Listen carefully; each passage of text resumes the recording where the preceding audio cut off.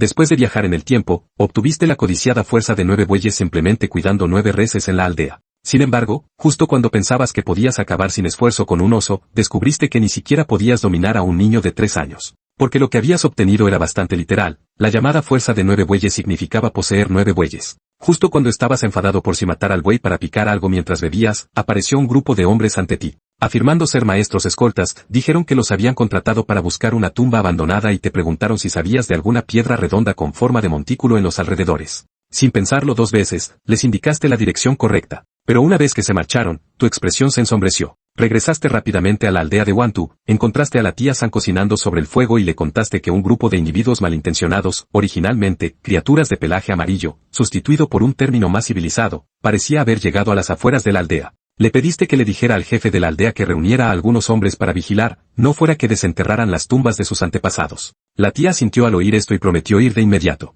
Antes de partir, te pidió que te quedaras a cenar. Negaste con la cabeza, explicándole que tu abuelo había preparado la comida en casa y te estaba esperando. Al mencionar al abuelo, la expresión de la anciana cambió de repente. Dudó, incapaz de hablar, y luego salió apresuradamente, diciendo que iba a buscar al jefe de la aldea. No le prestaste atención y, en cambio, te pusiste a tararear una melodía mientras regresabas a casa. Pronto, la tía encontró al jefe del pueblo y le transmitió la noticia sobre ese grupo. La expresión del jefe se tensó ligeramente. Inmediatamente convocó a los hombres sanos del pueblo, con la intención de dirigirse río abajo, al río Yeyoumut, para investigar. Justo cuando estaban a punto de partir, el jefe del pueblo recordó de repente cómo había obtenido la información la tía San. Se volvió hacia ella y le preguntó, ¿qué hay de Chen Feng? Él mencionó a esos hombres, pero ¿no ha venido él mismo? La tía San respondió con expresión de dolor, dijo que se había ido a casa a cenar con su abuelo. Al oír esto, las expresiones de los que la rodeaban cambiaron notablemente. El jefe del pueblo frunció los labios y murmuró entre dientes, ¿qué abuelo? ¿No falleció el abuelo de Chen Feng hace 2 años? El recuerdo de los murmullos que habían llegado desde tu casa les heló la sangre a todos, y aceleraron el paso hacia la parte baja del río Yeyoumut. A la mañana siguiente, temprano, preparaste un desayuno sencillo en la cocina de adobe, maíz con un plato de verduras salteadas y carne de cerdo curada. Te lo comiste en un santiamén. Solo habías preparado el desayuno para ti, no para el abuelo, ya que él había dicho que tenía poco apetito debido a su avanzada edad y que se cocinaría él mismo cuando tuviera hambre. Entraste en los dormitorios y viste de nuevo aquella alta figura acurrucada en un rincón. Con solo una pequeña ventana, la habitación parecía inquietantemente oscura. La espalda del abuelo se movía y se oía el sonido de la masticación. Al oír tus pasos, la silueta del abuelo pareció agitarse. Murmuró de forma ininteligible, Xiao Feng, ya estás aquí. ¿Vas a jugar otra vez con el buey? La mención de los bueyes te hizo pensar en la fuerza de los 9 bueyes. Gruñiste, ya no voy a jugar con el buey. La tía tercera dice que maltrato a su buey y no me deja jugar con él. Primero tengo que cortar leña, luego recoger algunas hierbas silvestres en las montañas, cazar una liebre y desangrarla, y luego volver para preparar la medicina para el abuelo. Con eso, levantaste un hacha de leñador oxidada, te colgaste una cesta de bambú al hombro y te dirigiste hacia las colinas a 3 li del pueblo, con tus sandalias de paja haciendo ruido mientras tarareabas una melodía. Sin embargo, antes incluso de salir de la aldea, te encontraste con el jefe del pueblo, cubierto de polvo, y su séquito. El jefe del pueblo te detuvo y te preguntó, joven Chen Feng, ¿a dónde vas? En el pueblo de Wantu, solo aquellos que se habían casado y habían formado una familia eran considerados adultos. Aunque a tu edad podías alistarte en el ejército de Gracia, para el jefe del pueblo y los demás, no eras más que un niño. Respondiste respetuosamente, a las colinas, a cortar leña y a recoger algunas hierbas medicinales para mi abuelo. Al mencionar a tu abuelo, las expresiones de los aldeanos cambiaron ligeramente. Varios de los más bondadosos te miraron con lástima. Pobre chico, debe de estar completamente desconsolado tras perder a su abuelo, por eso se aferra a la creencia de que aún está vivo. Quizás debería convertirme en su abuelo. El corazón del jefe de la aldea se conmovió al pensarlo. Sin embargo, rápidamente descartó la idea, al darse cuenta de que adoptarte como su ahijado requeriría rendirle homenaje en el salón ancestral, una perspectiva a la que los ancianos seguramente se opondrían. En cambio, le advirtió, ten cuidado ahí fuera. Esa gente es muy escurridiza. Cuando los vimos, se dispersaron como el viento.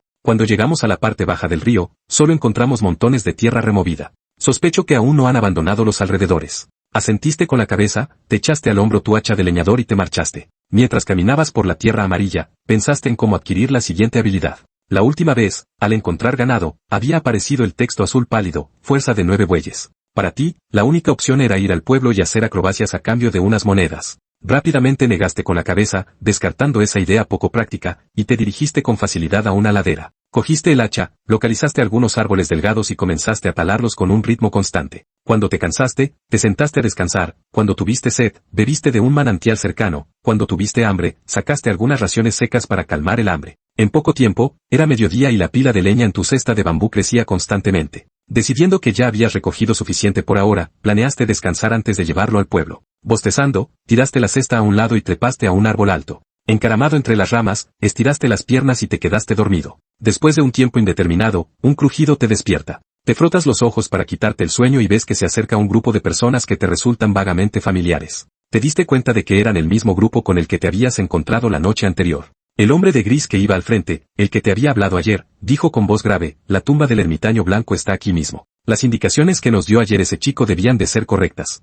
Es una pena que los aldeanos de los alrededores la hayan descubierto. Otro hombre gruñó, ese chico no me dio buena espina. Creo que fue él quien nos delató. Deberías haberlo capturado y matado ayer, jefe. El hombre vestido de gris dudó y luego negó con la cabeza. Somos ladrones de tumbas, no asesinos. ¿Crees que las autoridades del gran imperio Xia lo ignorarían si matáramos a alguien? He alcanzado el tercer nivel de cultivo de I, pero no pude evadir la persecución de los oficiales. Además, el taoísta blanco ya era un viejo monstruo del establecimiento de la fundación. Su tumba debe contener recursos de cultivo. Pagué 100 taels de plata por esta información, es absolutamente confiable. Es solo que el taoísta blanco desapareció durante sus últimos días y nadie pudo rastrear su paradero. Esta vez, finalmente lo encontramos en un texto antiguo. Ese taoísta blanco era originario de estas tierras. Antes de morir, seguramente deseaba ser enterrado aquí, volver a sus raíces. No podemos dejar pasar esta oportunidad.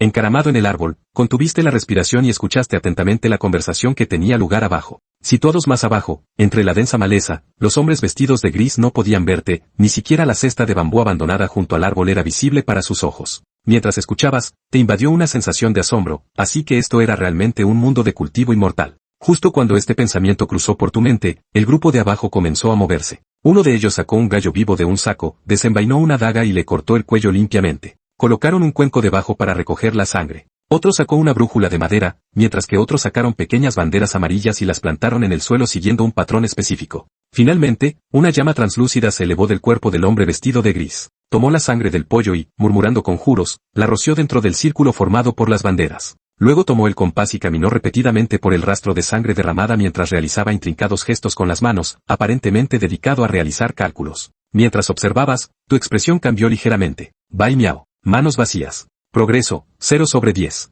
La entrada apareció una vez más. Frunciste ligeramente el ceño. ¿Cuál era el patrón detrás de estas entradas? Miraste al sol y reflexionaste. ¿Podría ser la hora? Después de todo, solo habías completado la tarea de la entrada anterior ayer, así que tal vez la siguiente entrada aún no se había desbloqueado. En ese momento, el hombre vestido de gris pareció llegar a una conclusión y gritó emocionado, lo he calculado. Dirección suroeste. Inmediatamente recogieron sus cosas y partieron hacia el suroeste. Tus ojos parpadearon. Después de esperar un momento, bajaste del árbol. Al unir todas las pistas, de repente te diste cuenta de que tu vida en los últimos años había sido bastante miserable. Abandonaste tus planes de vender leña en la ciudad y, en su lugar, decidiste encontrar las hierbas que necesitaba tu abuelo antes de regresar rápidamente al pueblo para completar la misión, blanco con las manos vacías. Aunque seguía siendo de grado blanco, al menos era un comienzo. Pronto descubriste una planta en las montañas con puntas blancas y raíces de color rojo pálido. A continuación, atrapaste un conejo salvaje y regresaste a la aldea de Wantu con una cesta de bambú. De vuelta a casa, limpiaste el conejo, preparaste un cuenco con su sangre y encendiste un fuego para hervir las hierbas recolectadas y obtener una decocción oscura y turbia.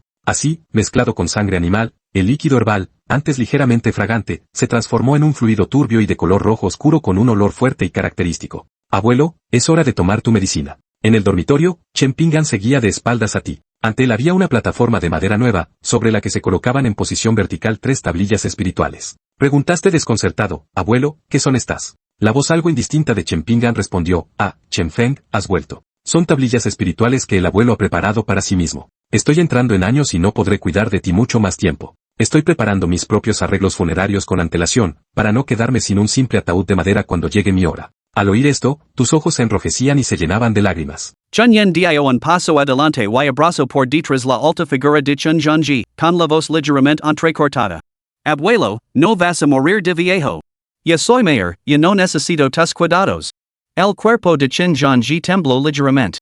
Este momento alivió la tristeza de Chunyen, que preguntó confundida, abuelo, ¿por qué tiemblas? ¿Tienes frío? Oh, no. El abuelo está emocionado. La voz de Chun Junji lego, seguida de un suave trego. Chunyen se dio cuenta de repente, el abuelo debe de tener hambre. Por supuesto, el ser anciano, tiene poco apetito para las comidas sin su medicina. Con ese pensamiento, rápidamente le levo el cuenco. Abuelo, bebe tu medicina rápido, o se enfriará. Chun Junji tomó el cuenco y comenzó a beber a grandes sorbos. Chenyen Frenchio ligeramente el seno, sintiendo que había algo extraño en su abuelo últimamente. Luego, su frente se relajó, en realidad, tenía sentido. Después de todo, era la menopausia.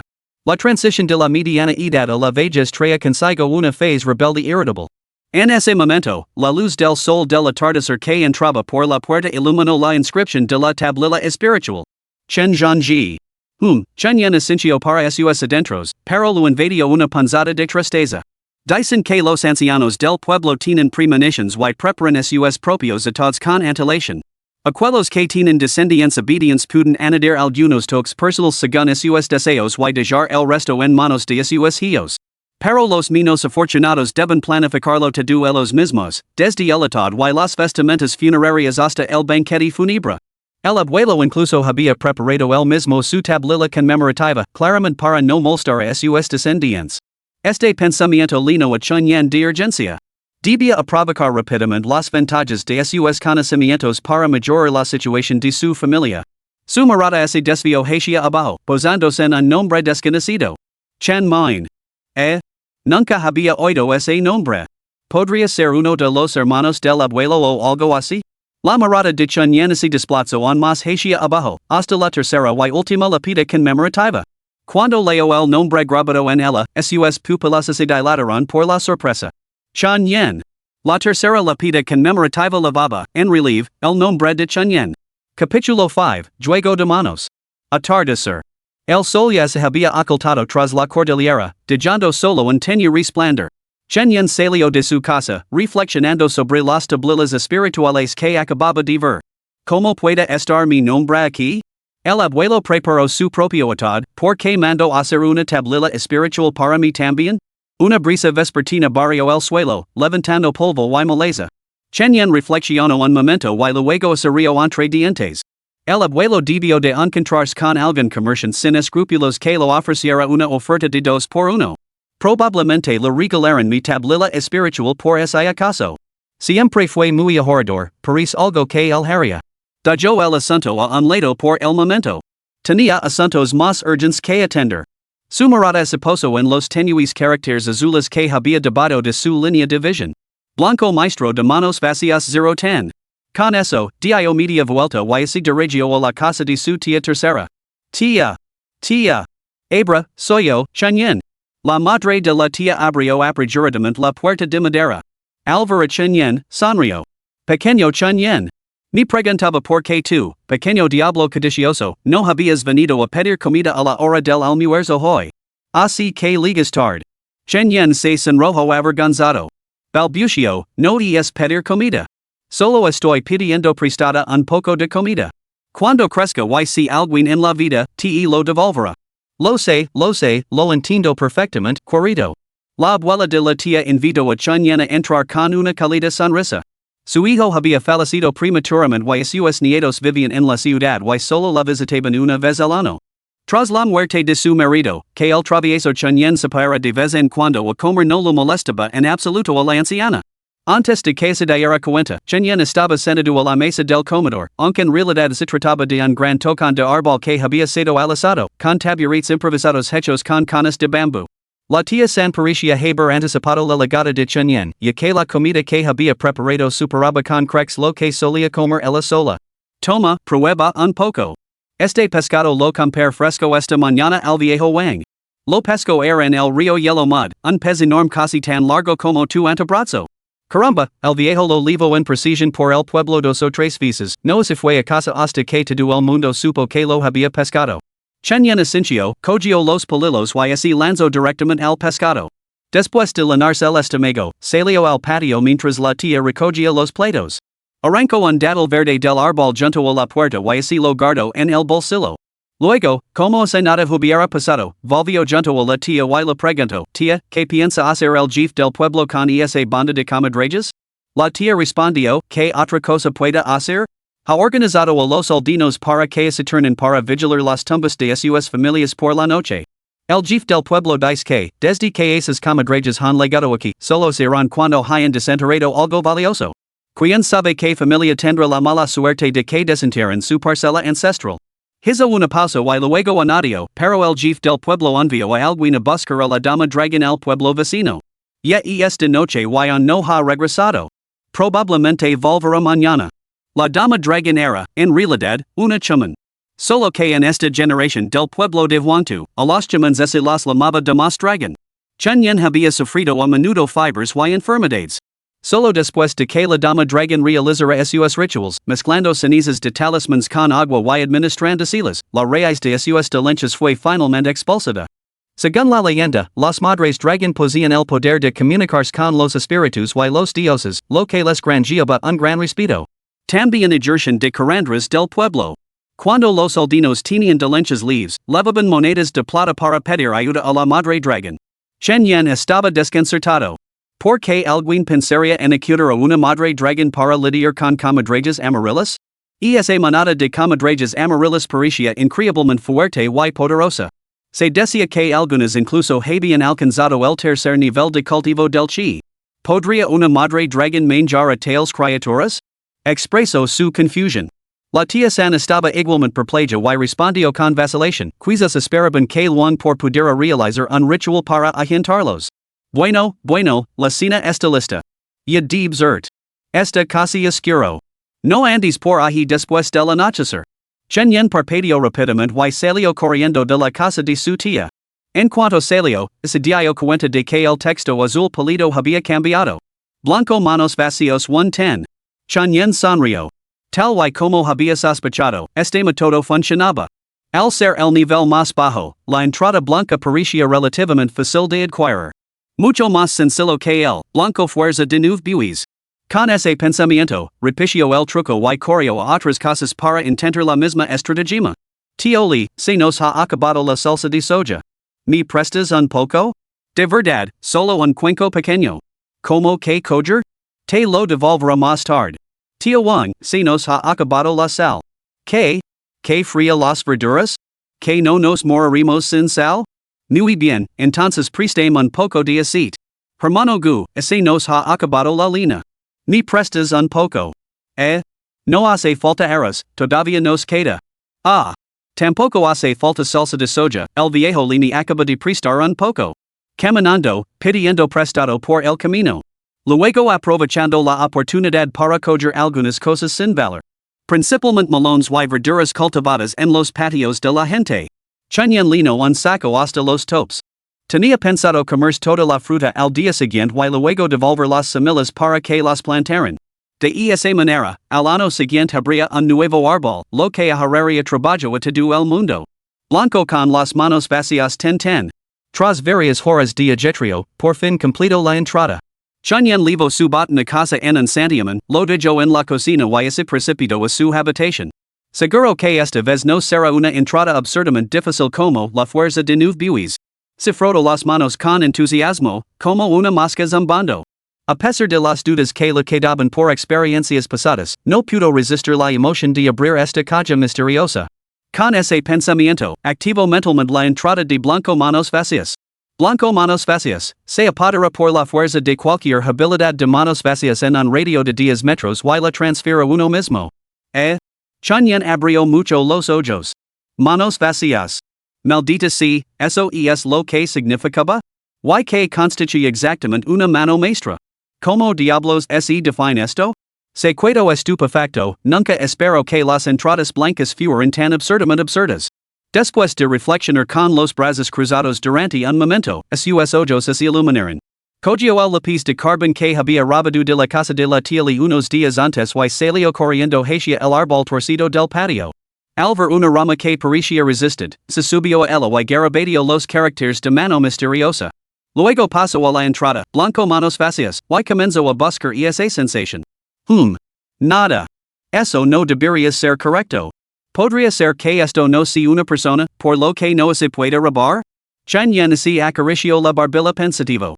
Consideró la posibilidad de encontrar a alguien con quien probarlo, pero todos los aldeanos eran conocidos CEOs. Pensando que podría necesitar pedirles cosas prestadas en el futuro, decidió no hacerlo. Bajando la cabeza para examinar sus propias manos, la expresión de Chen Yan se ensombreció. ¿Podría usarme a mí mismo como sujeto de prueba? No. ¿Y si esta mano maravillosa no pudiera volver a unirse después de quitarla? Capítulo 6, La Dama Dragon. En resumen, esta entrada era inútil. Sus condiciones de uso eran ambiguas, no tenía ni idea de cómo emplearla. Eso era todo? Suspiro. Después de reflexionar, tacho el carácter que significaba mano, dejando solo maravillosa. Dado que era literal, cada rama de este árbol retorcido podía considerarse una mano. Al inscribir el carácter maravillosa, técnicamente debería calificarse como una mano maravillosa en términos místicos. Chenyen saltó del árbol y examinó las ramas. Cerró los ojos y intentó sentirlo. Esta vez fue diferente. En la oscuridad de su visión cerrada, apareció la silueta borrosa de una mano formada por líneas blancas. La sombra no estaba lejos de él, y Chenyen tenía la clara sensación de que se movía ligeramente, la silueta desaparecería. Pensándolo, lo hizo. Abrió los ojos y murmuró en su mente, maravilla con las manos vacías. Crack. Un leve crujido resonó en el aire nocturno. Entre las ramas retorcidas del árbol torcido, una había desaparecido. Esa misma rama yacía ahora tranquilamente en la mano de Chenyen. Esto es realmente extraordinario. Chenyen examinó la rama durante un momento, sintiéndose a la vez divertido y exasperado. La superficie cortada era perfectamente lisa, como si hubiera sido cortada por algo afilado como una navaja, y luego transportada instantáneamente a su mano. Sin embargo, Chenyen lo había visto claramente, no se trataba de un teletransporte espacial, sino de que la rama se movía tan rápidamente que solo quedaba visible una imagen borrosa. Se acarició la barbilla y sus ojos se iluminaron gradualmente. Interpretando la función del objeto de forma literal, parecía extraordinariamente versátil. Sin embargo, como hacer que la mano de otra persona se convirtiera en una mano maravillosa resultaba ser el verdadero desafío. La mente de Chenyen barajó innumerables métodos antes de que se rira para sus adentros. ¿En qué estoy pensando? Este pueblo está lleno de vecinos y aldeanos o de bestias de montaña. ¿A quién le vale la pena que le haga esto? Sería mejor que encontrara una entrada que hiciera caer plata del cielo. De esa manera, la enfermedad del abuelo podría curarse antes. Sacudiendo la cabeza, se volvió para ir a buscar un tubo de agua al antiguo pozo del patio. Al coger el pañuelo negro, dudó y entró en la casa para coger otra toalla, que utilizó para lavar simplemente. Justo cuando se disponía a retirarse a descansar, se oyó un grito desde fuera del patio. Joven Chenyen, ¿estás en casa? La voz le resultaba familiar a Chenyen, aunque no conseguía identificarla. Se acercó y abrió la puerta de madera, que servía de poco como barrera, para ver al visitante que había fuera. Era una anciana frágil pero alerta, apoyada en un bastón de madera roja.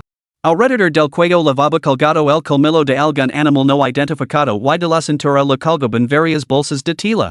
Chenyen esbozó una sonrisa al reconocerla. Abuela Luo. ¿Qué la trae por nuestro pueblo? La abuela Luo era originaria del pueblo vecino de Duan Mountain y era una chamán muy conocida en los alrededores. También era la misma chamán que una vez había realizado un ritual de posición espiritual a Chenyen, obligándola a beber una poción de sabor absolutamente repugnante hecha con cenizas de talismanes quemados.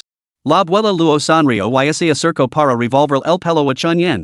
Descubrió que el muchacho, al que no había visto desde hacía tiempo, había crecido hasta ser más alto que ella. Chenyen se agachó rápidamente, bajando la cabeza. Con un satisfactorio tirón de su cabello, como si se lo alisara, la abuela Luo retiró la mano. Todo es culpa de tu imprudente jefe de aldea, ¿sabes? Afirma que han desenterrado las tumbas ancestrales de todos y insistió en que viniera a echar un vistazo. Ah, esta anciana se está haciendo mayor y necesita ahorrar para su edad.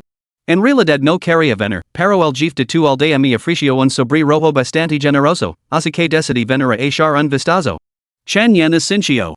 Era cierto el jefe de la aldea era bastante precipitado en sus tratos, y a menudo se alteraba hasta el punto de desarrollar una gran empala en la comisura de la boca. La abuela Luo miró detrás de Chenyen y luego habló lentamente y oído a los aldeanos decir que tú fuiste el primero en encontrar con esa banda de criaturas de pelaje amarillo. ¿Qué les dijiste? YKTE respondieron. Estos eran detalles que los aldeanos de Huantu no habían tenido en cuenta. Al hablar de las criaturas de pelaje amarillo, todos se preocuparon por proteger las tumbas de sus antepasados, sin prestar mucha atención a lo que las criaturas le habían dicho a Chenyen. Chenyen sonrió. Oh, dijeron. Le contó a la abuela Luo la conversación que había mantenido con los hombres vestidos de gris. La abuela Luo escuchó y luego frunció el seno. Pero esa piedra redonda. ¿La viste verdad o fue solo tu imaginación? Aunque rara vez visitaba la aldea de Huantu, nunca había oído hablar de ninguna roca redonda parecida a un cantazo. Si existiera tal cosa, seguramente alguien la habría desenterrado hace mucho tiempo para usarla como mesa de comedor. Chen Yen se rió sin responder. La abuela luego sonrió con ironía y lo señaló. Pequeño diablo astuto. Al ver el polvo y el cansancio en la ropa de la abuela luego, Chen Yen supo que debía de haber venido corriendo aquí después de recoger la recompensa del jefe de la aldea. Rápidamente se hizo a un lado. Abuela luego, no se quid fuera charlando. Entre y cientis. La abuela luego, suya expresión había sido tranquila momentos antes, palideció al instante. Incluso dio un paso atrás, negando con la cabeza repetidamente. No. No, gracias. Está bien hablar aquí. Aquí mismo está bien. No entraré. Miró con recelo detrás de Chen Yen una vez más y luego preguntó en voz baja, ¿tu abuelo? ¿Cómo ha estado últimamente? Chen Yen se quedó perpleja. ¿Mi abuelo? Últimamente no se encuentra bien y se queda en casa. Pero sigo gozando de buena salud, como y vive con normalidad. Hoy incluso ha tenido energía para hacerse una lápida conmemorativa. ¿Una lápida conmemorativa? Sí. Mi abuelo dice que es está haciendo mayor y que debe preparar sus propios preparativos funerarios. Al resto, la expresión de la abuela luego volvió a cambiar, en una mezcla de aprensión y alivio. A Chen Yen lo extrañó su reacción. Tras un momento, la abuela luego exhaló profundamente y negó con la cabeza. Chen Yen, si surge algo, acuérdate de avisarme. La abuela luego, hará lo que pueda para ayudar. Chen Yen asintió, intuyendo que había más en sus palabras de lo que parecía. Tras intercambiar algunas palabras amables, la abuela luego se dispuso a marcharse en busca de esa manada de comadrejas amarillas. Abuela luego, ¿sabes cómo encontrar a esa manada de comadrejas amarillas? Sí. Esta tierra ha enterrado a demasiados de los nuestros. Ellos me guían hasta aquellos que les guardan renser. Pero yo, sé dónde están. La abuela luego se detuvo de repente y se volvió hacia Chen Yen. Chen Yen le devolvió la mirada. Se miraron fijamente durante un momento. La abuela luego suspiró. ¿Por qué no lo dijiste antes? Chen Yen puso cara de inocencia. No me lo preguntaste, abuela luego. ¿A dónde fueron entonces? A la zona detrás de la montaña, en dirección suroeste. Dirección suroeste. La abuela luego murmuró para sí misma y luego miró en esa dirección, con los ojos llenos de incredulidad. Realmente es, el canaveral cerca del río Barro Amarillo. Chen Yen estaba igualmente atenido. Su conjetura aleatoria había dado en el blanco? La abuela luego recordó de repente algo y su voz se volvió urgente. No, ese lugar es el paso del dragón estrangulator. Está lleno de energía malévola. Ese lugar podría ser una tumba maldita. Con eso, se dirigió directamente hacia la puerta. Al ver esto, Chen Yen se giró rápidamente para coger su hacha de lenador y gritó hacia los dormitorios, abuelo. Voy a salir un rato. No volveré a dormir aquí esta noche. Una voz apagada llegó desde el interior de los dormitorios. De acuerdo. Ten, cuidado. Capítulo 7, El dinero del cumpleaños de la abuela luego. La aldea de Huantu se encontraba en un clima árido, sustentada únicamente por un único río que alimentaba los cultivos circundantes. Los caminos cercanos eran pistas de tierra compactada, paisajetas hasta quedar lisas por innumerables pasos. Ahora, la luna colgaba alta, proyectando su luz sobre los caminos rurales. Dos figuras, una vieja y otra joven, caminaban por el sendero. Bueno, muchacho, ¿qué te trae por aquí para unirte a la diversión? Abuela luego, todavía soy joven y fuerte. Quizás pueda echar una mano. No hace falta. Solo voy a ahuyentar a esa banda de criaturas de piel amarilla, diciéndoles que no busquen tesoros aquí.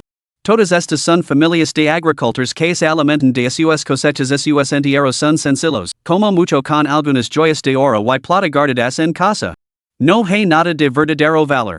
Una buena charla debería persuadirlos para que se vayan. Pero no creo que vayan tras las tumbas de los aldeanos.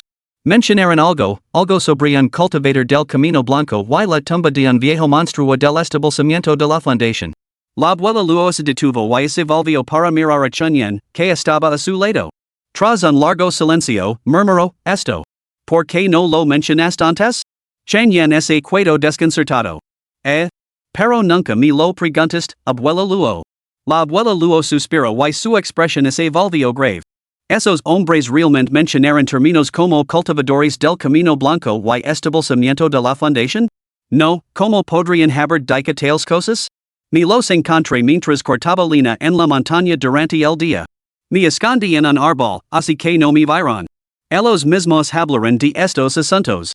Después de pensarlo un poco, Chen Yan le transmitió la información a la abuela Luo. Al esto, la expresión de la abuela Luo es ensombricio. Murmuró, esto es malo, muy malo. En el paso asesino de dragones hay una tumba maldita, el lugar de enterramiento de un antiguo cultivador del establecimiento de fundamentos. ¿Qué pecado ha cometido la aldea de Huantu para merecer esto? ¿Cómo es posible que un cultivador del establecimiento de fundamentos esté enterrado tan cerca? Chen Yan, fascinada desde hacía tiempo por estos temas, aprovechó la oportunidad para preguntar, abuela Luo, ¿qué es exactamente el establecimiento de la fundación? ¿Y qué hay de los cultivadores? ¿Y esa tumba profanada de la que hablas? La abuela Luo miró a Chen Yan, con los ojos titilando de incertidumbre. Comenzó a caminar en silencio hacia la cava del río Barro Amarillo. Justo cuando Chen Yan pensó que ella pretendía evadir el tema, la oyó hablar. Los cultivadores son aquellos que han despertado a sus raíces espirituales, lo que les permite provocar la esencia del cielo y la tierra para sus propios fines. Son los saqueadores de la energía espiritual del cosmos. Aquellos que alcanzan este camino suelen poseer poderes asombrosos. Incluso dentro del gran reino de Xia, su presencia es omnipresente. Sin embargo, incluso entre los cultivadores existe una jerarquía, la distinción entre los mediocres y los titanes. Tomamos como ejemplo a los que se embarcan recientemente en el camino, comienzan en la etapa de cultivo del chi. Una vez que han dominado a sus fundamentos y superado las barreras mentales, ascienden a la etapa de establecimiento de la fundación. Estos cultivadores poseen poderes que atraviesan el cielo y la tierra, cabalgando las nubes y la niebla con facilidad. La frasetería y elegante fue acunada para ellos. Innumerables almas acuden en masa al camino del cultivo, pero ¿cuántas se dan cuenta de las espinas que salpican este viaje? ¿Cuántas sobreviven ilesos? Chen Yan abrió los ojos con enhilo. Abuela Luo, preguntó con curiosidad, una vez que uno se convierte en cultivador, ¿puede alcanzar la inmortalidad y destrozar montañas y rocas? La abuela Luo resopló con desdén. Jóvenes insolentes. Lo único que hacías es escuchar a esa cosma ociosa que distanterias. Después de escuchar unos cuantos cuentos de narradores en las teterías del pueblo, se imaginan que el mundo es así. Hizo una pausa, asintió con la cabeza y luego la negó. ¿Inmortalidad? Quizás. En cuanto a partir montañas y romper rocas. Con sufficient cultivo, es posible. El corazón de Chen Yan se agitó aún más. Rizó en silencio para que la entrada del día siguiente fuera algo así como hijo del nacido del cielo o cultivador titan. ¿No lo haría eso invencible? Entonces podría permitirse una gran casa y contratar servientes para que cuidaran del abuelo, lo que permitiría que sus dolencias mejoraran gradualmente. El anciano había trabajado duro en el campo toda su vida. Incluso con sopas medicinales para fortalecerlo, se había sobrecargado de trabajo y su energía vital se había agotado. Por eso, muchos ancianos anhelaban que sus hijos estuvieran presentes al final de sus vidas, para cuidarlos y despedirlos. Chen Yan también deseaba cuidar adecuadamente de su abuelo en sus últimos años. Lo mejor sería encontrar también una compañera al abuelo.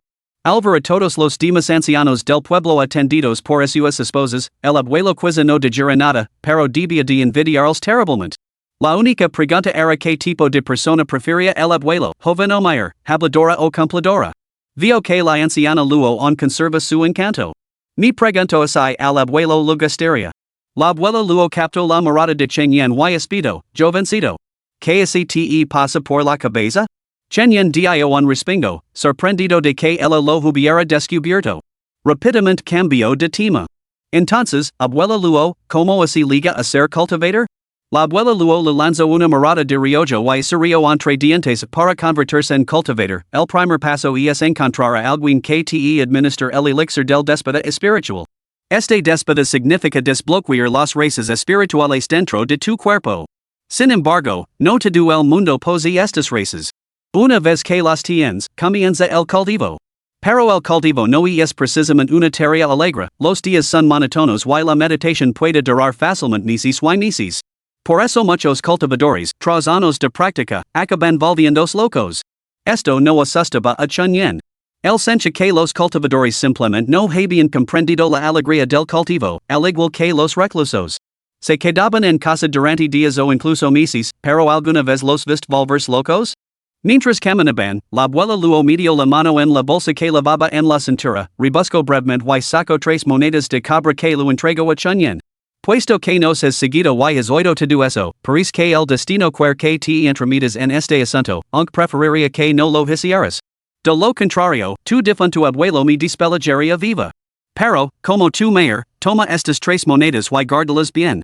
Son regalos de cumpleaños para esta vieja bruja. Siempre he sido muy celosa con estas cosas. Recuerda. Llévalas contigo. Si notas que algo vie mal, tira las monedas y corre para salvar tu vida. Chunyan cogió las 3 monedas de cobre y las examinó. Eran redondas por fuera y cuadradas por dentro, fundidas en cobre algo tosco. Sin embargo, los caracteres estampados en ellas no eran los tapas en todo el reino que se encontraban en las monedas de Gracia, sino que decían, larga vida y prosperidad, bendecido con fortuna y longevidad y la tortuga y la grula comparten la idea de la longevidad. 3 monedas, cada una correspondiente a un conjunto de caracteres. Él conoce estas monedas de la longevidad, pequeños obsequios que se daban a los ancianos en sus cumpleaños, con deseos auspiciosos de larga vida. Pero tales baratillas eran comunes entre la gente común. ¿Podría realmente ayudar en caso de peligro deshacerse de estas cosas? ¿De qué servirían? ¿Era esto algún tipo de broma?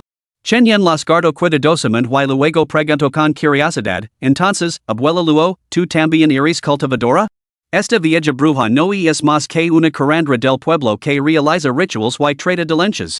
¿Qué tipo de cultivadora podría ser? Si fuera una cultivadora, ¿estaría atrapada en este lugar? Respondió la abuela Luo con indiferencia. Capítulo 8, la comadreja amarilla y la gran piedra. Chunyan miró a la anciana Luo con recelo, pero no pudo discernir nada extraño. Por cierto, anciana Luo, recuerdo que antes tenía algo parecido a un sello. Lo mojo en tinta y lo utilizó para estampar caracteres en papel talismán. ¿Qué era exactamente? La abuela Luo reflexionó un momento antes de sacar un pequeño objeto de la bolsa de tela que llevaba en la cintura. ¿Te refieres a esto? Es solo una casita hecha de arcilla. Se llama sello. Chunyan lo tomó y lo examinó.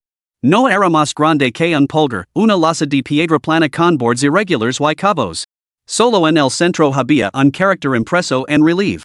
Sus ojos se iluminaron. Pasó los dedos por la arcilla del sello con un toque de renuencia. Abuela Luo, hey un carácter aquí. ¿Tienes todos los caracteres? La abuela Luo se rió entre dientes. No todos, claro está. Pero esta anciana es bastante perezosa. Escribir papeles talismánicos lleva mucho tiempo y mis ojos ya no son lo que eran. Así que mandé hacer estos sellos. Cuando surge algo, solo tengo que sacar uno, mojarlo en el tintero y listo. Los caracteres aparecen como si los hubiera escrito yo misma. Esa era la lógica. Chunyan pensó que la anciana Luo era bastante inteligente, así que le preguntó, ¿tiene un sello con el carácter maravilloso, anciana Luo? La anciana Luo reflexionó un momento, rebuscó de nuevo en su bolsillo, dio varias vueltas a las cosas y sacó un sello. Esta anciana se mantiene bien preparada. He hecho un sello para cada carácter de uso común. Aquí lo tiene. Al ver el sello con el carácter miau, Chunyan sonrió. La abuela Luo también sonrió. Si te gusta, te lo puedes quedar. De todos modos es solo una baratilla. Casualmente venía a visitarte y no había traído ningún regalo.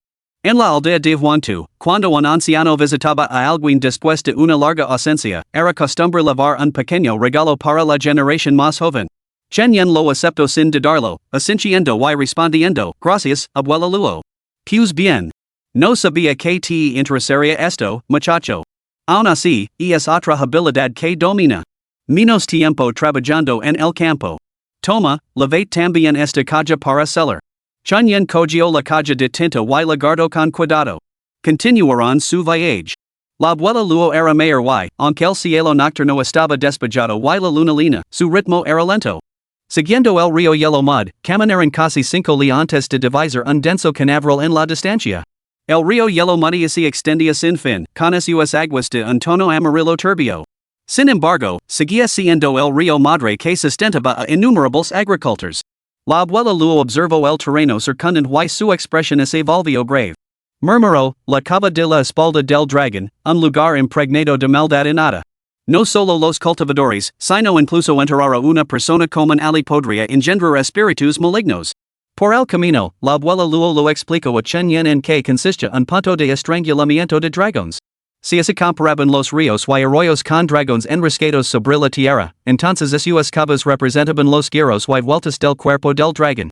Sin embargo, algunas secciones, aun curvadas, seguían siendo relativamente suaves en su flujo general. Sin embargo, en ciertas cavas donde el ángulo es demasiado pronunciado, como es el dragón bajara la cabeza para mirar a lo lejos, ese punto se convierte en la garganta del dragón. Y es el cuello del dragón, su punto vital, y el lugar donde la energía malévola es más potente. El dragón consume la esencia del sol y la luna, y la energía estancada y oscura de su cuerpo es expulsa a través de su cabeza. Esta garganta del dragón es un lugar muy peligroso. Esta explicación la pareció bastante novedosa a Chen Yen escuchó con atención y la encontró profundamente intrigante. También entendió por qué esos lugares así consideraban desfavorables. Donde los ríos serpentean, las fuertes lluvias hacen que se ensanchan rápidamente. Establecerse ligeria a uno vulnerable a ser arrastrado por las aguas. Esos lugares eran incluso inadecuados para la agricultura cuando el río crecía, era imposible escapar. La abuela Luo miró a izquierda y derecha, aparentemente confirmando la ubicación de ese grupo de comadrejas. Sus ojos parpadearon, fijándose en una dirección en particular. Ven, Xiaoyan, hay movimiento por allí. Chen Yen agarró su hacha de lenador, listo para seguir a la abuela Luo. Pero la expresión de la abuela Luo cambió de repente. Giró la cabeza hacia un lado y espidó con frialdad, ¿quién es ese compañero practicante? ¿Por qué no de un paso adelante? Soy la sacerdotisa dragón local. Espero que no sea algún compañero practicante cercano, eso sería como si la inundación arrasara el templo del rey dragón. Tras un momento de espera, una figura emergió lentamente de la cercana arboleda de árboles raquíticos. El hombre vestía una túnica gris, una corona de jade en la cabeza y anillos de jade en la cintura.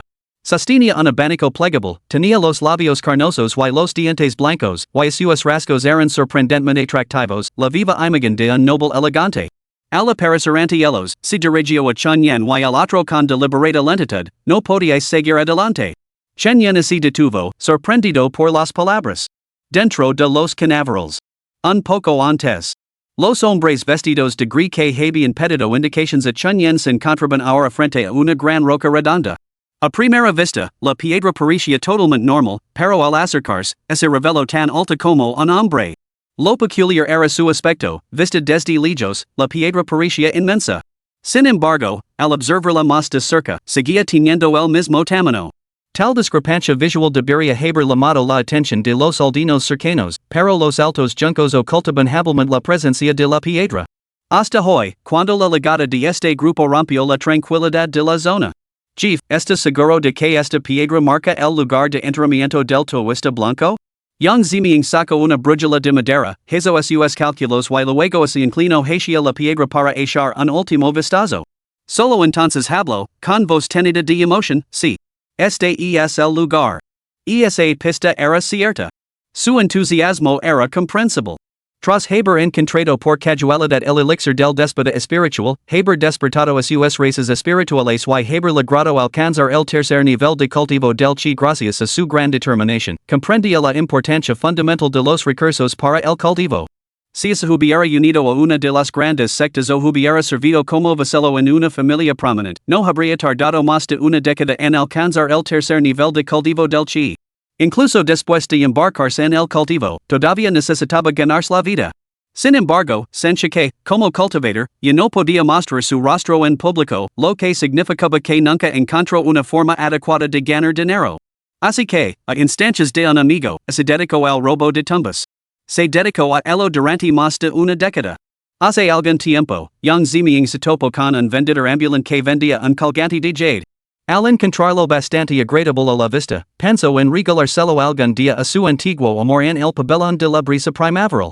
Por desgracia, mientras caminaba, lo golpeó accidentalmente y el colgante se rompió.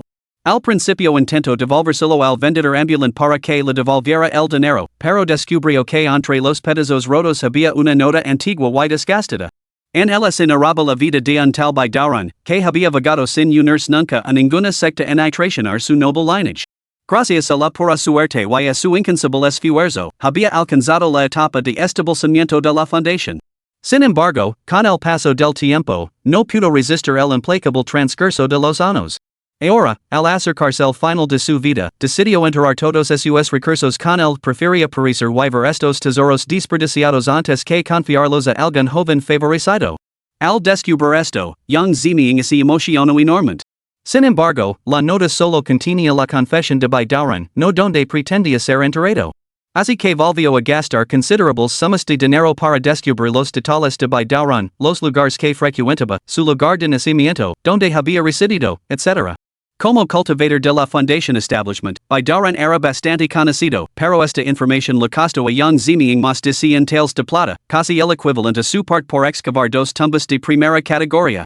Ahora, con el tesoro ante sus ojos, su corazón latía con emoción. Sin embargo, recordó las reglas. Volviéndose hacia su subordinado, lo espido con frialdad, ven aquí. Arrow delate. El joven parecía incómodo y tímido. Jeef. ¿No podemos soltarnos esto? Capítulo 9, ofrecer sacrificios, excavar tumbas. Yang Ziming le dio un golpe en la nuca el subordinado y lo reganó, estas son las reglas. Somos ladrones de tumbas, no comerciantes respetables. Si no seguimos las reglas y algo sale mal en medio del trabajo, ¿qué pasará entonces? El subordinado se frotó la cabeza con air resentido, pero se arrodilló obedientemente ante la gran piedra. Inmediatamente, alguien cercano trajo una mesa y una bandeja para las ofrendas, y colocó melones, frutas y un pollo asado. Otra persona colocó un incensario de bronce lino de cenizas. Otra más sacó dos gruesas velas blancas, las encendió y las clavó en el suelo. Una vez arrodillado, el hermano menor tomó tres varillas de incienso, las encendió y comenzó a hacer reverencias. Murmurando, perdonanos, venerable, perdonanos. Hoy sacrificamos un pollo gordo para ti, hoy barmos tu morada. En casa colocamos incienso y velas para ti, en el exterior anatamos papel moneda. Nosotros, hermanos, somos verdaderamente pobres. Hoy no venimos a perturbar tu paz, sino solo a barrer tu morada. Después de terminar su canto, apretó los dientes con fuerza, se mordió la yema del dedo hasta que le salió sangre y la unta sobre la piedra. Al ver esto, Yang Ziming se adelantó rápidamente con un cuenco de sangre de perro negro mezclada con sanabrio y la salpicó ante la gran roca. Luego tomó tres varitas de incienso más y las colocó en el quemador de incienso. Al ver como las llamas se elevaban sin cesar, enviando volutas de humo azul al aire, una sonrisa se dibujó en su rostro. A continuación, se giró y hizo un gesto a sus hombres. Cavad. Al oír la orden del joven maestro vestido de blanco, Chunyan no pudo contenerse. ¿Por qué deberíamos escucharte? El joven maestro resopló con desdén. Si avanzáis más, no viviréis para ver el mañana. La abuela Luo claramente sabía algo. Después de todo, tras haber practicado como chaman durante tantos años, aunque sus poderes fueron falsos en un principio, poco a poco se habían vuelto reales.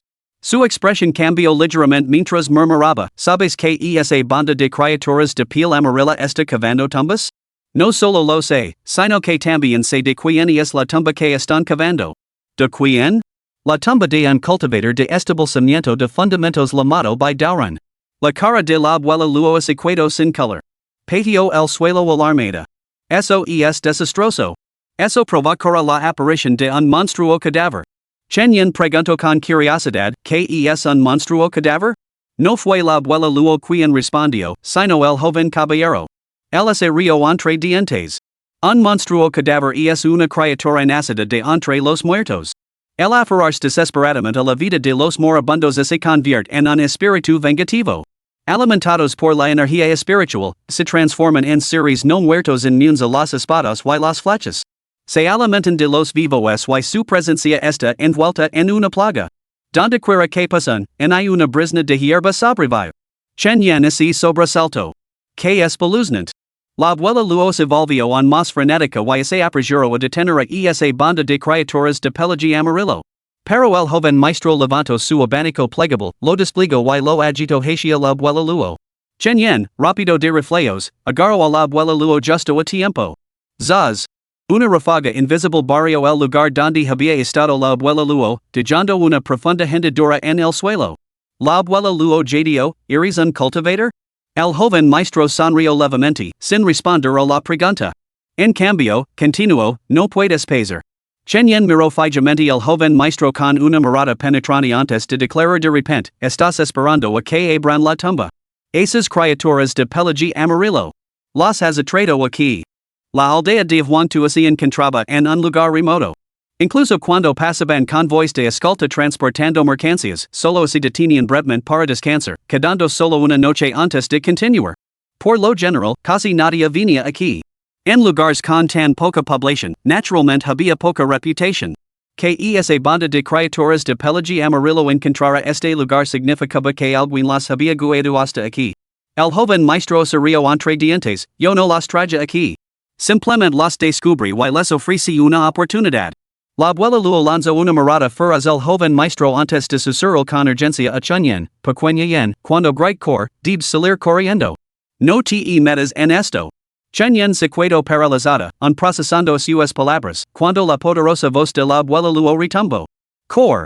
Chen echó a correr instintivamente. Se oyó un silbido del viento y la voz sorprendida del joven maestro resonó, Chiman rural, has conseguido dominar un poco la técnica de cultivo. Y es una pena, sin embargo. Un espíritu sin resentimiento como este no podría matar a una persona normal, y mucho menos a un cultivator. La abuela Luo resopló con frialdad. Entonces, adelante, intentalo. Solo entonces miró a Chen, comprobando se había huido. Ya había sufrido bastante esa noche, había cogido el sobre robo y se había metido en ese lío. Pero el pobre Chen no podía arrastrarlo a eso. Sin embargo, esa sola mirada hizo que un escalofrío recorriera a la abuela Luo, haciéndola jadir en voz alta. Pequeño mocoso. No te dije que correrás por ahí. Corre el pueblo. Ali estaba Chen, con el hacha en alto, corriendo hacia los juncos con mirada asesina. Al oír los gritos ahagados detrás de él, Chen se quedó perplejo. ¿No lo había dicho la abuela Luo que corriera? ¿No se suponía que debía detener a esa manada de comadrejas amarillas? Tocó la arcilla celadora que lavaba en el bolsillo y asintió para sus adentros. Sí, eso debía de ser, detener a esas criaturas de pelaje amarillo para que no liberaran al monstruo cadáver que pudiera estar asecando Ali. Al ver esto, la expresión del joven maestro se volvió impaciente. Con un movimiento de su abanico plegable, hizo retroceder a varias almas translúcidas y fantasmales que se habían abalanzado sobre él. La abuela Luo no dio señales de ceder. Su adorno dental alrededor del cuello brilló, convocando a más pequeños fantasmas. Justo cuando el enfrentamiento llegaba a un punto muerto, un repentino boom resonó desde los lejanos canaverals. Los siguieron vidas, lavados por la brisa. ¡Hurra! Está abierto. El joven amo esbozó una sonrisa. Abandonando a la abuela Luo, corrió hacia los juncos. La abuela Luo tardó una fracción de segundo en reaccionar, sorprendida por su repentina retirada. Esa breve vacilación le costó cara. Una espesa niebla blanca se elevó rápidamente de los juncos, envolviendo tanto a Chen en la distancia como el joven amo que se acercaba. La anciana Luo se quedó paralizada durante unos segundos antes de reaccionar y lanzarse hacia adelante. Sin embargo, la niebla, suave como el algodón, la hizo rebotar. Al darse cuenta de que no podía entrar, rompió a llorar. Se acabó. Si le pasa algo a Chen ahí dentro, ese viejo miserable de Chen Zhangji dispeligerá viva. Su expresión osciló entre la desesperación y la determinación antes de darse la vuelta y huir, decidida a volver a casa para recoger sus objetos de valor y huir al amparo de la noche. Chen se adentró corriendo en los juncos, pero estos, densos y altos, lo obstruyen la vista, lo que lo impedía localizar inmediatamente a las criaturas de pelaje amarillo. Sin embargo, de repente, una niebla blanca comenzó a extenderse abruptamente a su alrededor. Chen se puso en alerta. Era solo la primera hora de la mañana, incluso cerca del río, la niebla no debería aparecer a esa hora. ¿De dónde había salido esa niebla blanca? Chirrido.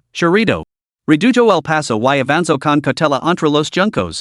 La niebla se espesó sin cesar hasta que incluso los juncos circundantes desaparecieron de su vista. Se detuvo. La visibilidad era demasiado mala para seguir adelante. Justo cuando pensaba en retirarse, una ráfaga de viento barrió la niebla y de repente despejó el aire. Capítulo 10, La aldea de Bliss. Sin embargo, al discernir el entorno, Chen se sintió asombrado. Donde antes alzaban juncos tan altos como un hombre, ahora habían desaparecido, revelando en su lugar una antigua ciudad de piedra azul grisácea construida a ambas orillas de un curso de agua. La ciudad estaba construida con rocas apeladas, y sus diques estaban revestidos con lasas de piedra idénticas. Un río serpenteaba por la ciudad, discurriendo hacia la lejana. Las casas a ambos lados del río permanecían en silencio, solo el resplandor carmesí de las linternas rojas que colgaban bajo los aleros atravesaba la oscuridad. Chunyen agarró su hacha de leñador, frunció los labios y pensó para sí mismo, ¿qué demonios estoy haciendo aquí? ¿Sigo estando cerca de la aldea de Huantu? ¿Me han hechizado? ¿O es esto algún tipo de ilusión? El suave murmullo del río fluía lentamente, sonando inquietante en la quietud. Chunyen no podía entender por qué un momento antes estaba en los canaverals y el siguiente se encontraba en esta antigua ciudad. Frunciendo el seno, se acercó con cautela a la casa más cercana. El edificio era una estructura clásica de madera y tierra, de 2 pisos de altura. Al empujar la puerta principal, se encontró con un amplio salón vacío. ¿Parecía ser una posada? A juzgar por la gruesa capa de polvo que lo cubría todo, lavaba abandonada mucho tiempo. Al no ver a nadie alrededor, Chunyen se armó de valor para explorar el interior. El resultado? No hay un solo objeto útil. Solo una colección de muebles rotos y totalmente inservibles. Era incluso más destartalada que la choza de barro que compartía con su abuelo.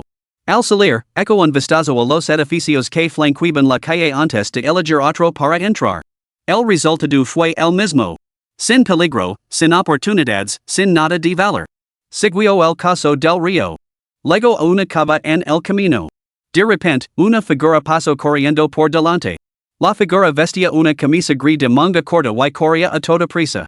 La niebla blanca envolvía los alrededores, aunque la visibilidad había mejorado ligeramente con respecto a las malas condiciones iniciales, permitiendo ahora ver hasta unos 6 metros. La figura le resultaba vagamente familiar. Chunyen se detuvo y luego se apresuró a seguirla. Después de sorprender por cavas y giros, Chunyen aprovechó el momento en que la figura doblaba una cava. Aceleró, se abalanzó hacia adelante y lo agarró por el hombro.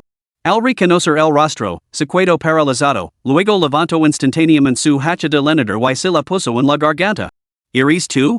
Habla. ¿Cómo me has traído aquí? La figura vestida de gris no era otra que Yang Ziming, el mismo hombre que se le había acercado antes, el líder de esta banda de criaturas de pelaje amarillo, el cultivador sospechoso de poseer una fuerza de cultivo de chi de tercer nivel. Yang Ziming se estremeció de miedo al principio, pero al reconocer a Chunyen, sus ojos se movieron frenéticamente.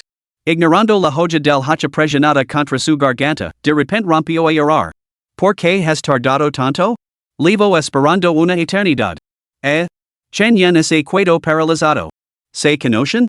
No se habían visto solo una vez. Además, estas criaturas de pelaje amarillo estaban cavando tumbas, eran enemigos naturales de la aldea de Huantu. Empujó la joya hacia adelante, con voz fría. No intentes agilarme. Sé para que estás aquí, pero excavar tumbas cerca de la aldea de Huantu está mal. Las tumbas de los aldeanos están todas cerca.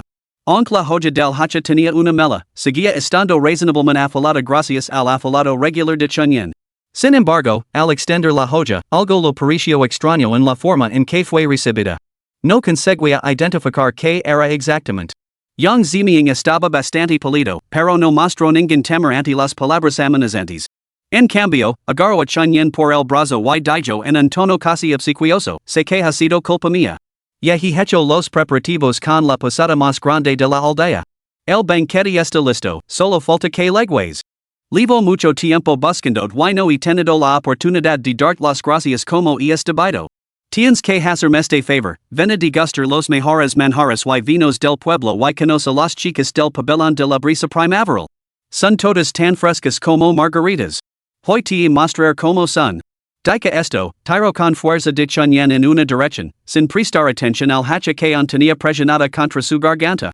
Chunyen se quedó algo desconcertado, la fuerza del hombre superaba con creces la suya. ¿Podría ser esto también fruto de prácticas de cultivo? Chunyen no podía quitarse de la cabeza la sensación de que este Yang Ziming era bastante peculiar. El líder de túnica gris que había conocido aunque era educado en sus palabras, tenía un atisbo de malicia en los ojos, claramente no era un santo. Sin embargo, este Yang Ziming parecía mucho más rígido, con una expresión tenida de una inquietante y anormal excitación. A juzgar por su comportamiento, no parecía tener intención de hacer daño a Chunyen. Con la curiosidad despertada, Chunyen se dejó llevar, con la espada en presionando su garganta. Mientras se movían, su mano libre se deslizó en su bolsillo, sacó el laker y lo presionó contra la palma del otro hombre. Yang Ziming es quedó paralizado, levantó la mano para examinarlo y preguntó con cara de desconcierto, ¿qué es esto? Nada importante. ¿Cómo es que habías acabado cavando tumbas aquí? Esto? Es un lugar adecuado. Chen frunció el seno. ¿Dices que esto es un pueblo? ¿Cómo es que nunca he oído hablar de otro pueblo cerca de Wantu? Yang Ziming esbozó una sonrisa forzada. Por supuesto que no lo sabes. Este es el pueblo de la felicidad extrema, está escondido. Sin un guía, nadie podría encontrar este lugar. ¿El pueblo de la felicidad extrema? Nunca había oído hablar de él. Perdido en sus pensamientos, Chen Yen fue conducido ante un edificio de madera de 3 pisos. A juzgar por la placa desgastada que colgaba sobre la entrada, parecía ser una especie de posada. Los dos primeros caracteres estaban demasiado desgastados para poder distinguirlos.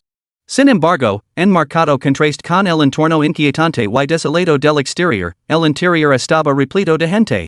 Estaban sentados alrededor de mesas de madera, con copas de vino en una mano y palillos en la otra, cogiendo platos y comiendo, intercambiando de vez en cuando bromas casuales con sus vecinos. Pero Chen Yen sintió un escalofrío recorriendo su espina dorsal y se le erizaron los pelos de la nuca. Los platos que tenían delante estaban vacíos, pero parecían estar saboreando un suntuoso banquete. Lo más inquietante era que, cuando murmuraban entre ellos, abrían y cerraban la boca, pero en una sola palabra llegaba a los oídos de Chen Yen. Era como si hubiera entrado en una película muda. Al ver entrar a Chen Yen, todos los movimientos cesaron. Todas las cabezas se giraron al unísono para mirarlo. Chen Yen se quedó plantado en el umbral, negándose a dar un paso más. Yang Ziming tiró de él, pero al ver que no podía moverlo, se rindió, aunque su mano seguía agarrada con fuerza el brazo de Chen Yen. Miró a las personas que estaban dentro de la taberna y su expresión se animó de repente. 50 años. Por fin ha entrado alguien. Estamos a punto de ser liberados. A todos se les llenaron los ojos de lágrimas y sus expresiones se volvieron fervientes. Chen Yen los observó y notó que unos gusanos blancos brotaban lentamente de sus cuencas oculares. Reconoció esos gusanos. Mientras cortaba leña en las montañas traseras, a menudo se encontraba con cadáveres de animales que, al quedar expuestos durante mucho tiempo, engendraban esos gusanos de carne blanca. Yang Ziming se volvió hacia Chen Yen, con un tono siniestro en la voz. ¿Lo ves? Esta es la mejor posada de Extreme Bliss Village, tal y como te dije. Te he traído a un lugar tan espléndido, ¿no nos convierte eso en amigos? Ya que somos amigos, es justo que te pida algo a cambio, ¿no crees? Chen Yen reflexionó por un momento. ¿Qué es exactamente lo que quieres que te dé? La mirada de Yang Ziming se deslizó lentamente hacia abajo, fijándose en Chen Yen con una intensidad que lo inquietó. ¿Qué tal así, me das tu pala? Capítulo 11, Reino Secreto? En el lugar más extraño, se escucharon las palabras más escalofriantes. Chen Yen no se había casado, su virilidad todavía servía para algo. ¿Renunciar a ella? Eso estaba fuera de discusión. La mano de Yang Ziming agarraba con fuerza a Chen Yen, mientras los demás se ponían de pie, preparándose para avanzar hacia él. Pero, de repente, Chen Yen plantó el talón, giró y salió corriendo, con el antebrazo cortado de Yang Ziming colgando de su brazo. Yang Ziming se quedó paralizado, levantó la mano y vio que su brazo derecho, el que había estado agarrando a Chen Yen, estaba limpiamente cortado por el antebrazo. Un líquido blanco goteaba constantemente del muñón. Su expresión se torció en una mueca salvaje mientras gruñía y se lanzaba en persecución. ¿Somos amigos, no? Ya que somos tan buenos compañeros, ¿por qué no me entregas tu pequeño tesoro? El joven caballero vestido con túnicas gris, envuelto en niebla, también se materializó dentro de los límites de la aldea de la felicidad extrema. Al observar su entorno, frunció el seno antes de reírse entre dientes. Parece que los registros de la secta eran precisos después de todo. El avance de Baidaurun hacia el establecimiento de la fundación en vida fue claramente ayudado por algún tesoro extraordinario. Ahora que es muerto, ese tesoro debe permanecer dentro de su lugar de entierro. Los cultivadores del establecimiento de la fundación albergan vastas reservas de energía espiritual. Si se dan desatendidos después de la muerte, sus restos engendran rápidamente todo tipo de monstruosidades. Estos tesoros anchan la energía espiritual y, cuando se combinan con el cadáver de un cultivator, son más propensos a sufrir transformaciones extrañas. La situación actual superaba claramente lo que cualquier monstruo cadáver podía lograr. Manifestarse como un reino en miniatura solo podía ser un reino secreto formado después de que un tesoro raro hubiera refinado grandes cantidades de energía espiritual. Sin embargo, también había oído de los ancianos de la secta que algunos grandes cultivadores podían crear reinos secretos por sí mismos. Algunos reinos eran ricos en energía espiritual, convirtiéndose en santuarios incomparables para el cultivo. Otros poseen suelo fértil y agua abundante, nutriéndose en esfuerzo todo tipo de plantas espirituales. Otros albergaban todo tipo de doncellas encantadoras, que buscaban específicamente la intimidad con aquellos que entraban. Resistir su encanto produciría un salto cualitativo en la voluntad espiritual de uno. Por lo tanto, estos reinos también se conocen como cavernas divinas y tierras benditas. Calculando el tiempo, juzgo que su entrada había sido casi simultánea a la de esa banda de criaturas de pelaje amarillo. Por ahora, lo mejor era seguir los registros de la secta y encontrar un lugar donde esconderse. Una vez que la mayoría de ellos estuvieran muertos, esa cosa debería aparecer. Los cálculos del joven maestro eran precisos. Encontró una casa vacía donde esconderse y luego sacó una marioneta de madera con forma de ratón de una bolsa que llevaba en la cintura. Al formar un sello con la mano, los ojos del tamaño de un guisante de la marioneta cobrarán vida. El joven maestro colocó varios objetos brillantes en la boca de la marioneta. Con un rápido movimiento, la marioneta se colorado por una grita en la pared. Asinció con la cabeza y sacó un frasco de elixir. Lo abrió, versió una píldora, se la tragó y se sumergió en una meditación silenciosa para esperar a ver qué pasaba. Después de que Yang Ziming liderara al grupo para abrir la enorme roca, descubrieron un atad de madera. Esto lo emocionó enormemente. Sintió que la tumba del tuista blanco no era nada especial después de todo, debía de ser su golpe de suerte. Sin embargo, al instante siguiente, una espesa niebla blanca comenzó a salir del interior de la roca. La niebla se hizo cada vez más densa, mientras que la piedra se encogía como si se marchitara, haciéndose cada vez más pequeña. Antes de que nadie pudiera reaccionar, se encontraron transportados al corazón mismo de la aldea Extreme Bliss. Ahora, Yang Ziming caminaba por la aldea con su banda de secuaces. Uno de esos hombres se acercó con cautela. Chief, no habríamos desenterrado algo asqueroso, ¿verdad? ¿No podría ser esta la tumba del tuista blanco? Yang Ziming maldijo. ¿Cómo te atreves a cuestionarme, maldito idiota? No necesito tus consejos sobre mis propios asuntos.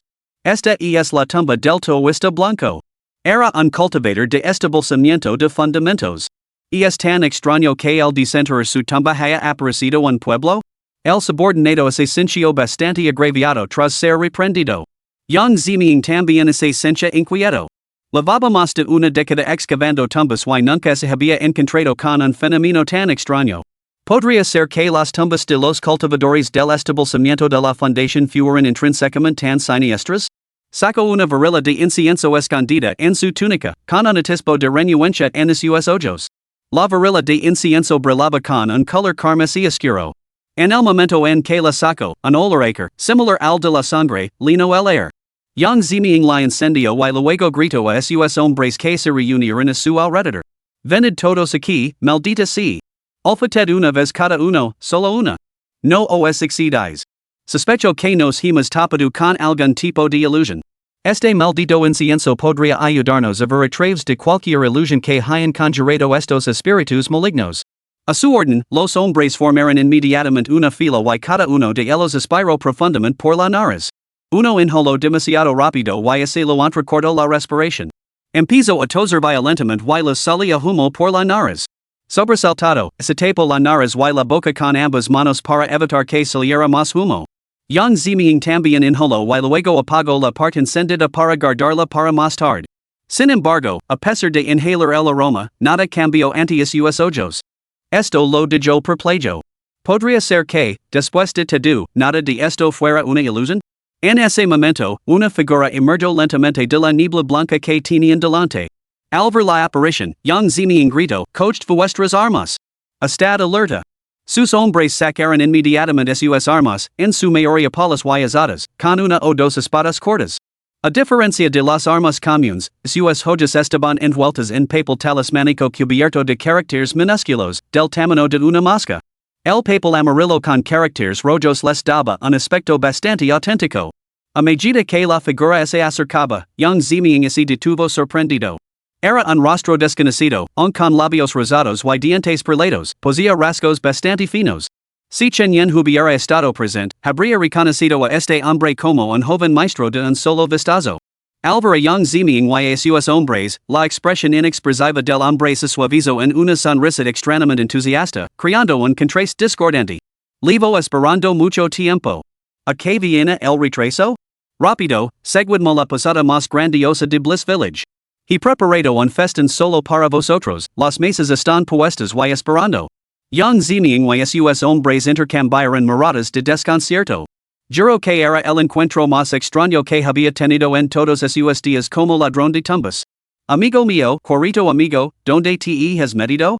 ¿Y es que la comida y la bebida no te satisfacen? ¿Te traigo un par de chicas? Si las chicas no son de tu agrado, también tenemos dioses conejo. Bliss Village tiene todas las diversiones imaginables, te lo aseguro. Sal ahora mismo. Sal de una vez. Chen Yen se acurrucó en un rincón de una habitación, con la espalda apoyada contra una ventana. Escuchaba el alboroto del exterior desde su escondite en las sombras. El falso Yang Ziming seguía dando vueltas fuera, tratando de persuadir a su amigo Chen Yen para que se uniera a él a comer en la taberna. No parecía importarle en absoluto la desaparición de su muñeca, en cambio, exigía con urgencia a su amigo Chen Yen que lo entregara los testículos de toro. Apoyado contra la pared, con el hacha en la mano, la mente de Chen Yen iba a toda velocidad. Esa comadreja vestida de gris no es la que six antes, pero ¿por qué tiene la misma cara? ¿Es un impostor? Está completamente loco, exigiendo que le preste mi toro. Maldita sea, yo mismo apenas lo he usado unas pocas veces, ¿cómo voy a desprenderme de él? Y su mano, no era sangre lo que fluía, sino algo blanco, no tengo una idea de qué era. Capítulo 12, Entrada el maestro del escondite. Chen Yen miró con cautela por la ventana. El falso Yang Ziming, acompañado por un grupo de antiguos comensales de la taberna, estaba ahora rastreando los caminos riberinos que flanqueaban la aldea de Extreme Bliss en busca de su rastro. La muñeca del falso Yang Ziming estaba completamente seccionada por la articulación. No hizo ningún intento por curarse la herida, dejando el muñón expuesto al aire. Esto fue el resultado de que Chen Yen utilizara blanco manos vacías para arrancar toda la muñeca al hombre. Mientras Huda, le resultó incómodo lavar el miembro y simplemente se lo arrancó y lo tiró a un lado de la carretera. Una espesa niebla blanca se arremolinaba, dificultando enormemente la visibilidad. La vista del grupo parecía aún peor. Chen Yen se agachó en un rincón y entrecerró los ojos para ver las figuras oscuras que había fuera. El falso Yang Ziming pasó junto a la casa donde se escondía, dejando caer un líquido blanco al suelo. Chen Yen miró hacia abajo y le resultó vagamente familiar. Al cabo de un rato, el líquido blanco del suelo cambió. Este fenómeno hizo que Chen Yen entrecerrara ligeramente los ojos, y que finalmente recordó donde había visto antes esa sustancia. ¿No era eso, cera de vela? Chen Yen frunció los labios, pensando en cómo escapar. Pensó para sí mismo, perdóname, abuela Luo. No he estado a la altura de tus expectativas y no he podido detener a esas criaturas de pelaje amarillo. Los monstruos cadáveres han sido liberados. Debo abandonar este lugar de inmediato y volver para advertir a la gente de la aldea de Huangtu. De lo contrario, será mejor que se trasladen. Para Chen Yen, aquellas extrañas criaturas que lo buscaban fuera eran cadáveres no muertos. No eran humanos, no sangraban y iban directamente por sus genitals. ¿Qué otra cosa podían ser sino cadáveres no muertos? Se dio cuenta de que acaba de menos a su abuelo. Era muy tarde, el abuelo ya se habría acostado. Justo cuando los pensamientos de Chen Yen comenzaban a divagar, unas tenues letras azules aparecieron ante sus ojos. Blanco maestro del escondite 010. Inesperadamente, mantienes una mentalidad juguetona en medio de tal peligro. Has trascendido a las masas. Evita con éxito las búsquedas de los demás 10 veces consecutivas. Chen Yen se quedó en silencio. ¿Ya había pasado un día? Si su juicio era correcto, las entradas solo se actualizaban diariamente al mediodía después de completar la interior. La aparición de una nueva entrada solo podía significar que había pasado bastante tiempo. ¿Podría ser que el paso del tiempo aquí fuera diferente al del mundo exterior? Maestro del escondite, ja. Esta entrada lo había parecido bastante difícil de completar, pero con tanta gente buscándolo fuera, tal vez podría intentar terminarlo rápidamente. Tap, tap, tap. Unos pasos aceleran por la pared detrás de Chen Yan, una figura que pasaba por la carretera. Blanco Maestro del escondite 110. Uf. Una sonrisa se dibujó en los labios de Chen Yan. No esperaba que esta tarea fuera tan sencilla, toda una suerte. Aunque el nombre no sonaba muy impresionante, teniendo en cuenta la utilidad potencial de las hazanas de Blanco Prestidigitator, aún tenía una pizca de expectación. Los pasos pasaban repetidamente al otro lado de la pared, acompañados del sonido de puertas que se abrían. Afuera, alguien repetía sin cesar. ¿Por qué te escondes?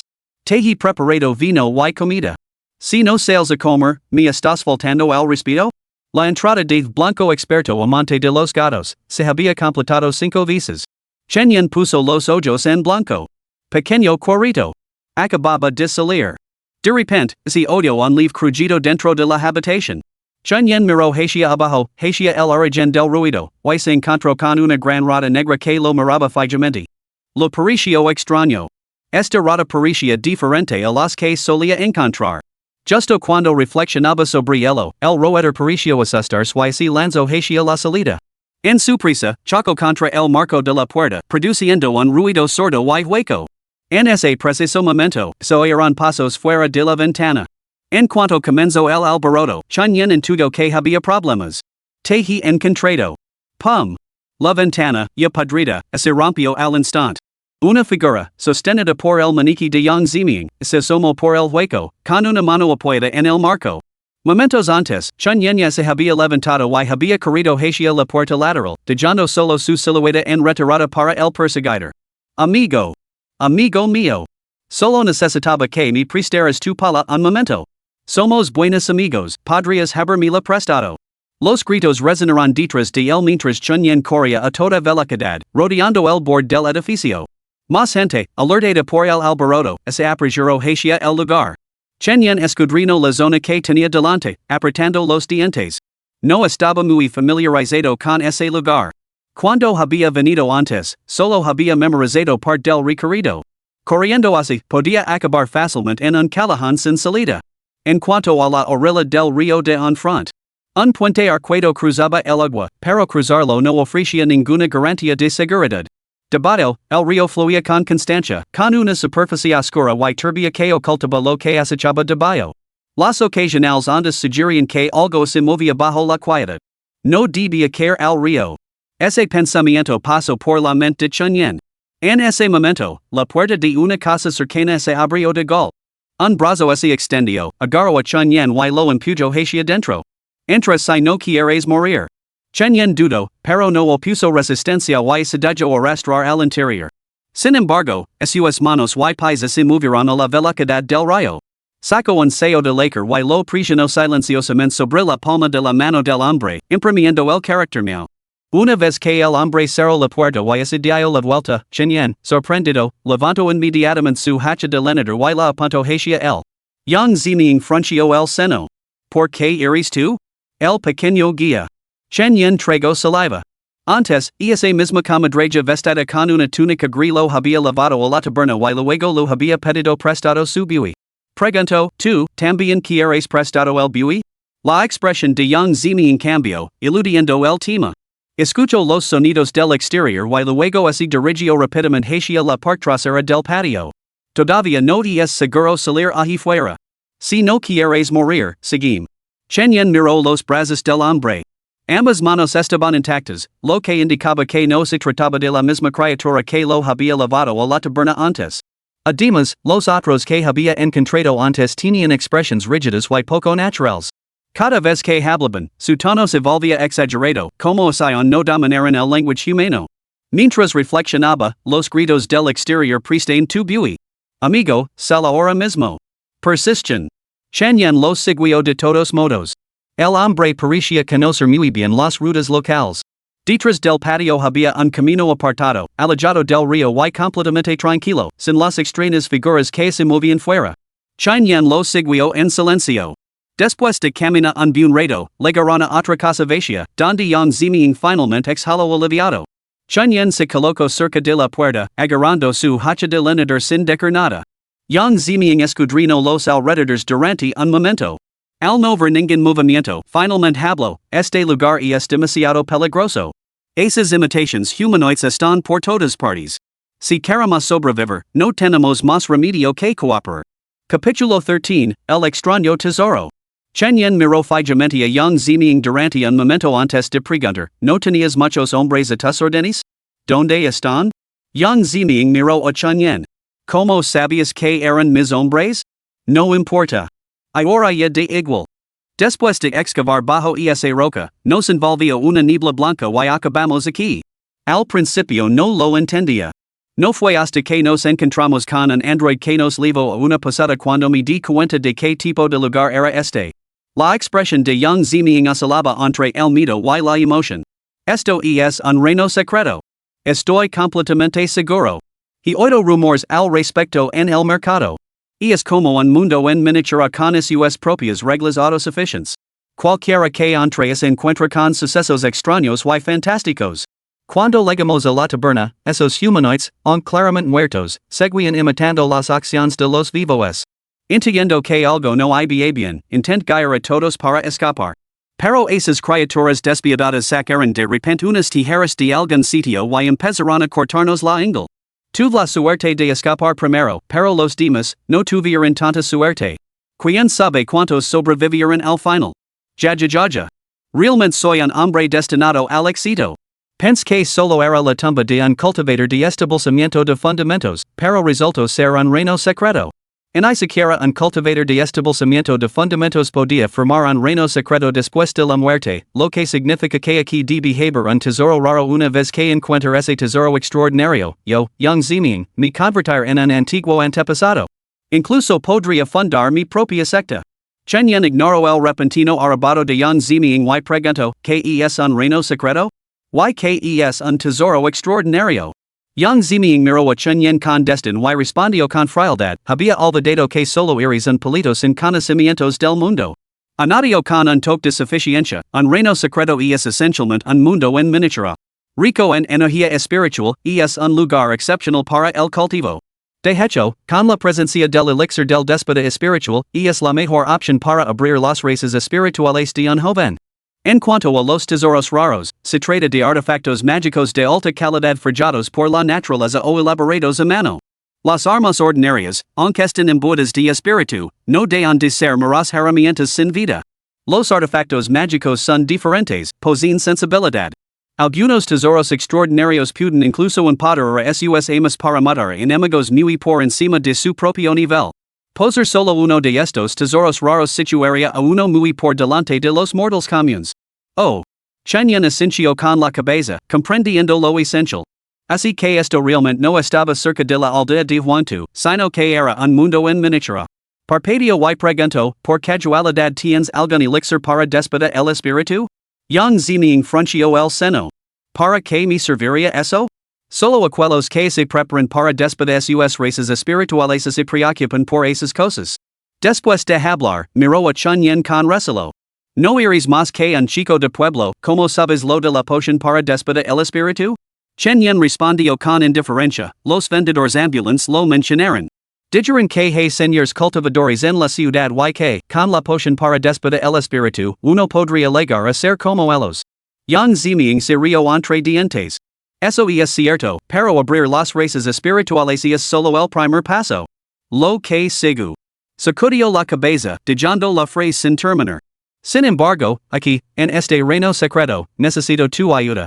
Si tenemos éxito, no solo te recompensar con 10 taels de plata, sino que también te regalar una botella de elixir para despedir el espíritu. Sin él, difícilmente sobrevivirías por tu cuenta. Al menos, estar solo es más seguro que quedarme contigo, ya lo sabes. Chen Yen miró la mancha de sangre en el dobladillo de la túnica del otro y no dijo nada más, limitándose a mantener el silencio. La situación actual era la siguiente, se encontraban en un reino secreto. Por el momento, se desconoce la forma de salir, pero parecía que allí también existen oportunidades, como ese extraño tesoro o la energía espiritual altamente concentrada.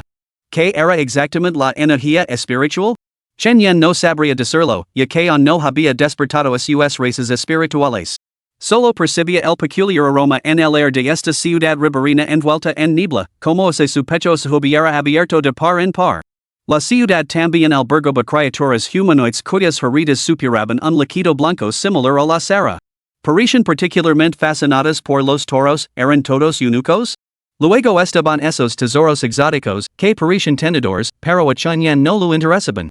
Lo único que quería ahora era volver a la aldea de Huantu para preparar la medicina para su abuelo. Y la abuela luego debía de estar muy preocupada por no haberlo visto en tanto tiempo. Entonces, ¿sabes cómo salir de aquí? Preguntó Chunyan. Yang Ziniang replicó, ¿salir del reino secreto? ¿Por qué querías hacerlo? La energía espiritual aquí es abundante, un solo día de cultivo aquí equivale a 10 días para mí. Por no hablar de los tesoros raros. Chunyan fingió el miedo justo, sacudiendo la cabeza. Debo regresar para preparar la medicina para el abuelo. No puede estar mucho tiempo sin su medicina, su estado empeorará. Yang Ziniang resopló con desdén. Los campesinos siempre sois tan quisquillosos. Yo tampoco sé cómo salir del reino secreto. Solo he oído decir a otros que, se está controlado por un tesoro raro, para salir se necesita su permiso. Entonces, ¿cómo se obtiene el consentimiento del tesoro? Yang Ziniang se quedó en silencio durante un momento antes de negar con la cabeza. No tengo ni idea. Chunyan estudió su expresión.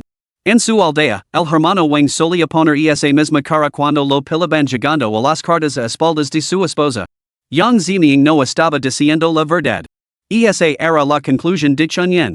Muy bien, jovencito. En ni siquiera sé en tu nombre. Si dices salir para preparar la medicina para tu abuelo, tendrás que hacer caso a mis palabras a partir de ahora. Soy un cultivador en el tercer nivel de cultivo de chi, salvar la vida no me supone ningún problema. Declaró Yang Ziniang, dándose una palmada en el pecho. Muy bien. Me llamo Chunyan, hermano Yang. Yang Ziniang esbozó una leve sonrisa, pensando para sí mismo primero, intimidar a este muchacho. Hay que explorar las zonas peligrosas primero. Y es una pena lo de mis hermanos, pero en aquel momento era demasiado peligroso. Si no los hubiera dejado atrás para entretener a los humanoides, quizá yo mismo no habría podido escapar. La ciudad riberina parecía desprovista de día y noche, envuelta en una niebla blanca. A intervalos regulares, colgaban linternas carmesí de los aleros, con un resplandor escarlata inquietamente vívido. Yang Ziniang no se entretuvo mucho y animó a Chunyan a que lo siguiera. En su opinión, el raro tesoro debía de estar en algún lugar de esa ciudad riberina. Encontrarlo lo proporcionaría un tesoro codiciado incluso por los cultivadores de la fundación establecida. Así, decidió dirigirse hacia la estructura más llamativa del asentamiento riberino. Chunyan miró hacia arriba.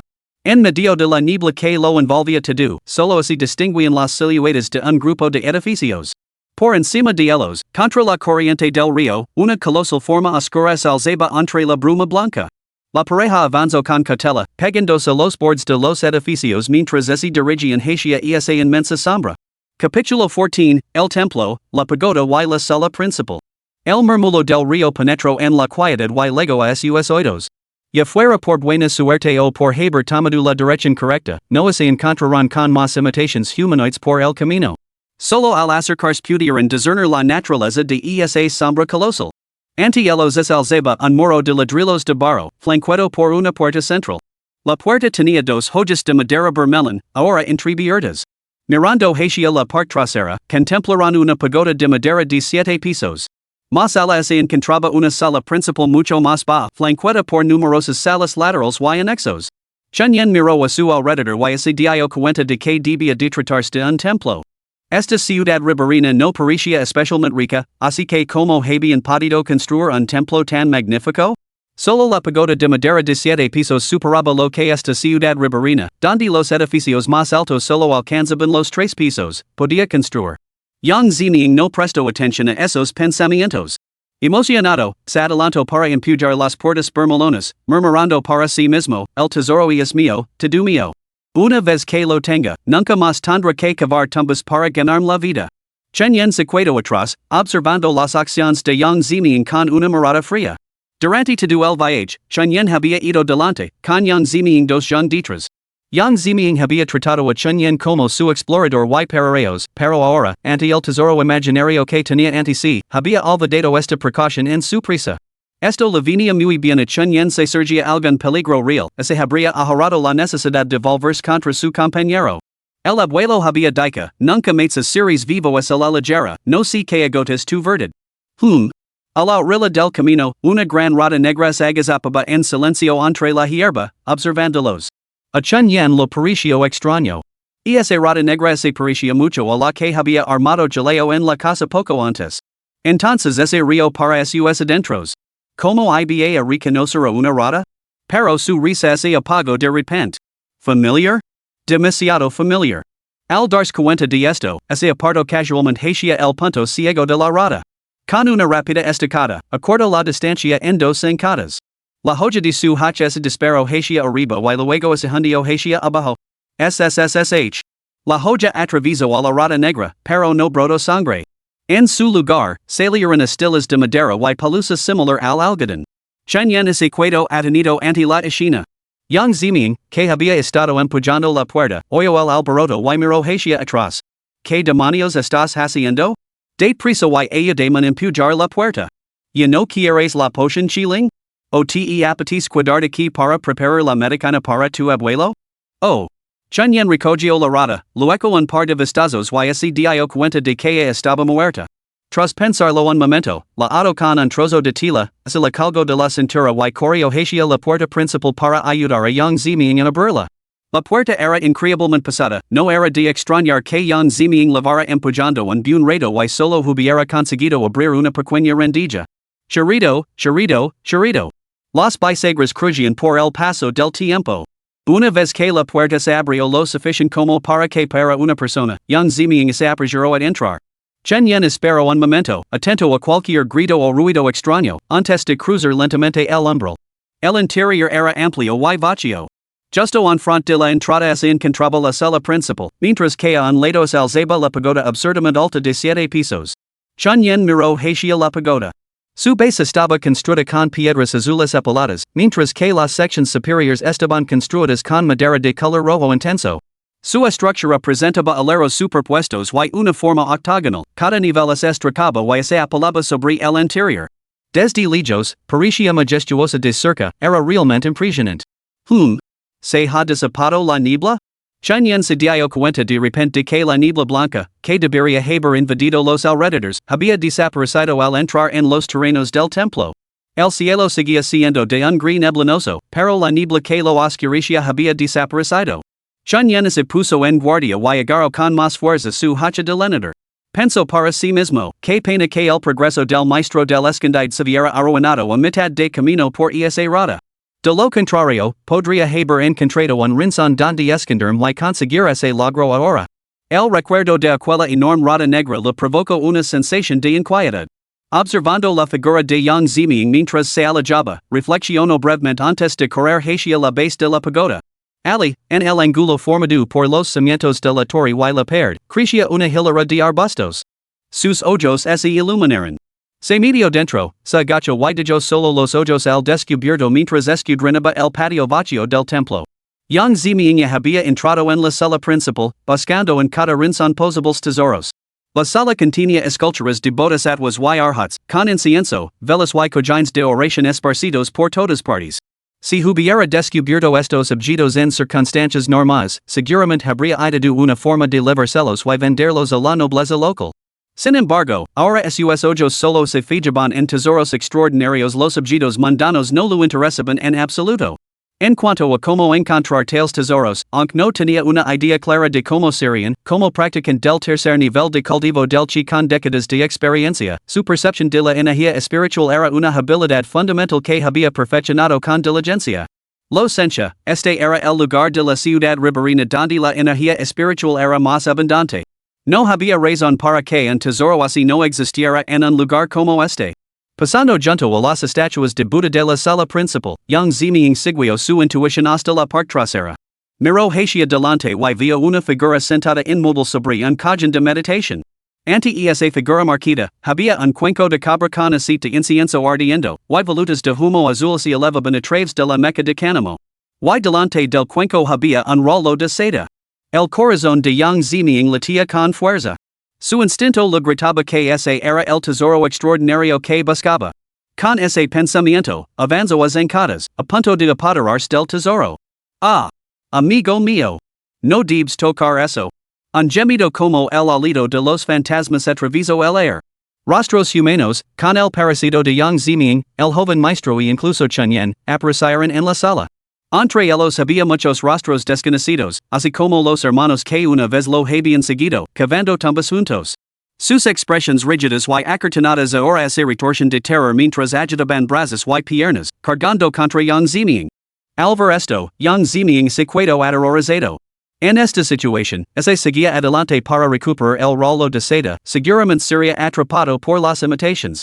Sin embargo, al ver el extraño tesoro ante sus ojos, simplemente no podía soportar dejarlo pasar. A medida que los imitadores se acercaban, Yang Ziming apretó los dientes y sus pupilas temblaron. Finalmente, bajo la amenaza de su vida, dio un paso adelante. Y se abalanzó hacia el rolo de seda. Dejaré mi huella en este mundo. Y es cuestión de vida o muerte. Estoy harto de esta existencia mediocre. Un gruñido salvaje resonó en la sala. La palma de Yang Ziming agarró el pergamino de seda. Sin embargo, las llamas dentro de la palangana de bronce se extinguieron extrañamente. En ese instante, los movimientos de los imitadores parecieron congelarse, como si se hubieran detenido. Miraron con terror el pergamino que Yang Ziming sostenía en la mano, y sus rostros rígidos de repente adquirieron un atisbo de expresión. La sala, antes llena de un aroma fragante, se impregnó de repente un olor fétido.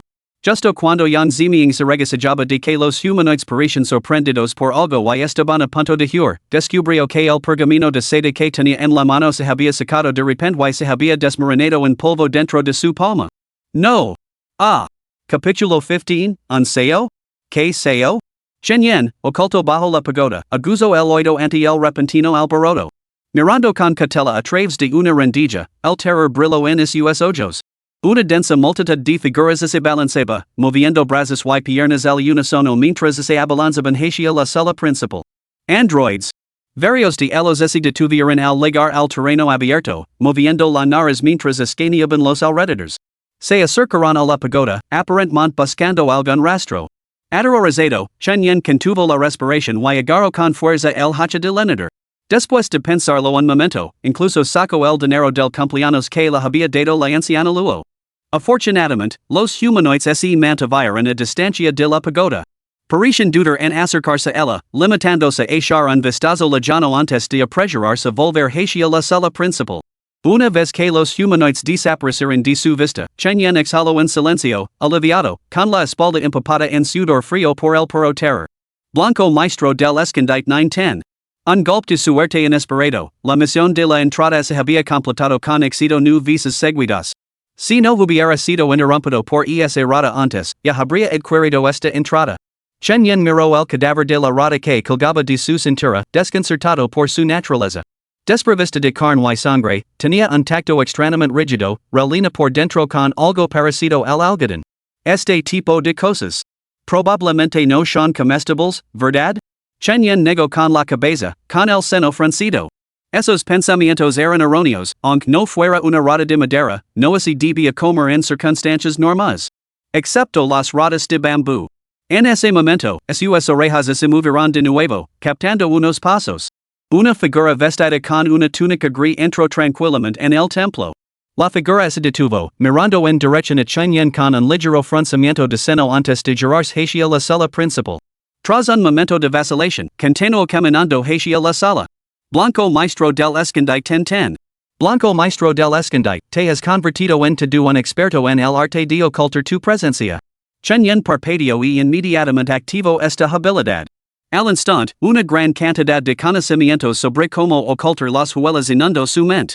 Al mirar a su alrededor, se dio cuenta de que su elección anterior de Rinson había sido afortunada, era el segundo mejor lugar en esta zona abierta. El mejor lugar estaba detrás de la pagoda, aunque requería escalar una altura considerable.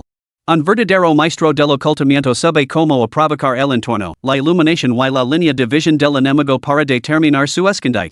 En la cima de este arte, uno podría incluso acercarse sigilosamente por detrás a un adversario, moviendo solo cuando él se moviera, imitando a sus acciones para no ser detectado. Sin embargo, Chunyen sentía que era poco probable que alcanzara ese nivel de habilidad. Por ahora, su posición actual parecía adecuada. Miró hacia el cielo gris y nublado. La tenue luz parecía perfecta para ocultar su figura. Sus pensamientos volvieron a la figura que había entrado antes en la sala principal. Tras pensarlo un momento, salió de la esquina y se acercó lentamente a la sala, moviéndose a lo largo de las sombras proyectadas por el edificio. Dentro de la sala, Yang Ziming observaba con horror como el pergamino de seda que tenía en las manos se convertía en cenizas. Agarró frenéticamente el polvo con las manos, desesperado por recuperar cualquier resto del raro tesoro, sin darse cuenta de las expresiones inquietantes de los imitadores. La codicia, la ira y el engaño se magnifican en este lugar. El toista blanco dominó el camino del vínculo en vida y lo utilizó para construir sus cimientos. Incluso dio constancia de haber derrotado a tres oponentes sin ayuda. Las escrituras que dio mi maestro eran correctas. Si se siguen los pasos metódicamente, se obtienen de forma natural los extraordinarios tesoros y las artes taoístas que dio el toista blanco. Una risa rompió el inquietante silencio. Yang Ziming levantó la vista y vio que una figura vestida con túnicas gris se había materializado dentro de la sala. Reconoció a este hombre. Al entrar en la aldea de la felicidad extrema, alguien con este mismo rostro lo había llevado a una posada, donde se desarrolló una escena horrible. Todos los humanoides, con rostro humano pero inexpresivos, se abalanzaron hacia adelante exigiendo que les prestaran sus buis. Yang Ziming, que poseía un cultivo de chi de tercer nivel y dominaba el puño de la forma de la bestia, se puso un par de guantaletes y comenzó a matarlos. Por desgracia, cuando las cabezas de los humanoides se hicieron anicos, lo que brotó no fue sangre, sino cera blanca. Peor aún, incluso después de que sus cuerpos fueron aplastados, los humanoides no podían moverse, a menos que sus formas fueran completamente pulverizadas.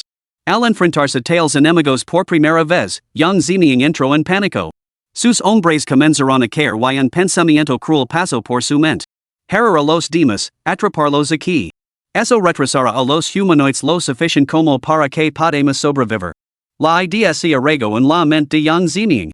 Decidió actuar en consecuencia. Así, su ropa no solo tenía cera, sino también manchas de sangre carmesí.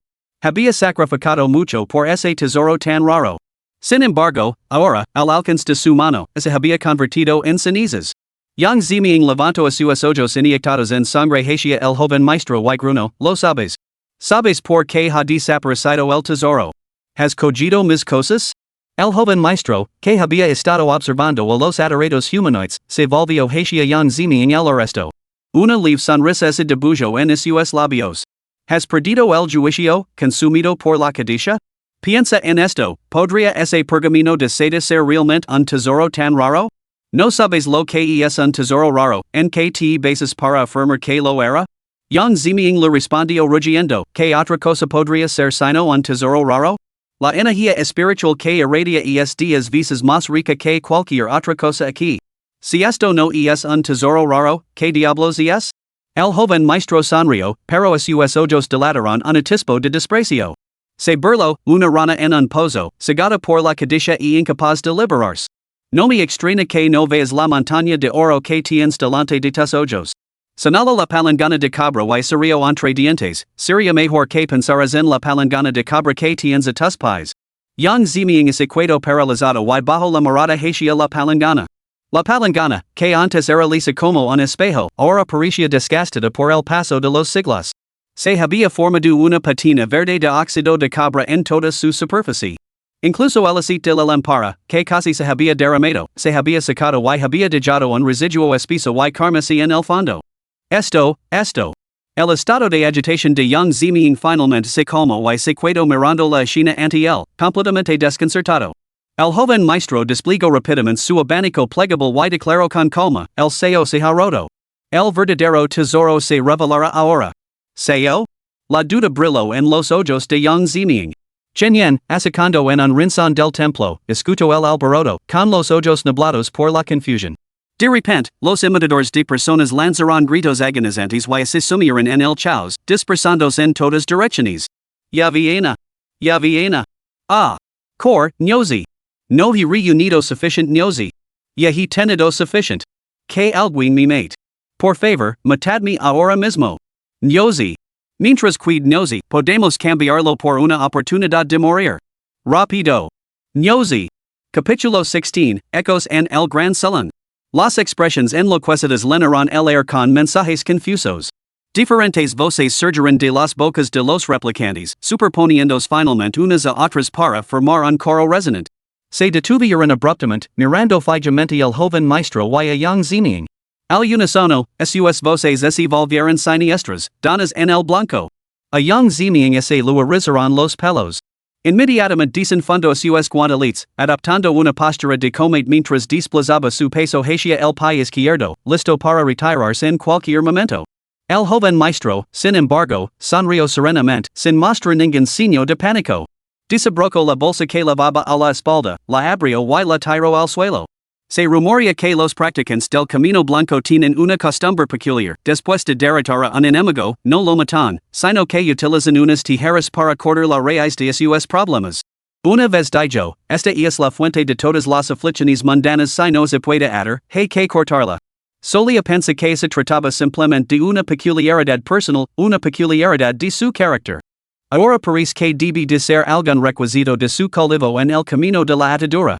Podría manifestarse tal requisito incluso en el reino secreto. Un descubrimiento interesante. Ya que los dices tanto, serán tuyos.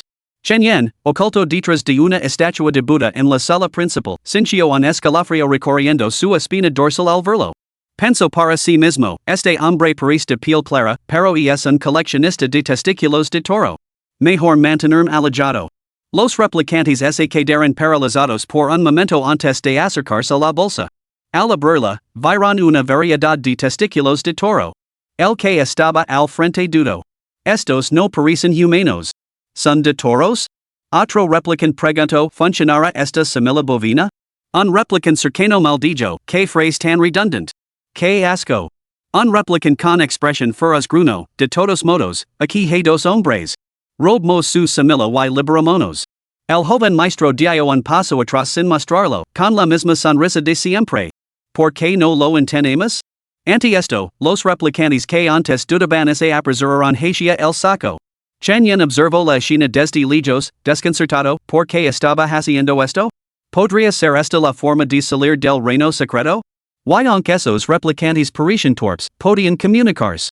Vio que a uno le faltaba una mano, el mismo replicante al que le había arrancado la extremidad con maravilla blanca con las manos vacías.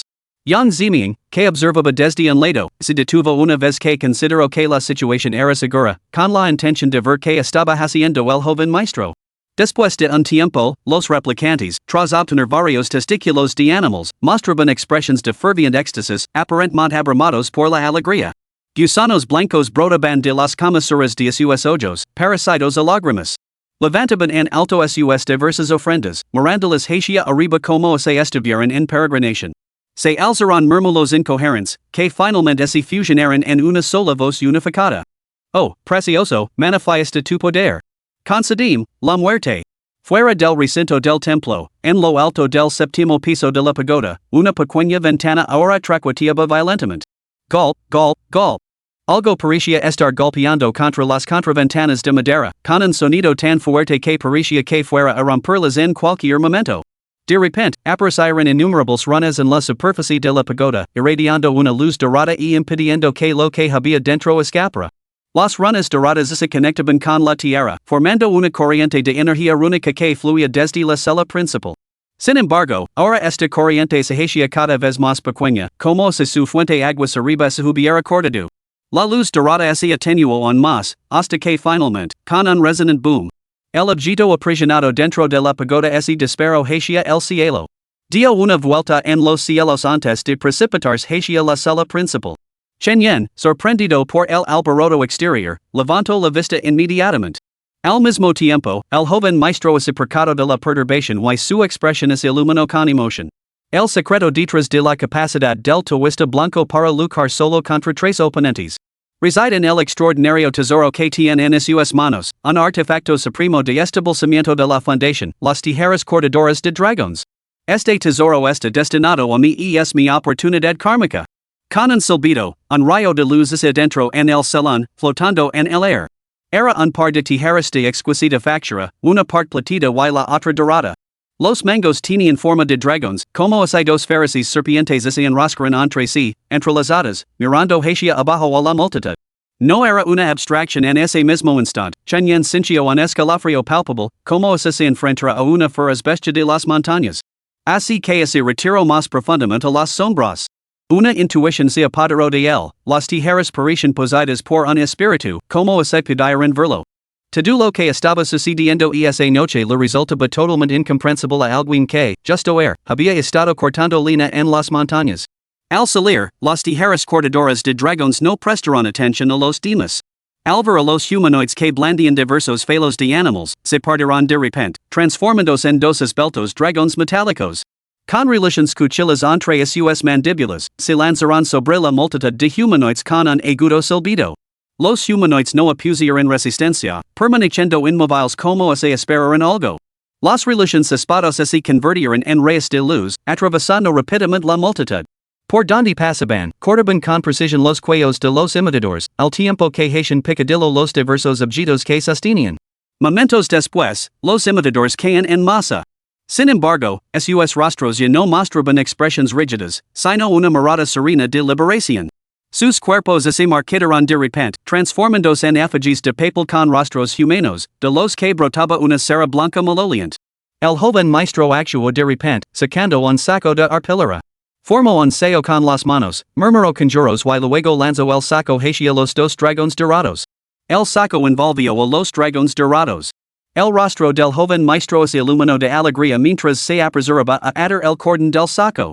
Sin embargo, Yang Ziming, que había estado observando desde un lado, de repente se puso rojo como un tomate y rugió mientras cargaba contra el joven maestro.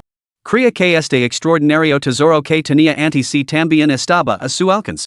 Los ojos del joven maestro se volvieron fríos al instante. Buscas la muerte.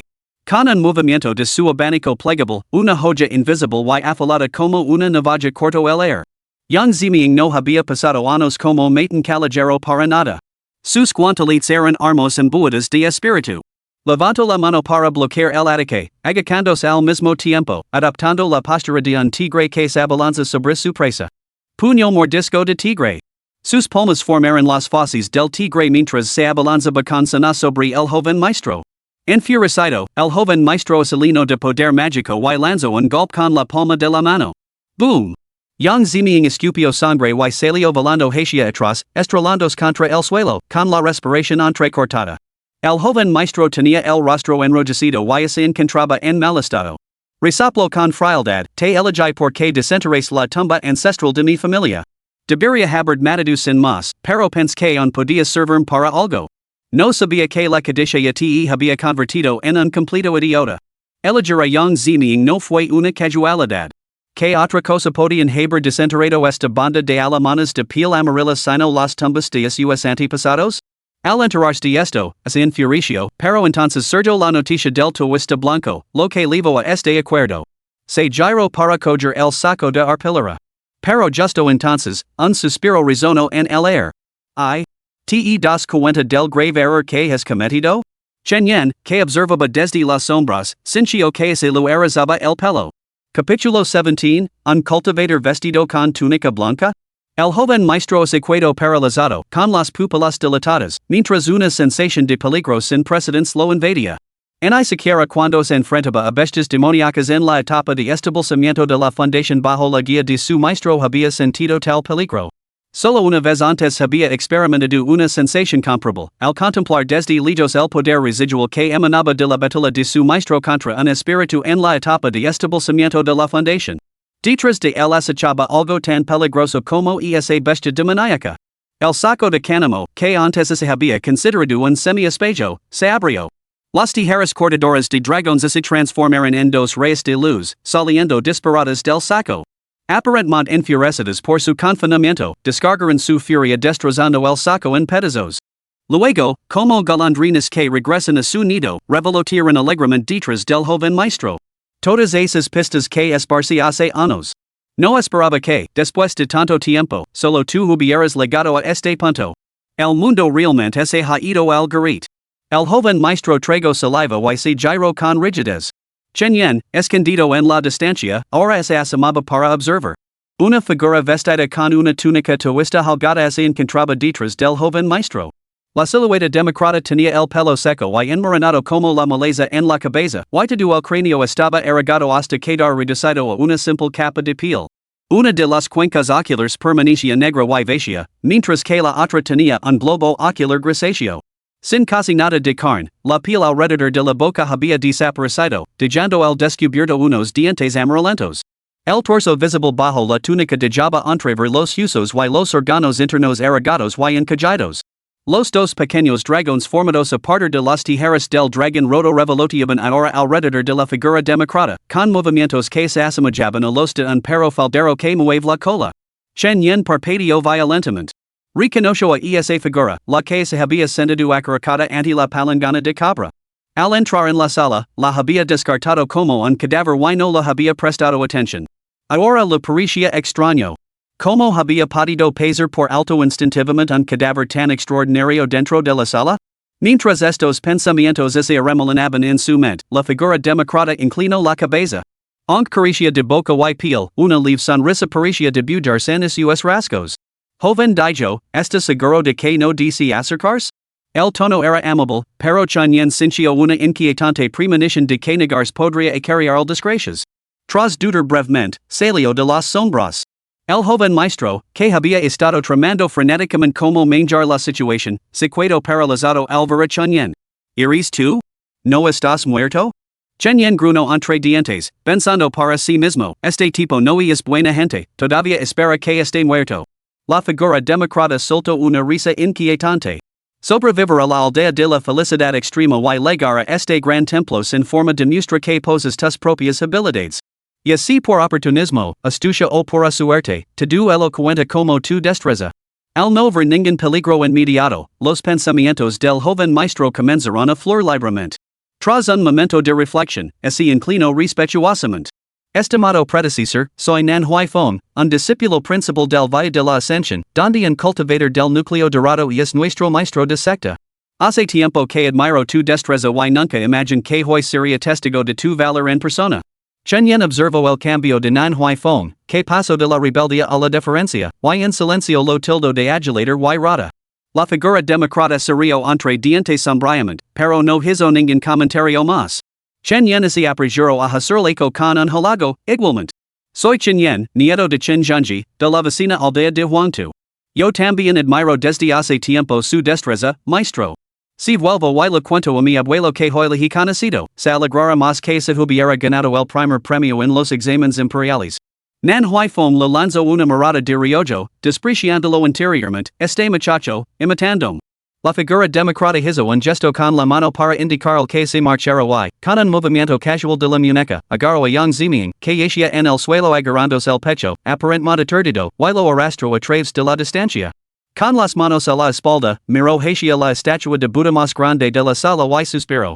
Supuse que mi conciencia simplemente se desvanecería, rompiendo mi lineage para siempre. En las raras ocasiones en que despertaba, incluso pensaba que tal vez fuera lo mejor, para evitar que otros siguieran mi camino equivocado. A Yang Ziming le dolía el pecho. Tenía el rostro pálido, pero al oír estas palabras, se apresuró a preguntar, ¿tiene el anciano algún legado que transmitir? El corazón de Manhwa Fong se conmovió. Miró a Yang Ziming, pero permaneció en silencio. El adorador rostro del taoísta blanco se volvió hacia el trío. Una voz ronca emergió de su garganta azotada por el viento, tengo un legado. Pero, ¿os atreves a reclamarlo? Al oír estas palabras, los tres sintieron que sus corazones comenzaban a acelerarse. Yang Ziming recordó sus años de duras luchas y de vivir a merced de otros, saqueando tumbas repetidamente sin conseguir reunir en una pizca de recursos para su cultivo. Aunque había incursionado en el cultivo durante más de 3 décadas, no podía resistir un solo movimiento de un joven discípulo como Manhwa Fong. Al pensar en ello, apretó los dientes con fuerza y su expresión se volvió feroz. Me atrevo, no tengo nada que perder en esta vida, salvo mi miserable existencia. Para hacer más fuerte, me atrevo con cualquier cosa. Manhwa Fong también sintió una punzada de conflicto. Instintivamente, intuyo que el taoísta blanco, que mantenía una existencia tan liminal dentro del reino secreto, ya no era un cultivador, sino que probablemente se había convertido en un espíritu malévolo. Sin embargo, una voz dentro de él lo instaba, acepta. Acepta. Tragando saliva con dificultad, nan huifon logro decker con dificultad este joven, también DC recibir el legado del venerable Tuista Blanco. El único ojo grisáceo del Tuista Blanco se volvió hacia Chunyen. Chunyen frunció el seno y negó con la cabeza. No deseo ningún legado. Deseo abandonar este lugar y regresar para preparar decociones medicinales para mi abuelo. Humph. El Tuista Blanco resopló con frialdad, con su ojo grisáceo fijo en Chunyen. Eso no es posible. No tenía intención de dejar ningún legado, pero has perturbado mi paz y apagado mi brasero. Esta herencia es tuya, ¿la quieres o no? Aquella palangana de cabra parecía ser una especie de recipiente desencadenante, o tal vez un objeto utilizado para celar ciertas entidades. Esa idea pasó por la mente de Chunyen. El Tuista Blanco no tenía labios, pero Chunyen percibió una sonrisa salvaje. Consideró grabar en secreto el carácter maravilloso en la mano del anciano, pero temió que surgieran problemas antes de que pudiera acercarse. En cuanto al dinero del cumpleaños que le había dado la anciana luego, que apretaba con fuerza en la palma de la mano, no mostraba reacción alguna. Chunyen seguía sin saber si tenía alguna utilidad o no. Cuando un vistazo a las dos figuras a su lado, una agitada y la otra sumida en sus pensamientos, decidió que lo mejor era mantener su posición por el momento. El cultivador de túnica blanca habló, yo no empiezo a cultivar hasta los 20 años. Mi mentor decía que mi constitución innata era defectuosa, que carecía de chi primordial. Al vivir en esta era impura, mi cuerpo estaba congestionado con chi turbio, lo que hacía que el cultivo requiriera el doble de esfuerzo para obtener la mitad de resultados. Pero me negó a creerlo. He recorrido caminos que los hombres comunes no han transitado, porque se me debería considerar incapaz? Sin embargo, la verdad salió a la luz, ese mentor tenía razón. Me llevo 3 años solo alcanzar el segundo nivel de cultivo del chi. Luego, durante los siguientes 30 años, a través de combats implacables y derramamiento de sangre, apenas lograr alcanzar el noveno nivel. Capítulo 18, El engaño del jugador. Estas palabras hicieron que los ojos de Yang Ziming parpadearan, como si viera su propio reflejo en ellos. Nan Huifeng, sin embargo, esbozó una sutil sonrisa, sin estar convencido. La mirada de Chunyen se desvió, su mente tramando como escapar de ese lugar. Sin embargo, pronto se desesperó interiormente, la sala era demasiado grande y su habilidad, maestro del escondite blanco, parecía impotent contra el cultivador de túnica blanca que tenía ante sí. El cultivador vestido con túnica blanca parecía perdido en sus recuerdos mientras continuaba, durante los siguientes 30 años, mi estancia, sin hacer el más mínimo progreso en mi cultivo. Después de mucho tiempo, me encontré con un cultivador de establecimiento de fundamentos que me dijo que había llegado a un punto muerto. Me dijo que podía lograr un avance a través de la iluminación de la vida y la muerte, abrir camino a la fuerza con potions y elixirs, o buscar un reino divino que me ayudara. En ese momento, me sentí completamente perdido. Ninguno de esos caminos me convenía. Las cuestiones de vida o muerte tenían poco peso en mi juventud, pero a medida que envejecía, el miedo a la muerte no hacía más que profundizarse. En cuanto a las otras dos opciones, eran totalmente impracticables para un cultivador solitario como yo. Por lo tanto, me desesperé. Solo cuando mi cuerpo se volvió cada vez más frágil, tropecé con un golpe de suerte. A partir de ese momento, me di cuenta de que el esfuerzo y la lucha no son más que ilusiones. Lo que realmente determina el cultivo de uno es el destino y la fortuna. El tono del Tuista Blanco se volvió siniestro mientras reía inquietamente, por lo tanto, heredar mi legado es sencillo, pondrá a prueba si tu fortuna y tu destino son lo suficientemente resistentes. Agitó su palma marquita y la sala se sumió en una oscuridad impenetrable. Momentos después, una sola llama de vela tituló hasta cobrar vida. La luz iluminó una pequeña zona, revelando una mesa redonda de apenas un metro de ancho, con 4 sillas dispuestas ordenadamente a su alrededor. Las tijeras cortadoras de dragones se transformaron en 2 rayos de luz que ondulaban sobre la mesa como peces nadando. La voz del Tuista Blanco resonó desde todas las direcciones. Poner a prueba tu destino y tu fortuna es sencillo. Solo tienes que jugar conmigo. El vencedor reclamará naturalmente mi legado, y yo le otorgar un regalo que me permitió alcanzar el establecimiento de la fundación en mis últimos años. Chunyen, al observar esta escena inquietante y aterradora, intuyo que algo no iba bien y exclamó, ¿y qué pasará con el perder? La voz del Tuista Blanco respondió, el perder es sencillo. ¿Has visto esas figuras de papel que hay fuera? Correrás la misma suerte. No te matar, sino que te considera la vida eterna.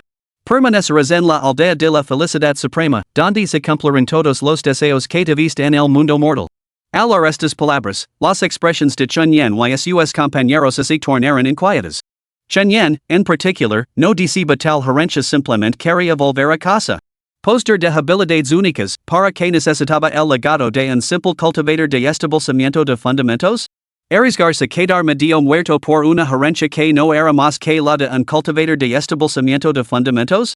El riesgo superaba con crex la recompensa. No valía la pena. Sin embargo, Yang Ziming apretó los dientes y así dirigió hacia la mesa redonda. Tras un momento de reflexión, Manhwa Fong, incapaz de resistir la tentación de la codicia, suspiró, tocó el colgante de jade que lavaba en la cintura y también se acercó para sentarse a la mesa redonda. Ambos hombres volvieron la cabeza para mirar a Chen Yan, que seguía de pie en las sombras. El taoísta blanco permaneció en silencio, aparentemente esperando la decisión de Chen Yan. Chen Yan permaneció en silencio durante un momento, suspiró y luego avanzó lentamente. La situación ahora era la siguiente: si no llegabas, no te dejaban marchar. Una vez sentado a la mesa, se oyó la voz del taoísta blanco. Y es un juego muy sencillo. He encapsulado toda mi vida en él. Conti en el espíritu luchador de mi juventud, la pura resistencia que me permitió sobrevivir a repetidos intentos de asesinato por parte de mis enemigos y el golpe de suerte que me brindó esa oportunidad crucial en mis últimos años. Se llama el engaño del jugador. Manhwa Fong no pudo evitar intervenir. ¿Puede el juego predecir realmente el destino y la fortuna? ¿Por qué no? Cada elección que haces, aparentemente deliberada y bien meditada, es en realidad un acto de incertidumbre. ¿Por qué el futuro está más allá de tu predicción precisa? ¿No hay un elemento de apuesta en cada paso que das, en cada encrucijada que eliges? Chen Yan permaneció en silencio, pensando que el hombre del camino blanco poseía una dosis bastante fuerte del espíritu de Aquí. El hombre del camino blanco continuó: la apuesta del estafador es sencilla. Aquí hay un juego de 20 fichas de bambú, cada una con uno de estos cuatro motivos grabados: flor de ciruelo, orquídea, bambú o crisantemo. 6 fichas tienen los motivos de ciruelo, orquídea o bambú, mientras que solo 2 tienen crisantemos grabados. Al comienzo de cada ronda, cada jugador recibe 5 fichas. Antes de comenzar a jugar, se acuerda el motivo de esa ronda. Por ejemplo, la primera ronda es la ciruela. A continuación, los jugadores cobran sus fichas y juegan cualquier número de fichas de bambú. Como las fichas están ocultas, los demás no pueden ver lo que cada jugador ha jugado realmente. Así, el siguiente jugador puede optar por impugnir o aceptar la declaración del jugador anterior. Cabe destacar que las fichas de crisantemo pueden sustituir a cualquiera de los motivos de ciruelo, orquídea o bambú. En cuanto a las consecuencias de una suposición errónea, de repente, apareció un disco circular que aterrizó ante el trío. Talado en madera, el disco tenía 6 pequeños agujeros cubiertos con papel negro que ocultaba su contenido. Dentro de este disco hay 6 orificios, pero solo uno contiene una cuenta de cristal. Si un jugador se equivoca o es desafiado con éxito, las tijeras cortadoras de dragones perforarán aleatoriamente uno de los agujeros. Si hay una cuenta dentro, las tijeras atacarán a ese jugador. Estad tranquilos, las tijeras cortadoras de dragones no os quitarán la vida. Chen Yan observó el montaje con recelo mientras las fichas de bambú se colocaban boca arriba sobre la mesa. 4 patrones distintos, 20 fichas en total, 6 oportunidades para elegir. Parecía equilibrar genuinamente el destino, la suerte y el azar. Sin embargo, Chen Yan y burlo interiormente: ¿no era esto simplemente teoría de juegos? Miró las tijeras cortadoras de dragones que flotaban lentamente sobre su cabeza. Si el taoísta blanco no hacía trampa, este juego no parecía particularmente difícil. Al momento siguiente, la silvacia se llenó de repente con la figura del taoísta blanco. Su adorador rostro parecía sonreír. Ahora bien, para que el juego parezca más justo, las formas de todos se volverán invisibles. Las tijeras cortadoras de dragones son un artefacto mágico también bloquear su percepción. Además, para evitar que alguien os reconozca, una vez que comienza el juego, nadie podrá hablar excepto durante la fase de preguntas. Chen Yan se quedó paralizado por un instante. Al momento siguiente, descendió una niebla blanca y sintió que su cuerpo sufría sutiles transformaciones. El dinero de la longevidad que apretaba en la palma de su mano comenzó a arder, lo que le devolvió la lucidez mental. La metamorfosis se detuvo a mitad de camino. En silencio, bajo la mirada y veo que sus manos estaban atadas con capas de tiras de papel que ocultaban la piel que había debajo. Su asientos immovio, girando como para confundir sus sentidos. Al levantar la vista, vio tres figuras sentadas a los tres lados de la mesa, con vendajes de papel blanco indistinguibles entre sí, de formas idénticas, imposibles de diferenciar. La voz del toista blanco surgió de la nada. Ahora bien, comienza el juego. El patrón de esta ronda. Bambú. Chunyan observó como las fichas de bambú que tenía delante se movían sin una pizca de viento. Tras pasar por el proceso de barajado sin intervención humana, lo repartieron en 5 fichas de bambú. Las cogió y las examinó, y su corazón se hundió inmediatamente. Las 5 fichas eran 2 flores de ciruelo y 3 orquídeas. Capítulo 19, El juego de cartas, la jugada. La voz del doista blanco continuó resonando desde todas las direcciones. Ahora, es el turno del jugador en la posición este para jugar primero. Chen miró a la persona directamente frente a él, que era la primera en jugar. El hombre permaneció en silencio por un momento, luego sacó rigidamente una ficha de su mano y habló con voz profunda y ronca. 1. Bambú. La mente de Chen Yan se aceleró. No tenía fichas de bambú en I de crisantemo. Esto significaba que los otros 3 poseían un total combinado de 6 fichas de bambú y 2 de crisantemo. Por lo tanto, por cada ficha jugada por los demás, había un 40% de posibilidades de que fuera auténtica. Sin embargo, su propia ficha era 100% falsa. Si tan solo una persona la cuestionaba, eso sería la señal para que las tijeras flotantes descendieran y perforaran la bandeja de madera que tenía delante. Chen Yan miró con recelo a los otros 3, buscando la silueta de Baidaran. Por desgracia, todos parecían alterados por alguna influencia y no podía discernir ninguna diferencia en su aspecto. Sin embargo, de repente, se detuvo y entrecerró los ojos al empezar a sentir algo. En la oscuridad, un único punto de luz llamó la atención de Chen Yan. Miró hacia abajo, a la persona sentada debajo de él, con una leve sonrisa en los labios. Blanco manos vacías. Sentado debajo de él estaba Yang Ziming. Esto significaba que o bien la persona frente a él o la que estaba encima debía de ser un toista blanco. Bueno, eso reduce un poco las posibilidades, aunque la amenaza de esas tijeras cortadoras de dragón sigue siendo un problema. Chen Yan reflexionó para sus adentros, recordando el comportamiento de los imposters y sus acciones después de que apreciaran las tijeras que cortan el dragón. Dudando, cambió la entrada por blanco fuerza de 9 buis. De repente, una sensación excepcionalmente robusta invadió sus extremidades inferiores. Era el turno del siguiente jugador para elegir, cuestionar o confiar en la carta del jugador anterior. Tras un momento de silencio, la voz del hombre sonó ronca. 3 bambús. La mirada de Chen Yan se agudizó, insegura. Aunque las fichas de bambú abundaban fuera del campo, parecía poco probable que alguien jugara 3 a la vez, sobre todo porque, aparte del practicante del camino blanco, la mentalidad de los otros 3 jugadores probablemente no les permitía desprenderse de tantas fichas en un solo movimiento. ¿Podría ser esta persona el practicante del camino blanco? Chen Yan estudió a su jugador superior, especulando. Era su turno. Tras un momento de deliberación, Chen Yan optó por la cautela. Si el jugador por debajo de él era Yang Ziming, este último probablemente abordaría el juego con prudencia. 1. Bambú. Robó una carta y la colocó boca abajo sobre la mesa. El sonido de su voz parecía distorsionado por alguna fuerza, convirtiéndose en un tono ronco, desagradable y apagado. Era el turno del jugador a su izquierda. Yang Ziming. Tras una breve pausa, él también descartó una carta, optando por seguir el juego. Falso. Justo cuando Chen Yan pensaba que esta ronda transcurriría sin problemas. Una voz ronca resonó de repente. El jugador inferior de Yang Ziming había decidido desafiarlo. Las cartas sobre la mesa se movieron sin viento. La carta de bambú que Yang Ziming acababa de descartar se dio la vuelta. Chen Yan la miró fijamente. Era sin duda una carta de crisantemo. Lo que significaba que el desafío del oponente estaba fuera de lugar. Yang Ziming había jugado una ficha auténtica. El dragón severo se abalanzó como un tiburón que huele sangre, perforando un agujero en la bandeja de madera ante el retador. SSSSH. El agujero estaba vacío. Esta ronda concluyó sin incidentes. El jugador contrario había decidido desafiar, perdiendo una oportunidad de reclamar un agujero en la bandeja de madera. La voz del toista blanco resonó. Parece que has comprendido este juego bastante rápido. Incluso antes de robar tus fichas, tu fortuna ya estaba en juego. A medida que los agujeros de la bandeja disminuyen, se manifiesta otra faceta de la fortuna, muy parecida al cultivo. Chan yen se mantuvo evasivo. La perspectiva del toista blanco era claramente algo extrema, evidentemente atrapada en un callejón sin salida. Swish. Se recayeron todas las cartas de la mesa y comenzó una nueva ronda.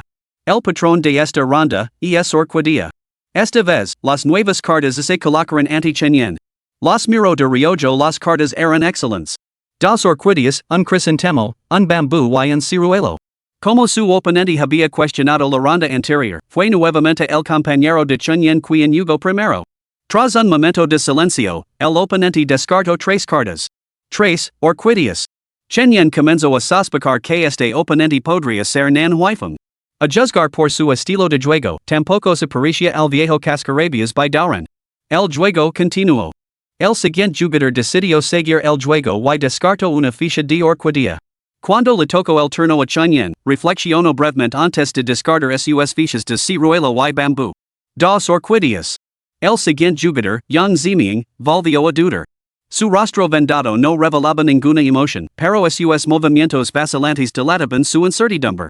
Tras una larga pausa, descartó una ficha, decidiendo confiar en Chen Yen y seguir su jugada. Chen Yen observó todo lo que sucedía con una mirada fría. En esta ronda, estaba a salvo. Ahora era el turno del jugador a la izquierda de Yang Ziming, el que se sospechaba que era Nan Huifeng. Esta vez, decidió confiar y seguir la jugada. Una ficha azul. Una jugada perfectamente razonable, pero que revelaba un defecto, la carta descartada podía ser falsa. Si hubiera sido auténtica, con solo dos cartas en la mano, podría haber mezclado tres falsas en la primera ronda, conservando dos cartas auténticas para descartar ahora. Chen Yen ya había discernido la estrategia del oponente. Básicamente, al descartar en la primera ronda, esperaban que el siguiente jugador revelara sus cartas para verificarlas. Por desgracia, el oponente no había caído en la trampa. Por lo tanto, cuando le tocó el turno al jugador anterior a Chen Yen, como era de esperar, decidió desafiarlo. Falsa. Se dio la vuelta a la carta, era una ficha de bambú. Las tijeras cortadoras de dragones volvieron a volar, perforando uno de los agujeros. Afortunadamente para el oponente, la suerte no estaba del todo en su contra, ya que estaba vacío. Sin embargo, el oponente había desperdiciado dos oportunidades, por lo que solo le quedaban cuatro. La distancia al castigo del cortador de dragones se hacía cada vez más corta. Incluso aceptó más la decisión equivocada, todo esto está predestinado. Tanto se ganas algo como se encuentras tu finicky, el destino sigue influyendo en ti. A menos que tu fuerza vital sea lo suficientemente fuerte como para desafiar el destino, bueno. La voz del toista blanco resonaba en todas direcciones. Chen Yen la ignoró, descartándola como una lógica retorcida. Y así, el juego se reinició. El patrón de esta ronda seguía siendo la orquídea. Chen Yen echó un vistazo a su mano. En hay buena en mala, una carta de orquídea, una carta de crisantemo. El juego se reanudó con el oponente. Tras un momento de vacilación, descartó dos cartas. A continuación, le tocó el turno al jugador a su izquierda. Esta vez, sin dudarlo, siguió el juego con una carta. Chen Yen se abstuvo de actuar precipitadamente y optó por seguir el palo. Cuando le tocó a Yang Ziming, este dudó antes de descartar dos cartas. Chen Yen lo miró, sospechando que ambas cartas eran probablemente falsas. Sin embargo, el oponente decidió no desafiarlas, tal vez porque dos errores consecutivos lo habían vuelto cauteloso. El oponente descartó una carta y el jugador anterior siguió el palo. Capítulo 20, Mis pantalones, abultados y linos. Chen Yen frunció ligeramente el seno, sospechando algo, pero sin estar seguro. No confiaba en la suerte, solo en su propio juicio. Yang Ziming era indudablemente cauteloso, manteniendo un ritmo constante de jugar cartas auténticas.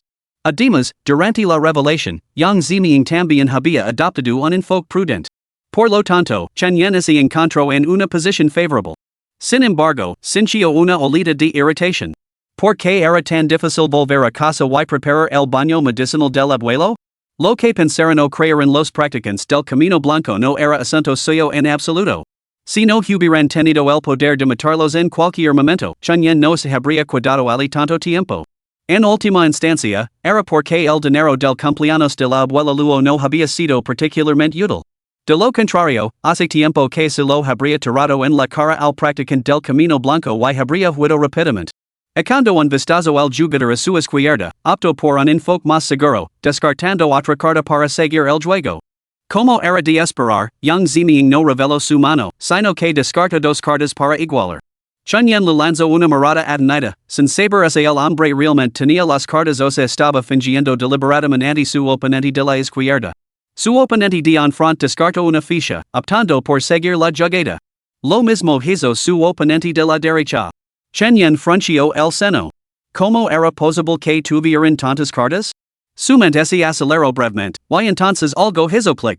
Levantó rápidamente la mano y dio un golpecito en la mesa, declarando: falso. Era la primera vez que decidía revelar cartas en señal de protesta, y su razonamiento era sencillo. En primer lugar, no tenía fichas azules. Si Yang Ziming decidía desafiarlo, él también se enfrentaría a la penalización de un corte de dragón roto. La forma en que los dos jugadores que tenía encima habían jugado sus fichas le hizo sospechar que habían estado descartando fichas falsas todo el tiempo. El estilo de juego de Yang Ziming se parecía mucho al de alguien que tenía un gran número de fichas auténticas. Las cartas se moverán sin que soplara el viento y se descubrió la mano del jugador. Era una ficha de bambú. Los tijeras cortadoras de dragones se abalanzarán sobre ella y perforarán uno de sus agujeros. Estaba hueca. El juego continuó, pero después de varias rondas, todos parecían haberse familiarizado más entre sí. Chunyen comenzó a notar que el juego de Yang Ziming se volvía cada vez más audaz y agresivo. Basándose en la valoración de Maestro Blanco Manos Vacías, utilizó a Yang Ziming como ancla, equilibrando constantemente las probabilidades de las jugadas de los oponentes superiores y inferiores. La probabilidad de que Yang Ziming jugara fichas auténticas alcanzaba el 80%, deducida de su personalidad y comportamiento. En cuanto a los otros dos jugadores, la probabilidad de que jugaran fichas falsas era del 50%. Mientras el comportamiento de Yang Ziming al jugar las cartas se mantuviera coherente con las rondas anteriores, Chunyen podía deducir fácilmente las cartas que tenían los otros dos jugadores. Con un máximo de 8 cartas auténticas en juego, Yang Ziming casi siempre jugaba cartas auténticas. Combinando esto con las cartas auténticas que tenía en la mano, resultaba sencillo determinar qué cartas habían jugado los otros dos jugadores. Pasaron otras 5 rondas. Durante este tiempo, Chunyen tenía 2 huecos abiertos en sus fichas, su compañero tenía uno abierto y el jugador a su izquierda tenía 2 abiertos. Según sus cálculos, Yang Ziming no había quedado expuesto en una sola vez.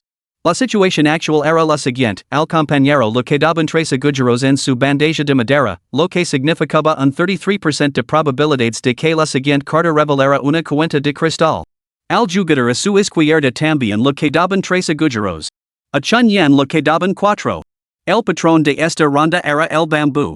Chunyen tenía una mano excelente, 3 fichas de bambú, una flor de ciruelo y una orquídea. Cuando le tocó jugar a Chunyen, miró al jugador a su izquierda. El jugador a su izquierda había descartado 2 fichas, y el jugador de enfrente también había descartado 2. Dado el número de agujeros que cada uno tenía actualmente, sus descartes deberían haber sido conservadores. Si estaban jugando de forma conservadora, combinado con las fichas que tenía en la mano, ¿eso significaría que ya habían aparecido 7 fichas auténticas? Este resultado improbable, según el análisis de Chunyen, tenía en realidad una probabilidad significativa de ser cierto. Esto significaba que Yang Ziming, el jugador a su derecha, solo tenía una ficha auténtica, o ninguna. Por lo tanto, la estrategia óptima de Yang Ziming era desafiar la mano directamente. De lo contrario, intentar intervenir las aguas probablemente despertaría las sospechas del siguiente jugador. Al llegar a esta conclusión, Chunyen descartó rápidamente 3 fichas de bambú. 3 bambús. Efectivamente, Yang Ziming comenzó a reflexionar. Tras un momento, dio un golpecito en la mesa y graznó: falsas. Las fichas se dieron la vuelta, las 3 eran auténticas. Duan un salto de su asiento y corrió emocionado hacia la bandeja de madera de Yang Ziming. Chunyen apartó la mirada y contempló su siguiente movimiento. Pero entonces, una luz deslumbrante le llamó la atención. Miró con incredulidad hacia el asiento a su izquierda. En la bandeja de su oponente, dentro del único agujero perforado, yacía una brillante cuenta de cristal. J.E. Este posee una constitución resistente, pero su fortuna vacila. En el camino hacia la inmortalidad, la desgracia se abatirá inevitablemente sobre él. Tal es la fortuna que la ha deparado el destino. Antes de que las palabras del taoísta blanco se desvanecieran por completo, las tijeras cortadoras de dragones se abalanzaron sobre Yang Ziming. Un destello de luz cortó las vendas que ataban a Yang Ziming, haciendo los anacos. Lo que siguió fue su grito de agonía. El gemido era desgarrador, sobrecogedor. La mirada de Chen Yan se posó en la parte inferior del cuerpo de Yang Ziming. Las tijeras cortadoras de dragones habían cortado su virilidad. Esto es una perturbación mental del taoísta blanco, especializado en las regiones inferiores. Ciertas suspecas se cristalizaron en su mente, aumentando la desconfianza de Chen Yan hacia los gustos retorcidos del taoísta blanco. Tal es su destino. Incapaz de soportar las calamidades del camino, se encontró con esta calamidad. Mi herencia no es para ti. Pero ten por seguro que no te matar. Quédate y haz mi compañía. Al menos podrás experimentar los placeres de la aldea de la felicidad extrema. Por algún medio empleado en las sombras, Yang Ziming, tembloroso y loroso, un desplomado sobre la mesa, desapareció tras ser envuelto en una nube de niebla blanca. Entonces, el juego continúa. El último en quedar en pie heredará mi legado. Este desarrollo era bastante problemático. Sin Yang Ziming como punto de referencia, los siguientes movimientos de Chen Yan conllevarian un mayor riesgo.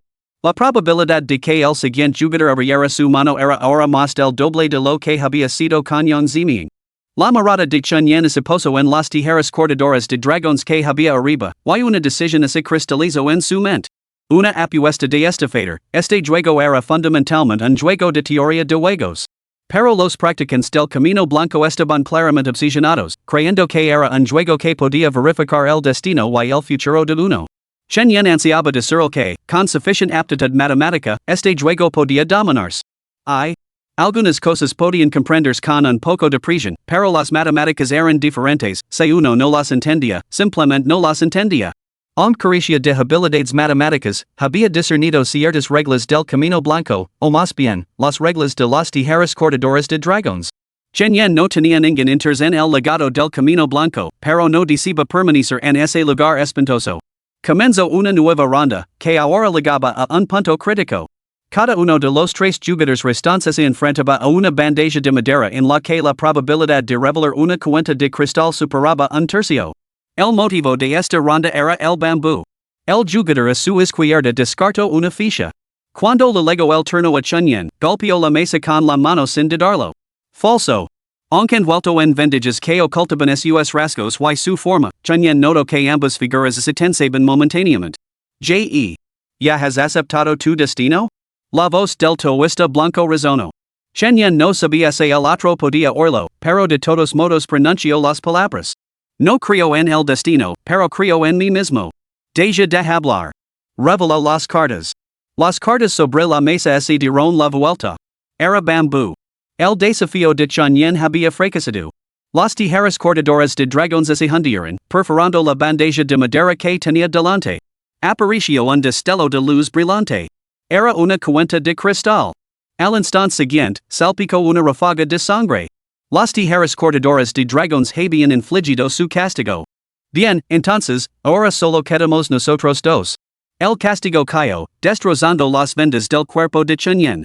Sin embargo, él no logró en grito. Simplemente inclinó ligeramente la cabeza y se rió entre dientes. No te preocupes, todavía puedo participar. Chen Yan se puso de pie, enderezando la espalda como un general invencible. Y de la parte inferior de su cuerpo emanaba un resplandor peculiar, uno que solo los hombres podían comprender. Blanco fuerza de nueve buis. Capítulo 21, El legado. Esto es imposible. Incluso el taoísta blanco, que ya había establecido su fundación y había sido testigo de innumerables historias extrañas, no pudo evitar exclamar con asombro. ¿Qué había visto? ¿Podía existir realmente tal estructura fisiológica en un ser humano? Tras un largo silencio, el taoísta blanco logró hablar. ¿No eres humano? ¿Eres un demonio? Chen Yan negó con la cabeza. No soy un demonio. Mi abuelo decía que soy humano puro y sin adulterar. ¿Qué tipo de humano podría ser como tú? ¿Qué quieres decir con como yo? Solo porque tú no lo posees no significa que yo tampoco lo tenga. Pero, ¿es esto razonable? Ya has perdido. No tienes derecho a permanecer en la mesa. Tengo derecho. Los demás solo tienen un dedo, lo que les da una sola oportunidad de fallar. Yo soy diferente. Tengo nueve. Puedo jugar nueve veces. Taoísta blanco, tú mismo dijiste que los logros de un hombre dependen de su destino y su fortuna. Quizás mi fortuna si mala, pero este es mi destino. Así es como nací. Se hizo el silencio. Incluso la niebla blanca que los rodeaba dejó de flotar, lo que hizo que el ambiente se volviera denso y tranquilo. Tras un intervalo desconocido, la voz del taoísta blanco volvió a flotar en el aire. Muy bien. Efectivamente, tienes derecho. Continúa. Las tijeras cortadoras de dragones flotaban en el aire, algo desconcertadas, sin saber muy bien que acababan de cortar. Parecía que la sensación era diferente a la de cortar un buey normal. Chen Yin volvió a la mesa. La bandeja de madera que tenía delante se había restaurado, pero seguía teniendo sus agujeros. Nan Huaifeng, envuelto en vendajes, fue testigo de esto y quiso gritar que era injusto. Por desgracia, su voz quedó amortiguada bajo los vendajes, incapaz de escapar. ¿Cómo podía seguir llegando así? Chen Yin tenía 9 bueyes, mientras que él solo tenía uno. Tenía que continuar con el lineage familiar, no podía dejarlo todo así. ¿Qué herencia del taoísta blanco? No la quería. Comenzó una nueva ronda. Chen Yin descartó cartas con imprudente abandono, revelando su mano sin restrictions. Esta vez, jugó una carta genuina, lo que despertó las sospechas del jugador que estaba más abajo. Sin embargo, la desgracia se abajo sobre ese oponente, al perforar el agujero, emergió una luminosa cuenta de cristal. Las tijeras cortadoras de dragones se agitaron con emoción, lanzándose hacia abajo para cortar a la figura que tenían delante. Las vendas se rompieron, revelando el rostro apuesto pero mortalmente pálido de Nan Huaifeng. Grito aterrorizado, renuncio. Renuncio al legado. Maestro, salvim. Un suspiro resonó cuando los adornos de jade de la cintura de Nan Huaifeng se rompieron, revelando una barrera protectora dorada. Las tijeras cortadoras de dragones resonaron al detenerse fuera de la barrera. Furiosas, giraron sin cesar alrededor del escudo, con sus cuchillas chocando contra él. Otro suspiro resonó. Compañero taoísta nunca imaginé que alguien pudiera seguir siendo tan formidable incluso en las vejas. Tu tesoro es realmente extraordinario. La voz de Bai Daoren respondió, a mi edad, ¿por qué enviar un joven? ¿Por qué no vienes tú mismo? Los asuntos en el Valle de la Ascensión inmortal son urgentes, no puedo ausentarme. Pretendía que esto fuera una prueba para mis discípulos, pero yo también caí en la trampa. Compañero taoísta tu habilidad es formidable. Cuando esté libre, sin duda buscar aprender de tu maestría. Ya estoy muerto, ¿qué maestría hay que aprender? Si no tienes el valor de enfrentar a mí, deja de parlitir y vete de inmediato. La barrera de luz se quedó en silencio por un momento antes de desaparecer junto con Nan Huaifeng. Ahora solo quedaban 2 figuras en la escena. Chen Yin y el taoísta blanco, que seguía sentado a la mesa. Al quedar solo 2, el taoísta blanco se quitó su disfraz. Las vendas se disolvieron, revelando su aterradora forma. Chen Yin preguntó con curiosidad, ¿de quién era esa voz?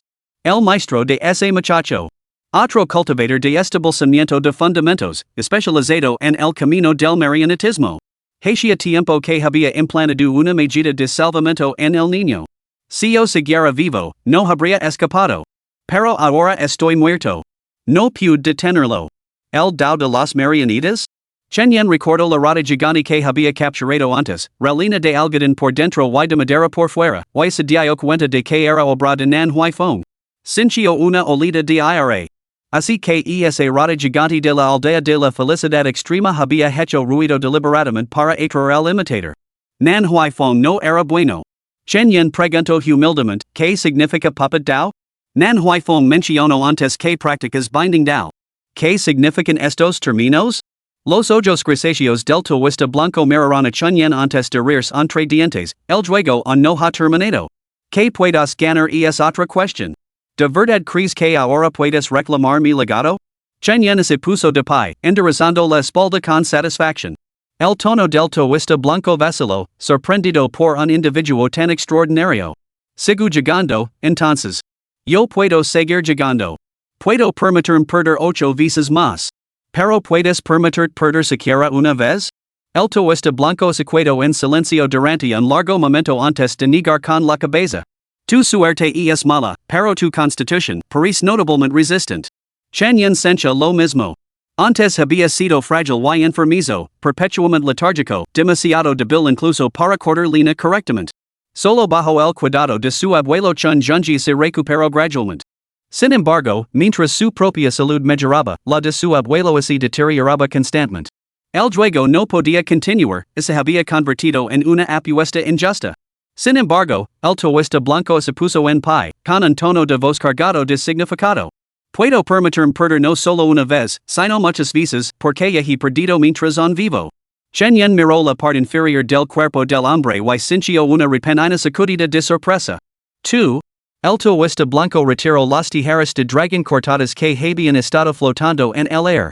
Dos esbeltos dragones plateados y dorados se fusionaron en uno solo, transformándose de nuevo en las tijeras originales taladas con cabezas de dragón. Esta engañosa apuesta me la enseñó el hombre que me inició en el cultivo cuando era joven. En aquel entonces, hizo una apuesta conmigo, se ganaba, me daría la poción para despertar el espíritu y un manual de cultivo para comenzar mi camino. Si perdía, me cortaría los testículos, convirtiéndome en alguien como él, un eunuco. Chen Yen frunció el seno. ¿Estaba enfermo? La cabeza marquita del cultivator blanco asintió. Sí, estaba enfermo. Más tarde supe que no solo me había elegido a mí. Busco a muchos almos jóvenes que en vagaban y jugó a este juego con ellos. Pero yo no era como él. Él hacía trampas. Yo despreciaba las trampas. Chen Yen reflexionó. Así que perdiste. Entonces apostaste algo más en una segunda ronda y ganaste el elixir del déspota del espíritu. El hombre de túnica blanca apretó los dientes, como se sonriera. Exactamente. La segunda vez, aposto mi propia vida. Pense para mí mismo que, habiendo perdido mi virilidad, ya ni siquiera podía ser un hombre de verdad. Si seguía sin poder comenzar mi cultivo, ¿qué cara tendría para seguir viviendo en esta tierra? Ese hombre carecía de mi courage. Aunque hizo trampa, estaba nervioso y agitado. Por eso perdió. Chen Yen asintió en silencio, pensando para sí mismo, ese tipo que te trajo aquí está desquiciado, pero tú no eres mejor. ¿Quién vie por ahí cortando los testículos de los hombres? Mi abuelo siempre decía que, si estás enfermo, busca tratamiento, para no hacer daño a los demás. Los ojos grisáceos del turista blanco permanecieron fijos en Chen Yen, como si estuviera subsando algo. Después de un largo momento, suspiró suavemente, creyó en el destino y la fortuna. Tu suerte es miserable, puedo sentirlo. Te enfrentarás a muchas pruebas, algunas tan agonizantes que serán peores que la muerte misma. Sin embargo, tu constitución es resistente. Si alguna vez te casarás, ninguna mujer podría soportar tu mala suerte. Capítulo 22, El Tesoro Misterioso, La Mano del Espíritu Zorro. Chen Yen gruñó, sin ganas de discutir. Cualquier intercambio adicional con este invalido se consideraría una derrota para él. Pero, ¿qué significaba ese ataque personal? No eres mi mejor heredero, pero eres suficiente. Me queda poco tiempo. Creo que el hecho de que hayas llegado hasta aquí es obra de mi fortuna. Chen Yen replicó para sus adentros, no lo soy. Mi ha traído aquí esa comadreja amarilla. El hombre de túnica blanca agitó la mano, dispersando la niebla. Ante ellos se extendía el gran salón de antes. A lo lejos, Yang Zimian yacía tendido en el suelo, en estado desconocido. La cera blanca se filtraba de su cuerpo mientras su piel comenzaba a estirarse, transformándose en papel blanco. Chen Yen lo miró, pero no le prestó atención. El cultivator vestido con una túnica blanca, con las manos a la espalda, empuñaba las tijeras cortadragones. Cogió la palangana de cabra, volvió a encender la mecha de la lámpara y se dirigió a zancadas hacia el claro abierto que había fuera. Chen Yen dudó un poco antes de seguirlo. Fuera del claro, el cielo seguía siendo de un gris turbio, sin estrellas ni luna. El hombre de túnica blanca caminó hasta la pagoda de 7 niveles antes de detenerse. Chen Yen también se detuvo, siguiendo al otro mientras ambos miraban hacia la pagoda. ¿Sabes qué es este lugar? Chen Yen negó con la cabeza. No lo sé, pero he oído decir que es un reino secreto. En efecto, un reino secreto. El cultivo en sí mismo es el acto de apoderarse de la generosidad del cielo, saqueando la energía espiritual para nutrir el cuerpo. Aquellos que alcanzan grandes logros pueden esculpir un espacio en miniatura dentro de sí mismos, un reino que pueda contener montañas, ríos, árboles y bosques, criaturas como insectos, peces, pájaros y bestias y incluso seres vivos que no están fuera de su alcance. Así que este es el reino secreto que has creado? I Dauron volvió a rechinar los dientes y negó con la cabeza. Carezco de esa capacidad. Esto es lo que dije, gana el juego y le daré al vencedor un tesoro que me permitió alcanzar la etapa avanzada de establecimiento de la fundación. Es un artefacto mágico. Chen Yen frunció el seno y negó con la cabeza. No sé nada de artefactos mágicos. Sin embargo, conozco el tesoro de cerdo corredo de la tía Juan del Pueblo, piel fina, releno generoso. Un bocado y to-do es jugo de carne. El toista blanco ignaro a chun yen y continuo, no puedo dejar como surgiren estos tesoros mágicos. Pero cada uno posee un espíritu, y además uno muy potente. Los que carecen del espíritu suficient son maras armas, herramientas imbuidas de espíritu y objetos espirituales. No así les puede llamar verdaderos tesoros mágicos. Algunos poseen habilidades maravillosas, aunque los cultivadores los utilizan principalmente como herramientas de combate. Sin embargo, ciertos tesoros pueden manifestar reinos secretos completos tales artefactos son extremadamente preciosos, tentando incluso a los antiguos inmortales. Chen Yen miró a su alrededor y comentó, así que este lugar es en realidad el reino secreto manifestado por tu tesoro. El cultivador vestido con una túnica blanca apretó los dientes y soltó una risa áspera. Hablar con un tipo inteligente es sencillo. Puede que no lo parezcas, pero eres perspicaz. Entonces, ¿por qué hablaste antes con acertijos? ¿Era para hacer bajar la guardia? Chun Yen ese encogio de hombres, sin ofrecer respuesta. Ese tesoro se encuentra dentro de esta pagoda. Chun Yen miró la pagoda y frunció el seno. La estructura siempre le había parecido peculiar, menos un recipiente para el culto divino y más un recipiente para la represión. ¿Es este tesoro del que hablas, apropiado? El toista blanco se rió entre dientes. ¿Sabes por qué perder el juego significa que debemos cortarte los testículos? En parte porque mi práctica del vinculante me prohíbe matar indiscriminadamente. Pero la otra razón es. Se volvió, con sus ojos grisáceos brillando con burla. Para obtener ese tesoro, uno debe estar desarraigado. Chen Yen frunció los labios. ¿Por qué siempre tienen que ser sobre los testículos?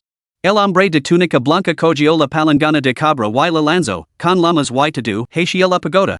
Al instante, lenguas de fuego lamieron la estructura, envolviéndola en un infierno furioso. Solo entonces Chun Yen se dio cuenta de que la pagoda, que parecía tan imponente y majestuosa, en realidad estaba hecha de papel. Sus vigas transversales eran tiras de bambú y la madera exterior era solo papel fino. ¿Qué clase de ilusión era esa? Tan absolutamente convincente. Después de mucho tiempo, las llamas se extinguieron, dejando solo un montón de cenizas.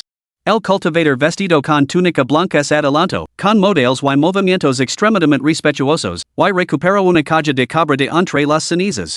Se volvió, presentó la caja ante Chen Yen y declaró, este es el artefacto. Chen Yen abrió la caja para revelar su contenido. En su interior había un cristal que emitía un profundo resplandor azul, no más grande que la palma de la mano de un adulto. El cristal estaba atravesado por grietas, su forma era irregular, pero ampliamente circular. Dentro del cristal había un objeto encerrado. Chen Yen execuado en silencio por un momento antes de levantar la mirada hacia el toista vestido con una túnica blanca y preguntarle, ¿te gustan los perros? ¿Por qué has puesto una pata de perro dentro del cristal? El toista vestido con una túnica blanca se enfureció y espidó, eso no es un perro. ¡Qué blasfemia!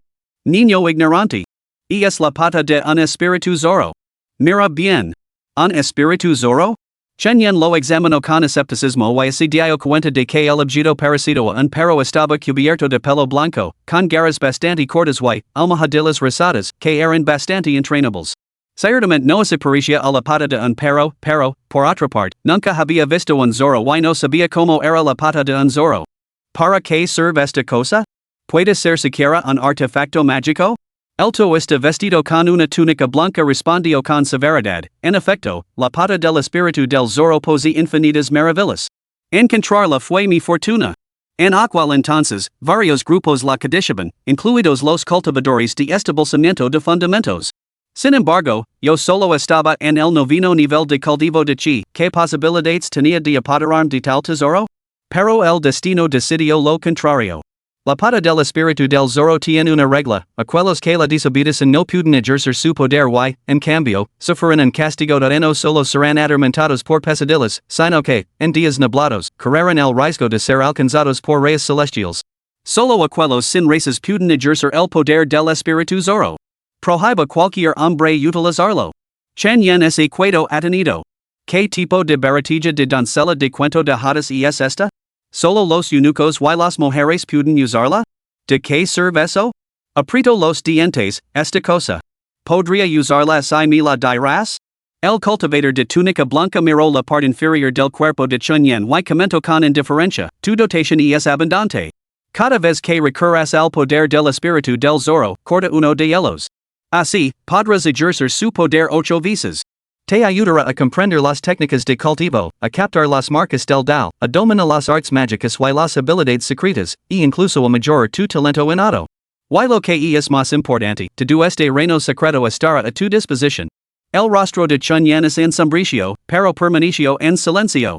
Fuerza blanca nueve buis, aunque pudiera hacer brotar nueve apéndices similares a los de un bui, podría soportar ser cortado a diario? ¿Qué tipo de artefacto mágico era este? Una carga. Además, solo se podía usar unas pocas veces, mientras se protegía constantemente contra sus efectos adversos. El coste superaba con crex el beneficio. Chunyan lo rechazó, pero el taoísta blanco insistió en otorgárselo, amenazando con confinarlo permanentemente en la aldea de la felicidad extrema si no lo aceptaba. Sin otra alternativa, Chunyan fingió aceptarlo y lo tomó. El taoísta blanco no solo le concedió este artefacto, sino que también se ofreció a despedir la raíz espiritual de Chunyan, poniéndolo en el camino del cultivo. Como vencedor, el taoísta blanco se comprometió además a impartir su propio sistema de cultivo, el Dao vinculante, a Chunyan. Capítulo 23, El cultivo y el camino taoísta. Al escuchar la explicación del taoísta blanco, Chunyan finalmente comprendió el significado del Dao de las marionetas y el Dao de la vinculación mencionados anteriormente. Después de despedir la raíz espiritual, uno podía percibir la energía espiritual del cielo y la tierra. Con una técnica de cultivo en la mano, uno podía entonces comenzar el cultivo. Los que se inician en el cultivo nutren la energía mística dentro de sus cuerpos, por lo que esta etapa se denomina periodo de cultivo del chi. El taoísta blanco había permanecido en este reino durante la mayor parte de su vida, pasando más de 40 años para alcanzar el noveno nivel del cultivo del chi. Después del cultivo del chi venía el establecimiento de la fundación. El establecimiento de la fundación no era simplemente un avance en el nivel de cultivo, su aspecto más crucial radicaba en descubrir el propio Tao. ¿Qué constituía el Tao? Abarcaba todos los fenómenos dentro del cielo y la tierra. Los vientos que barren el cosmos, los ríos que fluyen por las montañas y los valles, el rugido de los tigres en el bosque, todo ello puede servir como camino para el cultivo. El taoísta blanco cultivó el camino del vínculo. Contemplando el presente y el pasado, manteniendo una continuidad ininterrumpida y vinculando su propio ser, así era el camino del vínculo. Habiendo cultivado este camino, el taoísta blanco no puede matar indiscriminadamente. Si atacan, deben atar el alma difunta de su víctima a su persona. Estas almas atrapadas se convierten en el medio de combate del taoísta blanco. En teoría, cuantas más almas reclama un taoísta blanco, mayor será su poder. Sin embargo, la realidad demuestra lo contrario.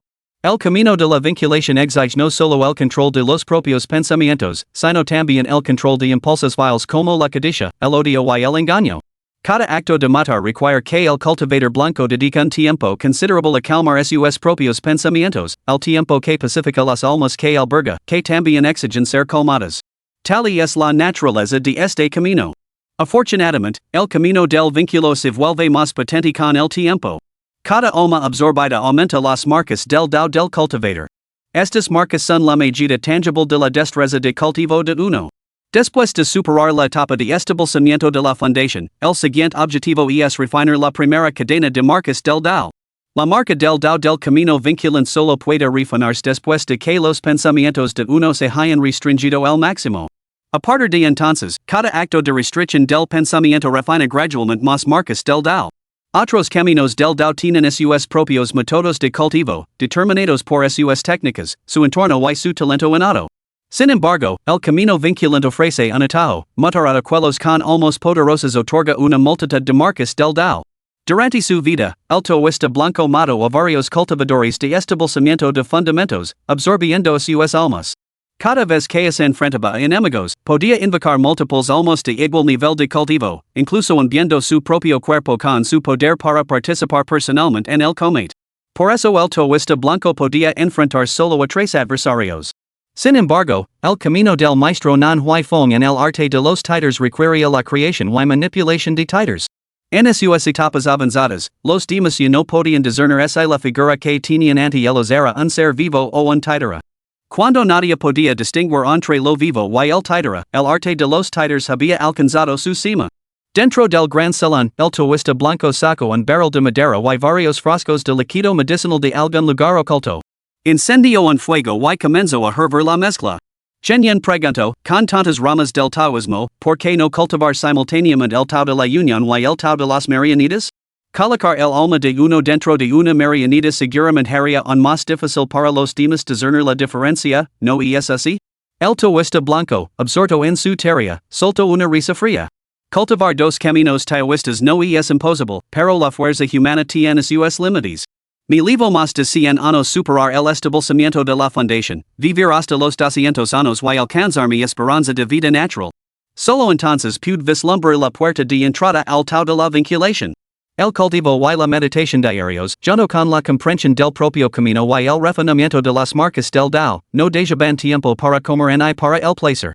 Un solo camino consume toda la energía de un cultivador, ¿cómo podría haber tiempo para otro? Cada día de cultivo produce un día de poder mágico, pero la mera práctica por sí sola no produce ningún progreso.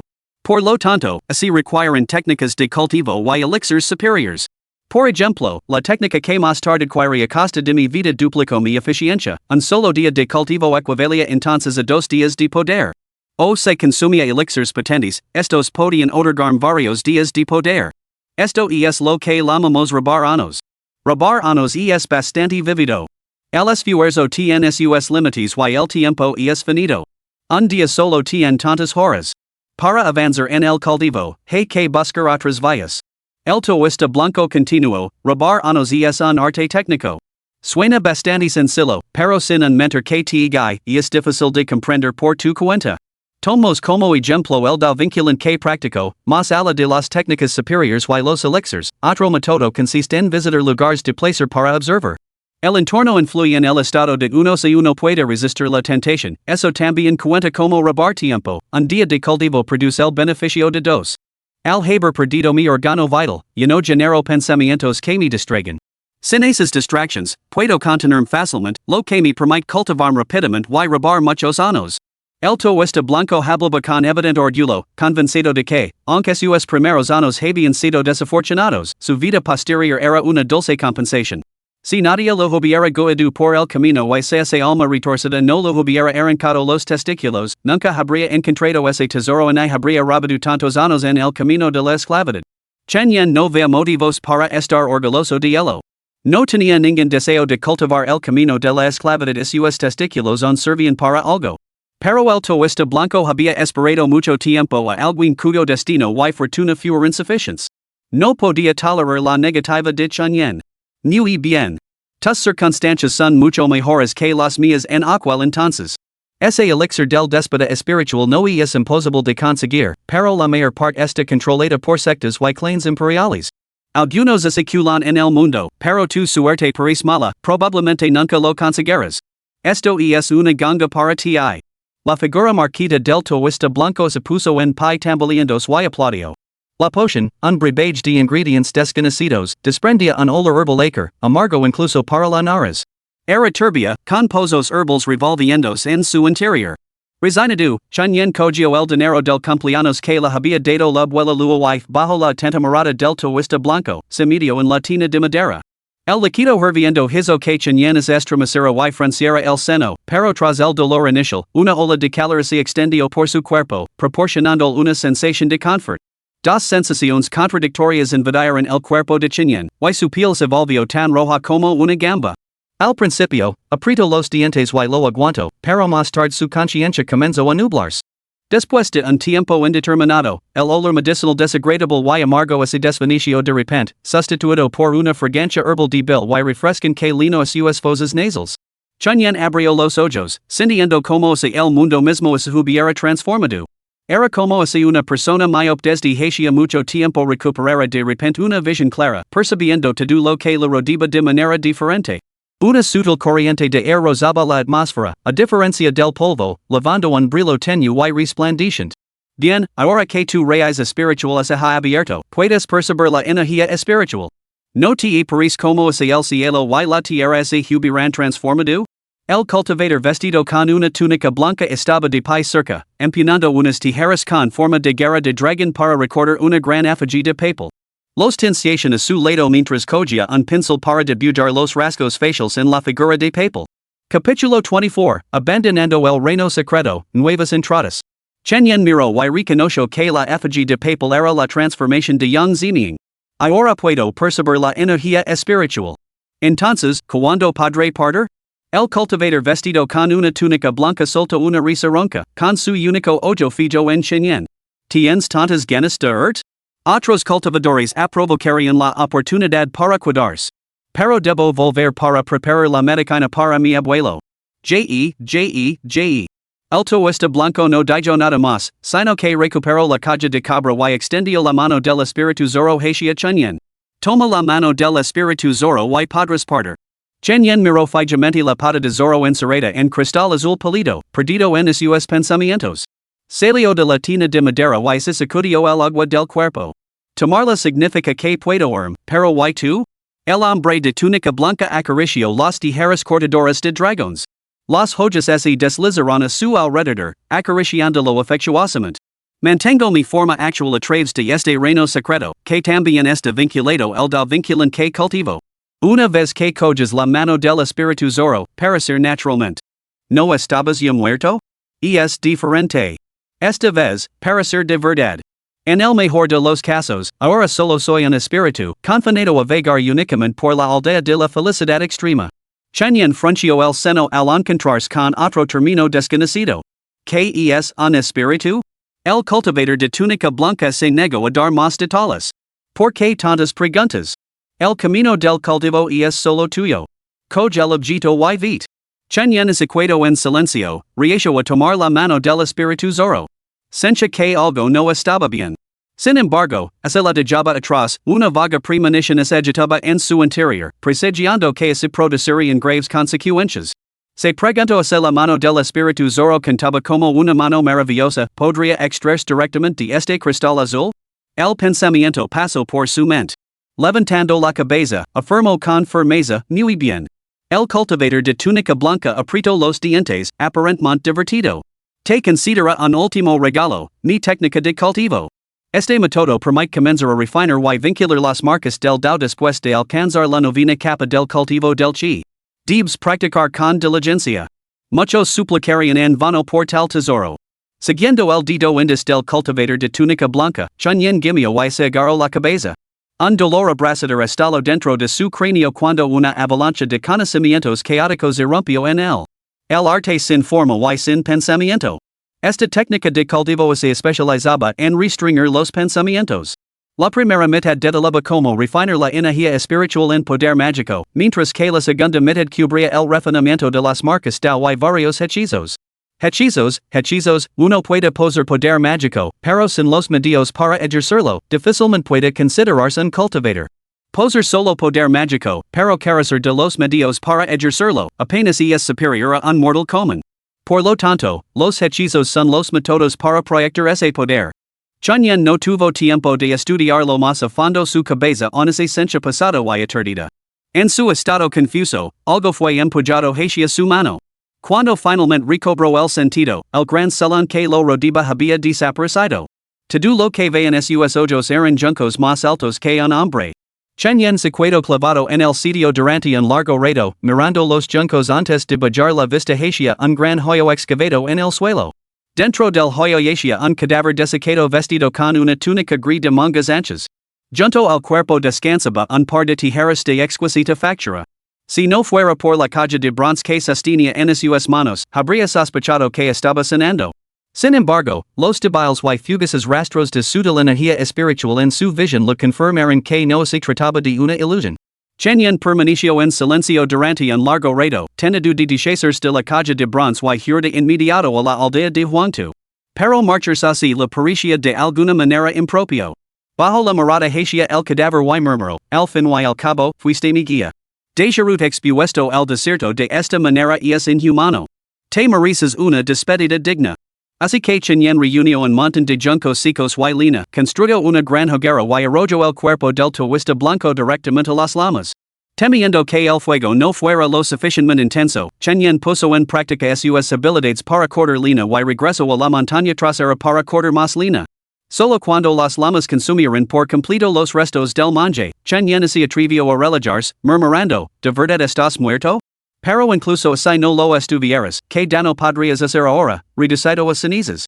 Hizo una pausa y luego pasó los dedos por las tijeras del dragón roto que lavaba en la cintura. Era un tesoro precioso. Cultivadas durante años por el tuista blanco, aunque no eran un verdadero artefacto mágico, habían alcanzado el estatus de objeto espiritual.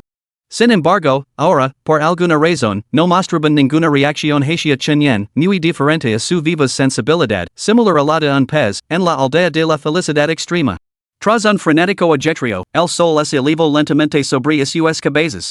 Naranja fortuna y desgracia entrelazadas 050. Parece que has tenido buena suerte, pero es realmente así? Observa el nacimiento y la decadencia de la fortuna 50 veces. Chen Yen, que había estado observando el fuego, se quedó ligeramente paralizado. ¿Fortuna y desgracia entrelazadas? ¿Qué significaba eso? Frunció el seno. Encontrar buena suerte. ¿Era realmente buena suerte? Mirando las tijeras que tenía en la mano y la caja de cabra, Chen Yen seguía perplejo. Al llegar a la aldea de la felicidad extrema, se había tapado con un asunto tan extraño. Aunque había habitado giros inesperados en el camino, al final había salido ileso.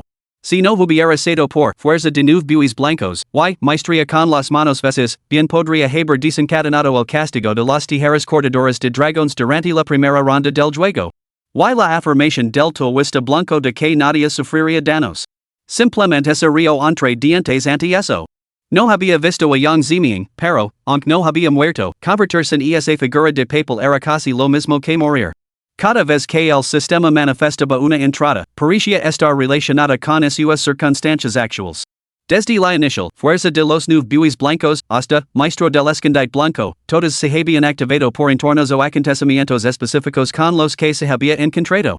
Entonces, ¿qué significaba esta última entrada, naranja fortuna y desgracia entrelazadas? ¿No había ganado ya lo suficiente en la aldea de la felicidad suprema?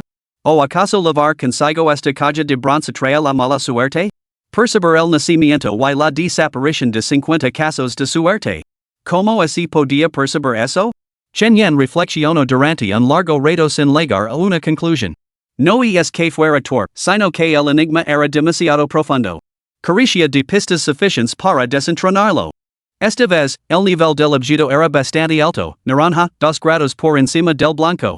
Mientras reflexionaba sobre esto, Chen Yen sintió de repente que sus hombres se volvían cada vez más pesados y sus párpados cada vez más pesados. Sacudió la cabeza, obligándose a mantenerse alerta. Debía de ser el cansancio, pensó. Después de todo, había vivido tantos acontecimientos seguidos. Desde que había abandonado la aldea de la felicidad extrema, había estado ocupado cortando leña y cuidando el fuego sin un momento de descanso. Sin embargo, al contemplar al tuista blanco ante él, ahora reducido a un montón de huesos carbonizados, una sonrisa se dibujó en su rostro. ¿Qué dao vinculante? ¿Qué me condenan si lo practico? La idea de que el cadáver del tuista blanco no debía quedar expuesto en el desierto provenía del temor de Chen Yen de que esta criatura no muerta pudiera no estar realmente muerta. Solo después de reducir el cuerpo a cenizas podría sentirse tranquilo. Así, se tumbó directamente sobre el lecho de juncos, con la intención de echar una siesta antes de regresar a casa. Tan pronto como Chen Yen Sakamoto, las tijeras cortadoras de dragones que colgaban de su cintura se agitaron de repente. Volaron por los aires, aparentemente embargadas por la emoción. Y Chen Yen, que debería haber estado tumbado, se puso de pie una vez más. Con los ojos cerrados, se rió suavemente, por fin, y escapado de dentro. Las tijeras rompedragones se agitaron aún más, girando alrededor de Chen Yen. Al mismo tiempo, dos huelas azul oscuro aparecieron en los hombres de Chen Yen. Parecía como si una persona invisible se hubiera pasado sobre ellos. Capítulo 25, Peculiar. En medio de los juncos, junto a un joyo que contenía un atad de madera. Cerca de allí yacía un fuego recientemente extinguido. Al rebuscar entre las cenizas se encontraron varios huesos humanos carbonizados. En medio de esta escena de asesinato, un joven de mediana edad estaba sentado con las piernas cruzadas en el suelo. A su lado, unas peculiares tijeras giraban emocionadamente en el aire. Chen Yen sonrió mientras acariciaba las tijeras rompedragones.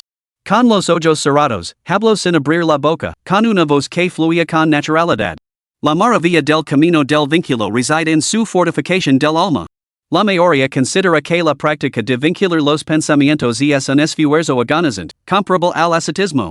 Sin embargo, mientras que el ascetismo se centra en el tormento físico, el camino del vínculo pone a prueba la voluntad de uno. Sin él, no habría podido sobrevivir como espíritu. Hizo una larga pausa y luego esbozó una sonrisa inquietante. Este es mi destino. Encontrar a este joven sin cultivo es mi fortuna. Chen adoptó la posición del loto y instruyó a los tijeras cortadoras de dragones. Este muchacho no posee cultivo, aunque su raíz espiritual está despierta. Aun así, debo cultivarme durante un tiempo más. Con el cultivo dentro de mí, podré viajar con mayor facilidad. De lo contrario, aquellos con ojos perspicaces podrían reconocerme, atrayendo a la gente problemática del vida de la ascensión. Mantén un ojo vigilante en los alrededores. Las tijeras cortadoras de dragones se balancearon hacia arriba y hacia abajo, como se asintieron con la cabeza. Chen Yen comenzó a refinar las energías espirituales celestiales y terrestres.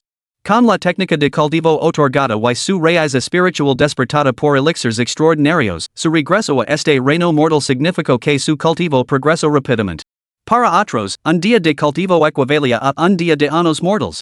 Sin embargo, para él, un día de cultivo podía robar 3 días extra de tiempo. Esto solo era posible durante la etapa de cultivo del chi. Una vez que alcanzara el establecimiento de la fundación, sin sus antiguas habilidades, no podría robar tanto tiempo. Chen Yen era en realidad el taoísta blanco, que había utilizado medios especiales para posar el cuerpo de Chen Yen. Chen Yen no se había dado cuenta, solo se sentía completamente agotado, por lo que se quedó dormido. Una vez que se durmió, el taoísta blanco tuvo su oportunidad. Mientras Chen Yen dormía, él podía controlar su cuerpo. A menos que Chen Yen nunca dormira, pero ¿era eso posible? A medida que pasaba el tiempo, el taoísta blanco acabaría refinando el alma de Chen Yen en una marca del Dao a través de la técnica del Dao vinculante. Ese día marcaría su completa resurrección. En mi vida anterior, soporto un sufrimiento atroz. Si no hubiera sido por mi gran resistencia y suerte, nunca habría alcanzado el establecimiento de la fundación. Ahora, el reino secreto forjado por la mano del espíritu Zoro me ha transformado en un espíritu malévolo. Combinado con la técnica del Dao vinculante, nunca imaginé que podría vivir otra vida. Todo estaba destinado. El taoísta blanco mantuvo los ojos cerrados, incapaz de abrirlos, pero una leve sonrisa se dibujó en sus labios. No se atrevía a abrir los ojos, porque hacerlo despertaría a Chen Yen. Al haber abandonado el reino secreto, todos sus poderes espirituales se desvanecieron, dejando solo una pizca de habilidad. Ahora, solo podía ayudar a Chen Yen a cultivarse rápidamente hasta la novena capa del cultivo del chi, y luego ayudarla a establecer su fundación utilizando el Dao vinculante. Solo entonces el taoísta blanco tendría la oportunidad de volver a vivir. Además, poseería una mayor destreza en el come que en su vida anterior y una vida más joven. Sin embargo, nada de esto era lo más importante. El taoísta blanco bajo la mirada hacia la parte inferior del cuerpo de Chen Yen, reflexionó detenidamente y luego elogió, 9 toros. Un don prodigioso. Después de todo, no necesitar ser castrado. Ater. ¿Cómo así pueden conocer los problemas de la raíz de los problemas sin experimentarlos? El plan del taoísta blanco estaba meticulosamente elaborado. Desde el momento en que Chen Yen apareció, se fijó en él. Yan Ziming poseía cultivo, pero era demasiado mayor para servir como recipiente adecuado. Nan Huifeng, un joven y dotado, procedía del valle de la ascensión y tenía un maestro problemático. El ayudarlo requeriría evadir la vigilancia del valle. Solo Chen Yen era el candidato perfecto. Sin base de cultivo, sin raíces espirituales despertadas, aunque era un palito, era un lienzo en blanco. Un lienzo en blanco se puede pintar y moldear a voluntad, moldearlo como se dice. Además, no habría necesidad de temer el escrutinio de otros cultivadores. Oculto en la aldea, podría idear formas de refinar a los aldeanos, matándolos mientras preservaba sus almas para acelerar su propio cultivo.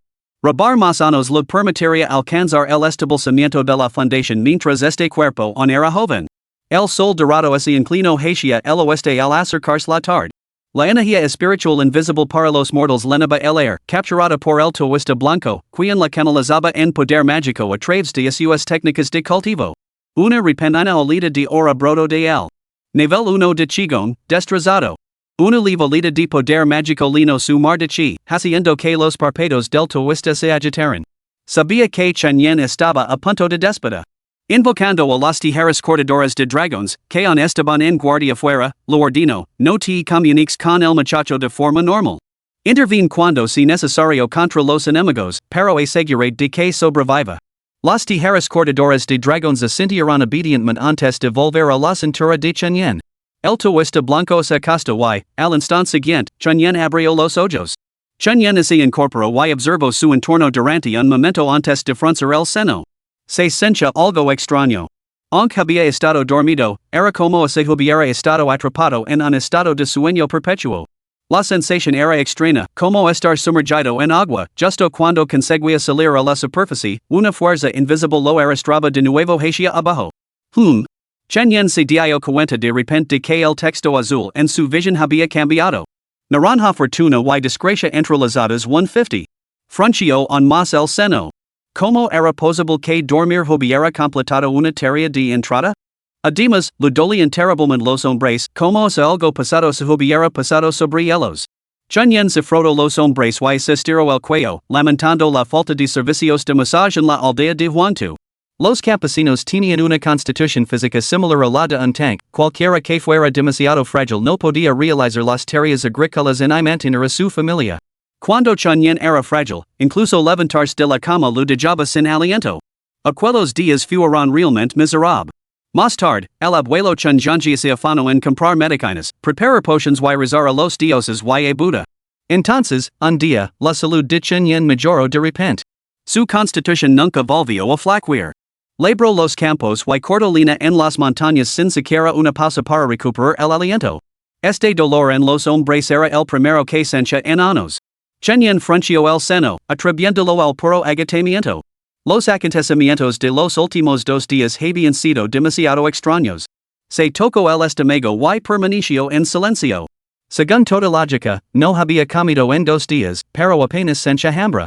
Lo que más lo intrigaba era que el arte sin forma en el pensamiento describía métodos para sentir el propio mar de chi. Vio su propio mar de chi, se había iluminado. Nivel 1 de Qigong. ¿Y lo he superado? Chen adivinó vagamente la razón detrás del progreso de la misión, naranja, fortuna y desgracia entrelazadas. Sacó el dinero del cumpleaños que la había dado la abuela Luo. Las 3 monedas se habían partido limpiamente en 2. La mirada de Chen se volvió sombría. Tenía la intención de eliminar el efecto blanco fuerza de 9 bueyes, al déspota, pero después de dudar un momento, lo dejó. Echando un vistazo al cielo, se levantó apresuradamente y se dirigió a casa. Capítulo 26, Donna Zaminieto y on te atreves a darme lecciones de decoro? Chen llegó a la aldea de Huangtu antes del anochecer. Pasó por alto las casas de los vecinos y se dirigió directamente a su propia vivienda. La habitación del abuelo seguía tenuemente iluminada. Levando el cuenco con la medicina, vio la alta silueta de su abuelo agachada ante la tablilla espiritual. Chen habló con un toque de culpa, abuelo, salí durante 2 días y perdí la noción del tiempo. Siento haber preocupado. He preparado la medicina debes beberla mientras on está caliente. Xiaoyan, te has tomado tantas molestias. No es nada. No me cuidas tú así cuando yo estaba enfermo? Chen Zhangji no respondió. Después de dejar el cuenco, Chen se levantó lentamente. Abuelo, debo buscar a la anciana Luo. Ha ocurrido algo y creo que solo ella puede resolverlo. Oh, muy bien. Cuando Chen se dio la vuelta para marchar, Chen Zhangji se levantó de repente. Esas tijeras que levas. Son bastante interesantes. Chen miró las tijeras cortadragones que colgaban de su cintura, se las quitó y se las entregó. Las encontré junto a un pozo de tierra. Son bastante exquisitas, ¿verdad? Si te gustan, abuelo, son tuyas. El rostro de Chen Zhangji estaba envuelto en sombras, sus rasgos indistintos.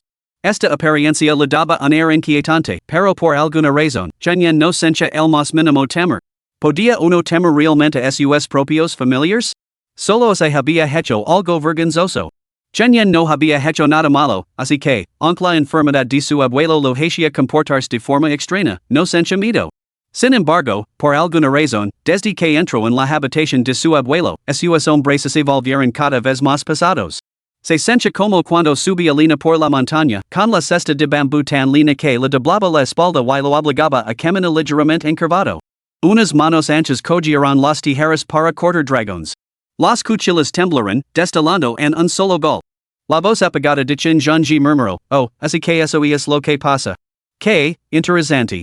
Los parpados de Chun Yen se volvieron más pesados. Quería preguntar que era tan interesante, pero un bastizo se lo escapó antes de que las palabras pudieran formarse. Se quedó dormido. Sin embargo, claramente se había quedado dormido, su cuerpo permaneció de pie en el mismo lugar. Una hora inexplicable llenó la cámara. El cultivador de túnica blanca se despertó y gritó, ¿a qué secta perteneces, compañero cultivador? ¿Por qué tu cuerpo leva el hora de un ser poseído por un espíritu? ¿Qué es un ser poseído por un espíritu? Deja de dar vueltas al asunto. Tú eres el espíritu. Bueno, ahora no me extraña que este muchacho tenga una fuerza vital tan obstinada. Su hogar alberga un espíritu. Que no haya aparecido y es pura resistencia. Siempre hemos seguido nuestros propios caminos. Devuélveme las tijeras y compartiremos a este muchacho por igual. Sean Quail Sean Tusplains, te ganado y he reclamado su cuerpo. Debes acatar las reglas. Te compensar después. ¿Seguir las reglas? Chen Zhangji saboreó la frase y luego medio rostro emergió bajo el resplandor de la luna, curvándose en una sonrisa siniestra. El cultivador de túnica blanca se estremeció al verlo. ¿Quieres hacer daño a mi nieto y aún así me exiges que siga tus reglas? El terror del taoísta se intensificó. Sintió el hora que emanaba de este anciano, el hora de un espíritu. Los espíritus eran entidades peculiares. A diferencia de los cultivadores, que robaban años para mejorar su cultivo, los espíritus necesitaban devorar carne y almas para progresar. Cuanto más poderoso era el cultivador, más potente era el elixir para un espíritu. Tales entidades estaban más allá de la defensa de los practicantes en la etapa de cultivo del chi solo los cultivadores en la etapa de establecimiento de la fundación podían enfrentarse a ellos. El taoísta blanco había sido una vez un cultivador. Sin embargo, al llegar al final de su vida natural, murió. Gracias a la bendición de un espíritu zoro, entró en un reino secreto y, de forma inesperada, se transformó en un sewer. En su vida, apenas había encontrado un sewer, solo el Haymener, una entidad de nivel inferior. Estas entidades menores eran insignificantes y solo causaban problemas en aldeas remotas, sin atreverse nunca a acercarse a pueblos más grandes o mercados. Después, el taoísta blanco tendió una trampa, esperando a que llegara un alma predestinada. Entonces tomó el control del cuerpo de esa persona, concediéndose otra vida. Sin embargo, para su sorpresa, este tipo llamado Chunyen tenía una entidad espiritual residiendo en su casa. El taoísta blanco maldijo interiormente su suerte. Si esto hubiera ocurrido durante su vida, o en la aldea de la felicidad extrema, no habría temido en absoluto a Qin Zhangji. Sin embargo, ahora, habitando el cuerpo de Chen Yen, solo podía ejercer una fracción de su poder, reducido a preferir amenazas vacías con una bravura canaria que enmascaraba su debilidad interior. A medida que la sensación de fatalidad inminente se hacía más pesada, el taoísta blanco actuó con decisión, gritando, tijeras cortadoras de dragons. Atacad. Las tijeras cortadoras de dragons temblaron violentamente, y un destello de luz brotó de la joya al intentar escapar de las manos de Chun Zhangji. Sin embargo, aquella mano colosa y curtida se limitó a apretar ligeramente, atrapando las tijeras en su palma, completamente inmovilizadas. El taoísta blanco se horrorizó. Olvidó el artefacto espiritual que lo había acompañado durante años y se dio la vuelta y Hu. Chen Zhangji soltó una risa fría y hueca. ¿Intentaste hacer daño a mi nieto y crees que puedes escapar? Con un movimiento amplio de la mano, el cultivador de túnica blanca fue arrastrado desde lejos hasta los dormitorios. ¿Qué técnica es esta? ¿Qué secta practicas?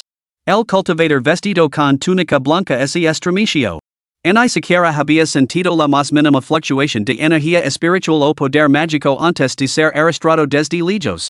¿Era la técnica del otro demasiado profunda para que él pudiera comprenderla? La gran mano de Qin Zhangji volvió a apretar y el cultivador vestido con túnica blanca soltó un grito de agonía. El cuerpo de Chen Yen se derrumbó, pero fue atrapado por un par de manos fuertes.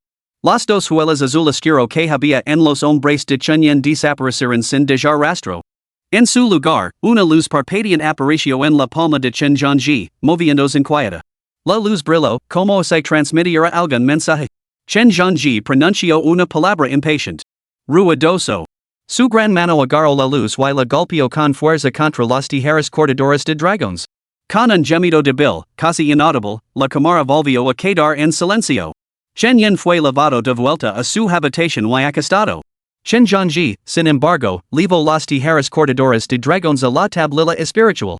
Dudó un momento antes de colocar las tijeras ante la tablilla grabada con el nombre Chen Yen. Mi nieto, no debe sufrir ningún daño, no debe soportar ninguna injusticia. Ha soportado demasiadas penurias. Se merece la felicidad. Todo es culpa mía. La cámara se sumió una vez más en la oscuridad. La alta figura de Chen Zhangji permaneció sentada, frente a las tres tablillas espirituales, en silenciosa contemplación. Al día siguiente, Chen Yen se despertó sobresaltado y se sentó en la cama. Rodeado de un entorno familiar, se sintió completamente desconcertado. Desde que se despertó era en los juncos, había albergado una vaga sospecha de que lo habían hechizado. Ese hombre vestido de blanco no parecía nada bueno, retorcido y perverso, sus métodos eran completamente crueles. Chen Yen solo había creído a medias sus palabras. En un principio, había planeado descansar un poco en casa antes de dirigirse a la vecina aldea de Duan Mountain para buscar a la anciana Luo, con la esperanza de que ella tuviera una solución. Sin embargo, inesperadamente, ese había quedado dormido. Chen Yen se levantó apresuradamente y miró el sol que brillaba fuera. Las tijeras cortadragones colgaban de su cintura, aunque no brillaban con su antiguo esplendor, sino que parecían algo apagadas y sin color. Chen Yen miró las tijeras, pensando que simplemente habían acumulado demasiado polvo, y no les prestó atención. Después de pensarlo un momento, corrió a la cocina, hervió rápidamente un poco de arroz para hacer gachas, rompió dos huevos de pato salados y cortó dos trozos de cerdo corrado del jamón que colgaba de las vigas. Comió una comida sencilla. Luego recogió lina del patio y la cargó en una cesta de bambú para llevársela a la anciana Luo como regalo de bienvenida. Chen Yen se detuvo sorprendido con la cesta al hombro. ¿Ya no tengo el cuello rígido? Flexionó el cuello y, efectivamente, ya no lo dolía. Y es más, se sentía infinitamente mejor que antes y la cesta de bambú que llevaba a la espalda ya no le pesaba. En ese momento, se fijó en el texto azul que aparecía en su campo de visión. Naranja fortuna y desgracia entrelazadas 250. Capítulo 27, Ocasión Alegre. Chen Yen finalmente no logró encontrar a la abuela Luo. Había corrido 5 li, cruzado una montaña y vadeado un río.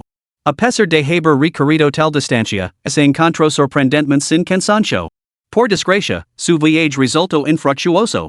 Al preguntar a los soldinos, se enteró de que la abuela Luo se había apresurado a volver a casa 2 días antes.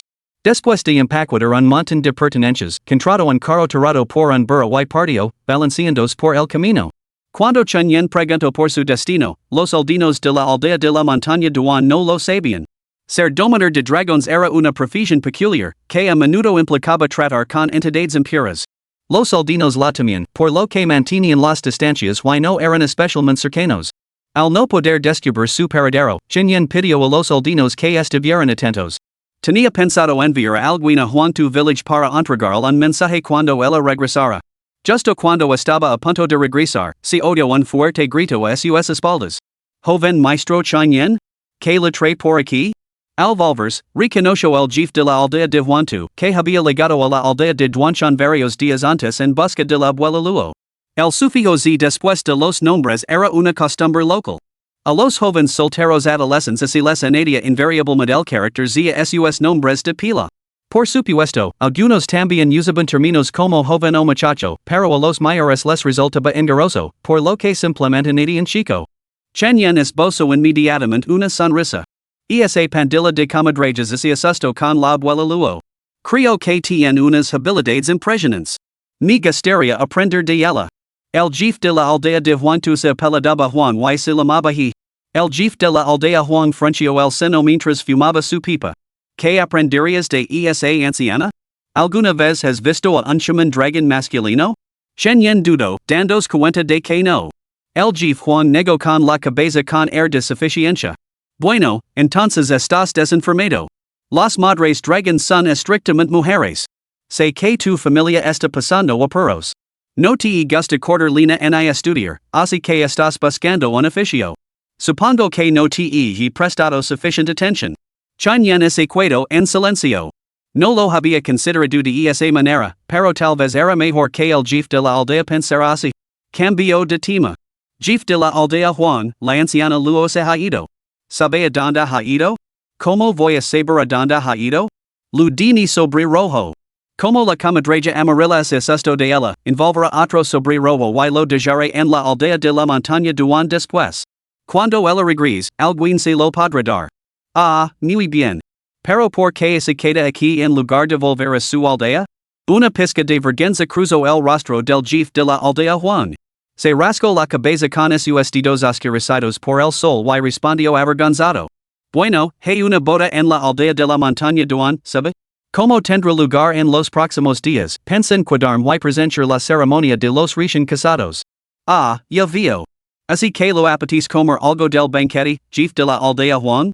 El jefe de la aldea Juan fingió darle una palmada en el hombro a Chunyan, con un tono de irritación en la voz. ¿Qué es me apetece comer algo? Solo estoy participando en las festividades. Por cierto, Chunyan, ¿por qué no se queda usted también? La procesión nupcial ha terminado esta mañana. El banquete continúa durante el mediodía y la tarde, y las festividades de la noche de bodas están programadas para el atardecer.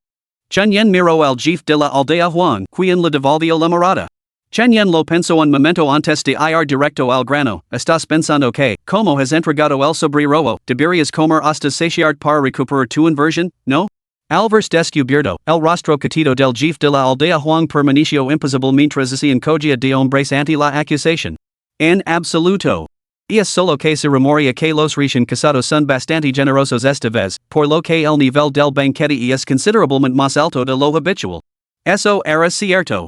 Los soldinos de Juan eran todos agricultores que labraban la tierra. De vez en cuando, algunos tipos ágiles y fuertes se aventuraban en las montañas con trampas y arcos para cazar. Pero, en general, la productividad y la riqueza seguían siendo extremadamente bajas. Incluso para las bodas, lo habitual era contratar a unos cuantos cocineros, saltar platos en grandes olas y luego colocar unos cuantos bancos y mesas fuera del patio. Eso era el banquete. Incluso esos banquetes eran escasos. Si una mesa tenía 2 platos de carne, se consideraba bastante generoso. Naturalmente, había que aportar un regalo cuando se asistía a esos banquetes. En primer lugar, para dar testimonio a los recién casados. En segundo lugar, para apoyar al nuevo hogar. Y en tercer lugar, para cubrir el coste del banquete en sí. El nivel de vida del jefe de la aldea Juan no era malo en condiciones normales.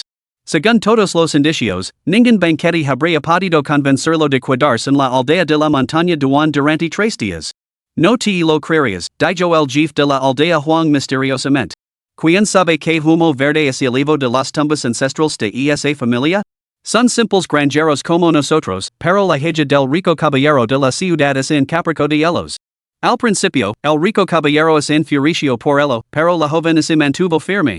Insistió en que no se casaría con nadie más, e incluso amenazó con quitarse la vida. Enfurecido y sin otra opción, el rico caballero tuvo que dar a su hija en matrimonio. Sin embargo, el precio fue que su primogenito le daría el apellido de la madre. Aun así, el rico caballero se mostró magnánimo, una procesión de palanquines, los 6 ritos completos del matrimonio, la dot y los regalos, todo incluido. Esa familia temía que el matrimonio se frustrara, pero, oh, sorpresa, el rico caballero se encargó de todos los detalles. El jefe de la aldea, Juan, añadió con un toque de envidia, ese muchacho incluso tuvo que mudarse a la casa del caballero adinerado. El caballero afirmó que su hija no podía soportar las rústicas viviendas del campo. Francamente, es como ese un yerno se mudará a la casa de la familia de la novia. Chunyan ahora entendía por qué el jefe de la aldea, Juan, había insistido en quedarse para el banquete. Con el respaldo financiero del caballero adinerado de la ciudad, la magnitud de este festín superaba con creces las celebraciones rurales típicas. Preocupado por las preguntas sobre la abuela Luo, había descuidado observar su entorno. Solo ahora se dio cuenta de que todas las casas mostraban algún toque de rojo. Las linternas rojas colgaban donde los medios lo permitían, mientras que las casas más pobres adornaban sus ventanas con papel carmesí. Los petardos crepitaban en la distancia y los niños correteaban por el camino de tierra compacta, agarrando caramelos de boda envueltos en papel rojo y riendo deliciosamente. Chunyan dudó un momento, pero el jefe de la aldea, Juan, confundió su reticencia con timidez. Agarrándolo del brazo, lo condujo hacia el centro de la aldea de la montaña duan. Mientras caminaban, lo canto la historia de la familia que organizaba la celebración. Los detalles eran muy similares a los que había oído antes, aunque el jefe de la aldea Juan añadió algunos datos concretos, probablemente por temor a que Chen no pudiera explicar claramente la situación de la familia cuando se mezclara con los demás en el banquete. Al fin y al cabo, Chen no había aportado ningún regalo, y el jefe de la aldea Juan no esperaba que lo hiciera la generación más joven. Por supuesto, la razón principal era que no quería gastar otro regalo él mismo. La aldea de la montaña Duan era muy parecida a la aldea de Huantu, excepto que poseía poca tierra cultivable. En cambio, su sustento dependía de los productos de las colinas bajas que la rodeaban. La familia en cuestión llevaba el apellido Wei. Estaba formada por un anciano viudo que criaba solo a su hijo. El que ahora se casaba era ese hombre Wei en la flor de la vida.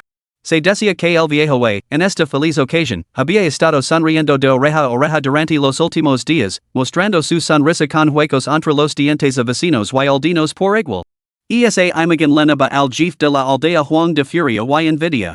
Capítulo 28, Asuntos Funerarios. Chen comprendía lo que codiciaba el jefe de la aldea Juan. Ahora que un aldeano estaba emparentado por matrimonio con el rico terrateniente de la ciudad, cualquiera que viajara a la ciudad en lo sucesivo podría recibir algún favor. Independientemente de si se trataba de casarse con la familia o de sacrificar a alguien para disfrutar de la buena vida en la mansión, podía asegurar beneficios intangibles para toda la aldea. Era un trato que merecía la pena. Chen fue conducido a un gran patio. Era un lugar montado apresuradamente, claramente un terreno baldío que normalmente utilizaban los aldeanos para sacar el grano o curar la carne. Ahora estaba lleno de mesas y sillas, y bulla de sirvientes que sudaban profusamente mientras iban y venían entre las mesas lavando bandejas. Los aldeanos de Duanshan se sentaron a las mesas, picando con los palillos los platos de carne y bebiendo copas llenas de vino de arroz amarillo ligeramente turbio. El ambiente era bullicioso y animado. Varias conas de bambúes alzaban alrededor del perímetro, colgadas con linternas rojas y adornadas con hilos de seda carmesí en cascada. El jefe de la aldea, Juan, llevó a Chen a una mesa, le dio algunas instrucciones y luego se apresuró a ir a la mesa donde vivían los ancianos. A decir verdad, esta interrupción hizo que Chen olvidara momentáneamente por qué había venido a la aldea de la montaña Duan. La abuela luego seguía sin aparecer y ya no le dolía el hombro. Sin embargo, la amenaza que había dejado el cultivador del camino blanco de la aldea de la felicidad extrema probablemente seguía vigente. Por lo tanto, no se atrevía a eliminar la entrada de fuerza blanca nueve buis, lo que la hacía sentirse bastante incómodo. Una niña pequeña con un moño al lado de él le preguntó con curiosidad, hermano mayor, ¿te duele el muslo? No, solo soy tímido. La niña sonrió, mostrando dos pequeños colmillos. No tengas miedo, hermano mayor. Los pasteles de arroz del abuelo están deliciosos y no te vamos a molestar. En la mesa había niños y adolescentes. Comían con ganas, chocando de vez en cuando sus tazas como los adultos. Aunque solo contenían agua azucarada, eso no les impedía poner caras de asco y fruncir el seno después de terminar, seguido de un eructo de satisfacción y un largo suspiro. Chen suspiró. Ya que estaba allí, más valía aprovecharlo al máximo. Si no encontraban a la anciana luego, más valía comer hasta saciarse antes de regresar a la aldea de Huantu, ahorrándose así una comida. Cogió los palillos y pinchó un trozo de carne en conserva. Era pancita de cerdo al vapor con verduras encurtidas. Había que reconocer que la habilidad del cocinero era digna de elogio, rica pero no grasienta, la carne era tierna y jugosa. Acompañada del refrescante sabor ácido de los encurtidos, cada bocado estalaba en la boca con su sabroso yugo. El apetito de Chen se despertó por completo y se acabó dos cuencos de arroz. Después de la comida, los petardos volvieron a estallar fuera. Hermano Chen, los novios están saliendo. Vamos a verlos. Durante la conversación del banquete, Chen se enteró de que la niña se llamaba Fangya, aunque todo el mundo la llamaba Fangirl. Chen asintió y se levantó con el resto de los invitados, dirigiéndose al exterior. Habiendo aceptado el banquete sin aportar ningún regalo, ofrecer una bendición ahora no era mucho pedir. La figura del jefe de la aldea, Juan, apareció delante, con el rostro enrojecido por la bebida, mientras él ardiaba en voz alta a los que estaban a su lado. Maldita sea. Que idiota ha tirado una piedra justo en medio del camino. Caminando con paso firme, el jefe de la aldea, Juan, tropezó de repente y se torció el tobillo. Soltó una maldición. Será bastante grave, lo que hizo que incluso este hombre, que había pasado la mayor parte de su vida trabajando en la tierra amarilla, hiciera una mueca de dolor. Sin embargo, cuando miró el objeto que la había hecho tropezar, se detuvo, asegachó con indiferencia, fingió frotarse el tabilo y luego recogió el objeto del suelo con naturalidad.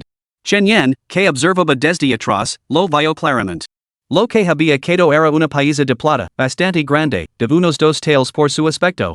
En cuanto a quien la había perdido, eso seguía sin estar claro.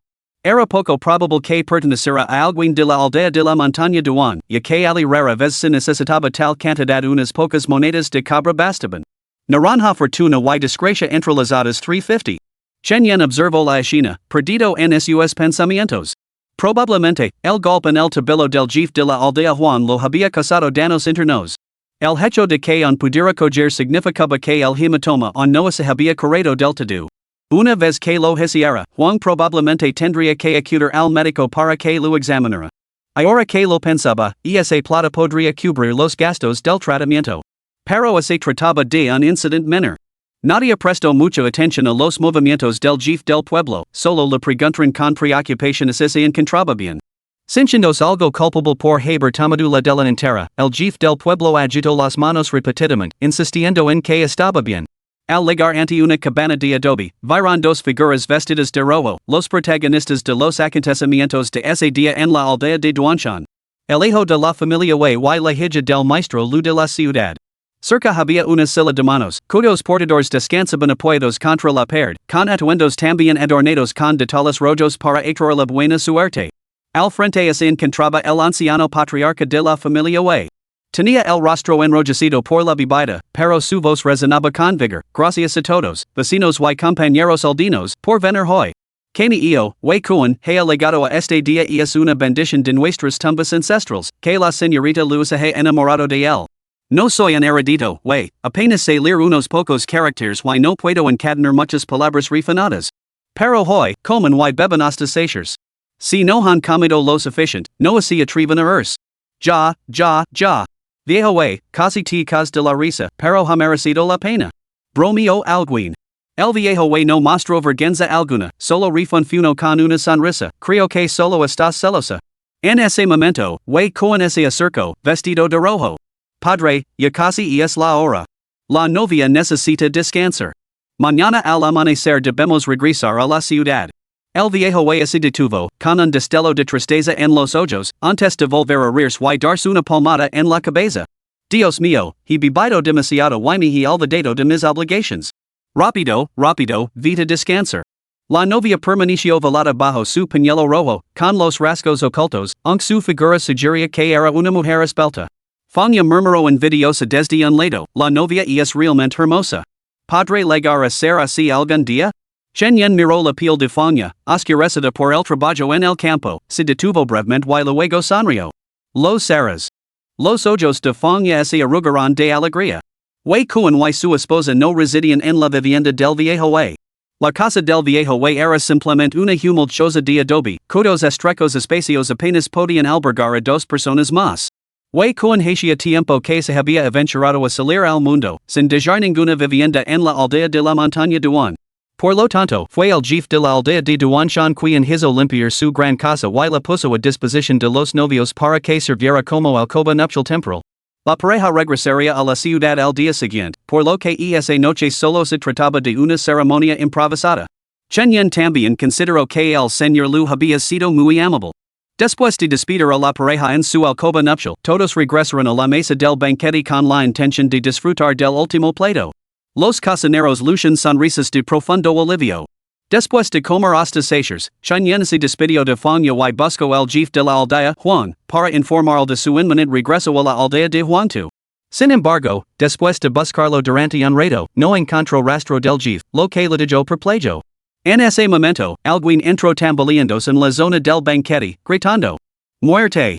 ¡Una muerte! La señorita Lu, la novia de Hoy, ha muerto. Capítulo 29, Sucesos extraños. Cuando uno se siente abrumado por la alegría y de repente se encuentra con una profunda tristeza, y es muy probable que sufra un colapso emocional. Tomos como ejemplo los acontecimientos de hoy en la aldea de la montaña duan, todas las familias sabían que el hijo de la familia Wei había triunfado, y que había llamado la atención de una joven de la ciudad. Él no solo no destinaba la pobreza de la familia Wei, sino que incluso había enviado varios cofres con la dot. Esto provocó inevitablemente que muchas familias echaran un vistazo a sus propios hijos, murmurando esta misma frase. Mira a ese chico, ahora mira al tuyo. Originalmente, el hijo de los Wei había sido la envidia de todos los jóvenes de la aldea, incluso algunos de los chicos más establecidos y los ancianos con nietos lo admiraban en secreto. Pero la vida está llena de giros inesperados. Ahora, el cuerpo de la novia yacía tendido dentro de la casa, con sangre esparcida como pétalos de rosa rotos por el suelo, creando una belleza inquietante y macabra. El viejo Wei estaba de pie cerca, con expresión ausente, murmurando. ¿Cómo ha podido pasar esto? ¿Cómo ha podido pasar esto? Wei Kuan, abrumado por el dolor, se arrodilló ante la novia y lloró amargamente. El jefe del pueblo, Huang, estaba cerca, con el rostro magulado y maltrecho, sujetado por dos hombres corpulentos. Sus ojos estaban igualmente vacíos, con una expresión congelada en la incredulidad. Un momento, ¿qué hace aquí el jefe del pueblo, Huang? Chen Yan, que había venido a investigar, se detuvo asombrado ante la escena. Tiró de la manga de un hombre que estaba a su lado y le preguntó, ¿por qué está ahí Huangyi? París. Golpeado? El hombre miró hacia Ali, con el rostro enrojecido por la indignación. Resopló con frialdad, se lo merecía. Si el jefe de la aldea no hubiera detenido la peli, lo habría matado a golpes. El jefe de la aldea el anciano que había ordenado la casa esa noche para hacer sitio a los recién casados, se encontraba ahora en medio del alboroto, con el rostro arrugado por la preocupación. Juan, recuperando el sentido, escupió un puñado de dientes rotos y se esforzó por gritar. Soy inocente. ¿Cómo podría haber matado a la novia? Alguien vino a decirme que sabía que había encontrado el medallón de plata de la novia durante el día, alegando que era un recuerdo de su madre y exigiendo que se lo devolviera. Wei Kuan se abalanzó hacia delante, agarró a Huang por el cuello y lo espitó, deja de inventarte mentiras. Mi esposa nunca tuvo ningún medallón de plata. Y su madre falleció de enfermedad cuando ella solo tenía 5 años, ¿de dónde habría salido ese medallón? El jefe de la aldea Huang gritó angustiado, y es verdad. Y es verdad. Y esa persona incluso me ordenó que se lo entregara personalmente a la señorita Lu. Había bebido y estaba un poco confuso, así que acepto. Siguiendo sus instrucciones, vine a esta misma habitación y six a la señorita Lu. Wei Kuan le dio un puñetazo en el estómago el jefe de la aldea Huang, que contorsionó el rostro de dolor. Entonces dime, ¿por qué mataste a mi esposa? La expresión de Wei Kuan estaba retorcida, sus emociones eran muy inestables. Solo después de dudar, el jefe de la aldea se adelantó para alejarlo de Huang. Huang escupió una bocanada de saliva tenida de sangre y gimió lastimosamente. Yo no la mate. Solo le devolví el medallón de plata y, de repente, el pecho de tu esposa explotó ante mis ojos. La sangre me salpicó toda la cara. Por Dios, mate bandidos en mi juventud, pero incluso yo me quedé petrificado ante una visión tan diabólica. Wei Kuan escupió con disgusto. ¿Así que estás diciendo que mi esposa es suicidio? Maldito bastardo Huang. ¿Acaso eres humano? Somos vecinos de aldeas vecinas. ¿Por qué me atacas? ¿O es que nos menosprecias desde la aldea de la montaña duan? Te crees superior solo porque tienes campos. Estas palabras agitaron al instante al resto de los espectadores, que habían estado observando con frialdad. El rostro del jefe de la aldea, es ensombreció. Rápidamente intervino, Wei Kuan, no puedes decir semejantes tonterías. Todos somos personas que vivimos de la tierra y el agua. No hay que menospreciar unos a otros. Añadió algunas palabras más, logrando calmar temporalmente los ánimos de los aldeanos. Pero con todo el mundo borracho ese día y tras el incidente, algunos exaltados gritaban que debían marchar sobre la aldea de Huangtu. Esto hizo que el jefe de la aldea y Chunyan, que se escondía entre la multitud, les corriera un sudor frío por la espalda. Afortunadamente, una repentina ráfaga de viento frío refrescó los ánimos de la multitud. Secondos la frente, el jefe de la aldea se volvió hacia el jefe de la aldea Huang y reflexionó afirmas que no mataste la novia y que alguien entregó un mensaje en tu nombre. Pero ¿sabes quién era ese mensajero? ¿Y dónde está ahora ese medallón de plata? El jefe de la aldea era bastante perspicaz y notó que algo no cuadraba. Sin embargo, solo Huang He y la novia habían estado presentes en la escena. Nadie más podía corroborar la versión de Huang He. Huang miró a Wei Kuan, pero permaneció en silencio. Wei Kuan es quedó paralizado y luego asesinalo a sí mismo, con el rostro contraído. ¿Qué quieres decir? ¿Estás sugiriendo que yo envíe el mensaje? ¿Por qué no te habría pedido simplemente que le devolvieras el medallón de plata a mi esposa? Huang estaba igualmente desconcertado. No podía decírtelo. Te dije que si lo devolvieras tú mismo a tu esposa, pero insististe en que tenías asuntos que atender, que tenías que salir. Dijiste que yo debía devolver el medallón de plata a tu esposa. Wei Kuan rugió, sí que salí. Pero fue para ver a mi padre. Temía que se preocupara no dormía en casa esa noche, así que leva especialmente una pedica de vino para beber con él. En ni siquiera me encontré contigo. El viejo Wei seguía de pie cerca, murmurando aturdido, desconsolado por haber perdido a una nuera tan buena. Esto dijo el jefe de la aldea Wu en un dilema. El cuerpo seguía ali, pero el jefe de la aldea Huang seguía insistiendo en que era inocente. El medallón de plata estaba en la mano de la novia. Idea verlo vosotros mismos.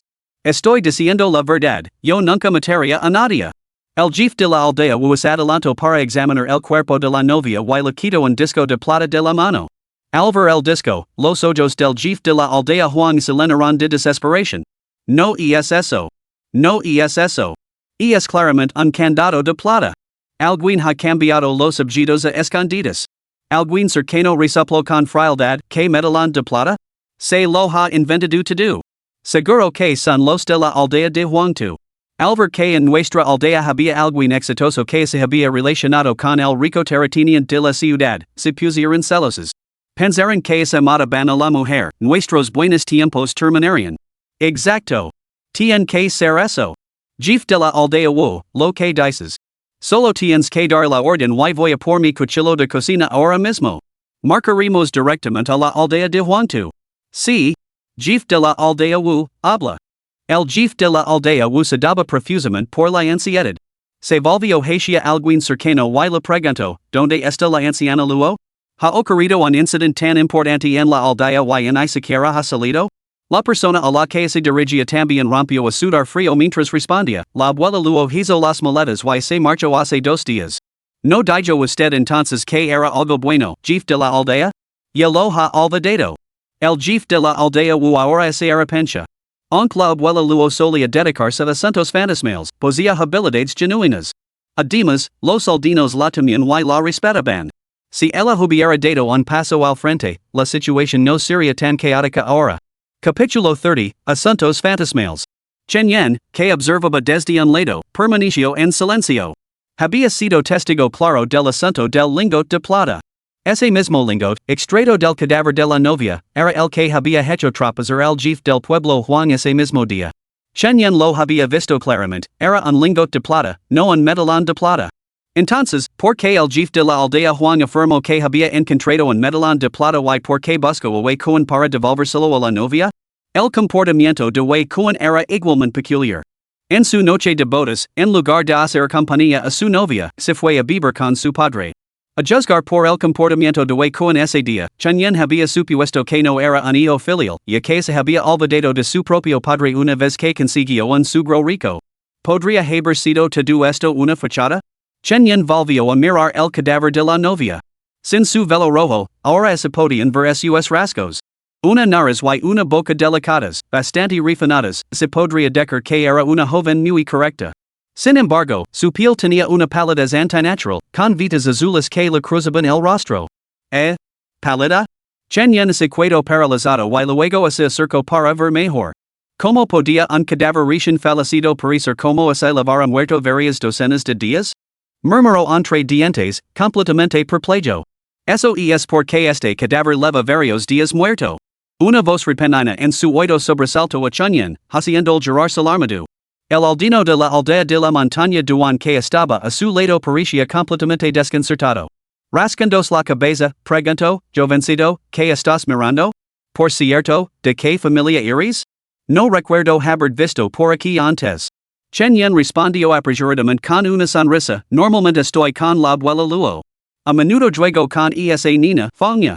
No me extraña que no me hayas visto por aquí.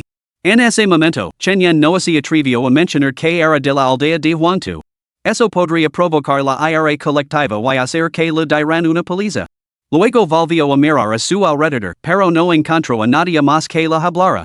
Las tijeras cortadoras de dragones que lavaba en la cintura se movieron ligeramente y una voz volvió a hablar. Joven maestro, deje de mirar boquiabierto. Soy yo quien habla. Chenyen miró las tijeras y luego salió de entre la multitud hacia la periferia. Cogió las tijeras y murmuró, ¿tú? ¿Por qué tu voz suena? Hizo una pausa y luego continuó, tan parecida a la del toista blanco. Las tijeras cortadoras de dragones se balancearon. By Dauron, un nombre tan familiar. Esa parece ser mi antigua identidad, pero ahora no soy by Dauron. Soy las tijeras cortadoras de dragones. Chenyen frunció el seno, sin entender la conexión. Las tijeras cortadoras de dragones explicarán posio tanto los recuerdos de by Dauron como los de dragon severing shears. Fusionados, forman mi nuevo yo. Por lo tanto, no soy un I by Dauron en el antiguo dragon severing shears.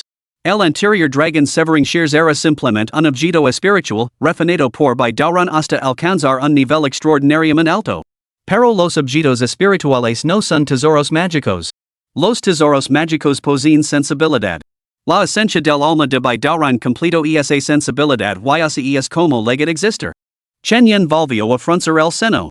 ¿Cómo legaste existir? Cuando saliste de la aldea de la felicidad extrema, no mostrabas ningún cambio. Las tijeras cortadoras de dragones se balancearon ligeramente, sin querer responder a la pregunta. Joven maestro, esto es algo que aprenderás a su debido tiempo. Lo que no está destinado a que sepas, no puedo revelarlo. ¿Por qué no? Los artefactos deben cumplir su propio código. El mío es guardar secretos. Cuantos más secretos guardo, mayor es mi poder. Joven maestro, puedo ayudarte en asuntos ordinarios, pero para liberarte de mi potencial, debes compartir un secreto conmigo. Esa es la regla. Chenyen reflexionó sobre ello y comenzó a comprenderlo. El toista blanco estaba realmente muerto. Parecía que sus palabras en la aldea de la felicidad extrema no habían sido del todo falsas después de todo. Incluso cuando se exhibió en la aldea de la felicidad extrema, las tijeras cortadoras de dragones no habían sido más que un objeto volador algo ágil. Ahora podía hablar. Parecía que el espíritu del toista blanco había desempeñado un papel en ello. Sin embargo, Chenyen frunció el seno inmediatamente, desconcertado.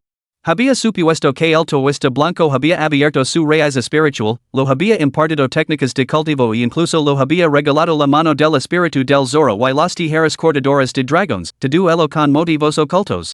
Por lo tanto, al descubrir los restos del toista blanco, Chenyen había reunido rápidamente lina y los había quemado hasta convertirlos en cenizas. Luego había arrollado la caja de cabra que contenía la mano del espíritu del Zoro dentro del ataúd y la había cubierto con tierra. Desde que se rompió el dinero del cumpleaños que la había dado la abuela Luo, Chenyen sintió instintivamente que algo malo lo había asustar. El sueño de los últimos 2 días, junto con el dolor de cuello anterior, lo había atribuido a la influencia persistente del toista blanco. El hombre había construido su base a través de técnicas de vinculación, profundamente versado en los caminos de las almas y los espíritus. Era posible que hubiera sobrevivido de alguna forma extraña. Pero ahora parecía completamente muerto? ¿Por qué se había producido esta transformación? Chenyen intuía que debía haber un factor crucial, pero cada vez que intentaba recordarlo, algo se lo escapaba. Esto le hizo dudar instintivamente de las palabras de las tijeras del dragón roto, y incluso contempló la posibilidad de deshacerse de este tema espinoso. Después de reflexionar durante un largo rato sin llegar a ninguna conclusión, los renovados gritos de la multitud de matadlo. Y matad a todos en la aldea de Huangtu. Lo devolvieron a las palabras que Duanlongjian había pronunciado anteriormente. Mencionaste que la novia era solo un cadáver que lavaba muerto muchos días. ¿Qué querías decir con eso? Por ahora seguiría el juego, observando la situación antes de decidir. Aquí percibo el aura de una entidad dañina. Esa mujer no es más que un cadáver posado por un espíritu de ese tipo, por eso puede moverse. ¿Y qué es esa entidad dañina? Duanlongjian explicó patientemente, las entidades dañinas suelen aparecer cuando un ser muere, a menudo debido a la concentración de energía espiritual y otras circunstancias inusuales. Al igual que los espíritus malévolos, necesitan la esencia y el alma de los vivos para sobrevivir y crecer. Cabe Senler que el toista blanco, tras haber cultivado el da vinculante, posía un alma mucho más fuerte que otros practicantes de su nivel. Previendo su muerte inminente, buscó de antemano un lugar con sombras de cadáveres y se transformó en un engendro espiritual. Era una maniobra peligrosa, ya que los practicantes detestan a los engendros espirituales. Si algún cultivador poderoso lo hubiera descubierto, el toista blanco habría sido aniquilado antes incluso de completar sus preparativos. Chen preguntó, ¿se de los espíritus, el toista blanco los mencionó antes? Son similares a los practicantes del establecimiento de la fundación, bueno, espíritus malévolos. Pero en comparación con los practicantes del establecimiento de la fundación, ¿cuáles son más formidables? Duanlong Jian respondió, los practicantes del establecimiento de la fundación, naturalmente. Los espíritus solo atormentan a los mortales en su vida cotidiana huirían ante la sola visión de los practicantes del cultivo del chi. Cuando un vistazo a los agitados aldeanos de la aldea de la montaña Duan, Chen Yan reflexionó un momento antes de preguntar, entonces, ¿puedes localizar a ese espíritu? Joven maestro, usted mismo podría encontrarlo. ¿Yo? ¿Cómo lo haría? Joven maestro, usted posee una raíz espiritual. Puede sentir el flujo de energía espiritual dentro de los cielos y la tierra. Aunque estas plagas no se cultivan utilizando energía espiritual, sus movimientos en la perturban. Además, la técnica de no pensamiento, no forma enseñada por los cultivadores del camino blanco también registra métodos para identificar tales plagas. Solo entonces Chen Yan se dio cuenta de que, después de todo, seguía siendo un cultivador. Los acontecimientos se habían desarrollado tan abruptamente que casi se había convencido a sí mismo de que era simplemente un lenador del pueblo, bendecido con un código secreto de conocimiento. Capítulo 31, La amenaza. Los pensamientos se convirtieron en acción. Chen Yan activó la habilidad, maestro del escondite blanco, y al instante vio varios rincones ideales para esconderse. Al observar que el jefe de la aldea, Juan, seguía siendo denunciado y escupido por la multitud, silenciosamente decidió, jefe de la aldea, aguanta un poco más. Limpiar su nombre. En un principio, solo había venido a buscar a la abuela Luo para confirmar que estaba a salvo. En lugar de encontrarla, se topó con todo este asunto. Si no se manejaba adecuadamente, podría desencadenar la hostilidad entre las dos aldeas. Independientemente de si realmente se había producido un conflicto físico, romper los lazos sería, en última instancia, perjudicial para ambas partes. La aldea de la montaña Duan necesitaba el grano cultivado por la aldea de la tierra amarilla, mientras que la aldea de la tierra amarilla necesitaba los manjares de montaña producidos por la aldea de la montaña Duan. Ninguna de las dos podía romper los lazos. Además, a Chen Yan lo había parecido extraño el relato del jefe de la aldea Huang desde el principio. En una coyuntura tan crítica, parecía poco probable que el jefe de la aldea Huang mintiera, independientemente de sus motivos. Cuando el jefe de la aldea Huang le mencionó a la novia de la familia y esa tarde, parecía genuinamente ajeno al asunto. Sin ninguna conexión previa entre ellos, no podía haber ningún motivo para el asesinato. Según la teoría de Duan Longjian, ese un tercero estuviera causando problemas, todo cobraría sentido de repente. Escondido en las sombras, Chen Yan examinó minuciosamente su entorno. La energía espiritual en la aldea de la montaña Duan era ligeramente más abundante que en la aldea de Huangtu, aunque no mucho más. La concentración más rica que había presenciado fue en la aldea de la felicidad extrema durante el déspota inicial de las raíces espirituales entonces, la energía espiritual había llenado el aire. Ahora no era así solo una corriente débil y escasa de energía espiritual flotaba a su alrededor. Un vortice giratorio se agitó, formando un pequeño remolino de energía espiritual. Chen Yan fijó su mirada en él, invocando en silencio una técnica menor del arte sin forma y sin pensamiento que no estaba clasificada como un hechizo completo. Habiendo alcanzado ahora el primer nivel de cultivo del chi, podía emplear directamente técnicas menores relacionadas con la energía espiritual. Anteriormente, había sido solo un recuerdo, esta era su primera tentativa de aplicación práctica. En consecuencia, su primer intento terminó en fracaso. Se tocó la cara, sin parecer avergonzado, sino más bien para calmar su mente antes de volver a intentarlo. Canalizó la energía espiritual alrededor de sus ojos, sincronizando su flujo con las corrientes espirituales ambientales. Esto podría revelar la presencia de la fuerza malévola. Chen Yan entrecerró lentamente los ojos y levantó la mirada hacia el techo de la casa que tenía delante. Ali, una mujer estaba de pie sobre el techo, mirando hacia abajo a los aldeanos que discutían acaloradamente. Sus rasgos gardaban un parecido sorprendentes siete partes iguales con la novia que yacía en el suelo, pero su tez era mucho más pálida y su complexión más demacrada. Envuelta en un vestido blanco de manga larga, se encontraba de pie sobre el tejado. Junto con su espantosa palidez, toda su figura irradiaba un aura inquietante y fantasmal. Más significativo aún, su forma parecía semi-transparent y etérea, lo que la hacía completamente irreal. De repente, la mujer levantó la cabeza y miró hacia la posición de Chunyan. Después de escudriñar la zona durante unos instants, solo vio una figura oscura debajo de la pared y no le prestó más atención. Bajo la cabeza, observó primero el jefe de la aldea, Juan, y luego dirigió su mirada con ternura hacia Wei Kuan, que abrazaba el cadáver y la roba. Su expresión era ansiosa, como se desira hablar, pero cuando abrió la boca, solo escaparon unos gemidos ahogados. Los que estaban abajo asumieron que era el frío viento nocturno y no le prestaron atención. Pero Chunyan, oculto en la esquina, captó fragmentos de sus palabras levadas por la brisa. Wei Lang. Yo, aquí. Frunció el seno y murmuró a las tijeras del dragón roto, porque el espíritu debe posar el cadáver? Ella todavía tiene la intención de casarse con Wei Kuan. ¿Significa eso que, la que realmente ha acompañado a Wei Kuan todo este tiempo no ha sido más que una forma sin vida? ¿Por qué él ha posía el cadáver? Ella iba a casarse con Wei Kuan, lo que significa que todo este tiempo solo era un cadáver que lo acompañaba? Las tijeras del dragón seccionator se balancearon ligeramente. El ha necesita la esencia vital de los vivos para sobrevivir. Al igual que el chue, posee un impulso innado para cultivarse, pero a costa de alimentarse de la sangre de los vivos. Este ha vino por la carne y la sangre del novio. ¿Es eso cierto? Chunyan se sintió perplejo. Levantó la vista hacia la figura demacrada que se encontraba en la azadi. Aunque su forma era algo translúcida, sus ojos seguían mirando con ternura a Wei Kuan, que se encontraba abajo. Wei Kuan estaba llorando de verdad, sus desgarradores lamentos hacían que los aldeanos de la montaña duan miraran furiosos el jefe de la aldea, Huang. Si ese demonio tenía la intención de devorar la carne y la sangre de Wei Kuan, habría tenido muchas oportunidades para hacerlo antes. ¿Por qué ir tan lejos como para organizar esta ceremonia nupcial? Las tijeras cortadoras de dragones guardaron silencio por un momento antes de responder. ¿Quizás por la carne y la sangre de todo este pueblo?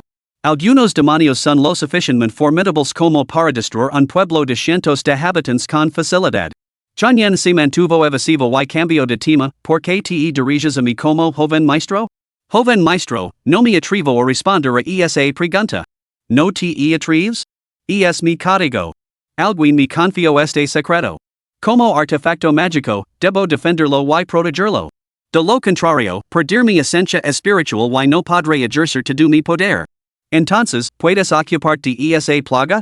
Las tijeras cortadoras de dragones se balancearon ligeramente, con tono altivo, una simple plaga insignificante? Podría aniquilarla en un abrir y cerrar de ojos. Entonces vi. Chunyan señaló a la mujer en la distancia. Las tijeras cortadoras de dragones temblaron y bajaron la voz, pero no puedo liberar todo mi poder. El joven maestro debe contarme un secreto. Tras pensarlo un momento, añadió, debe ser algo desconocido para los demás. Solo así podré decir un poder comparable al de un cultivador de establecimiento de fundamentos. Chunyan frunció el seno. ¿Qué principio era ese? Revelar un secreto realmente lo otorgaría a las tijeras cortadoras de dragones un poder comparable al de un cultivador de establecimiento de fundamentos?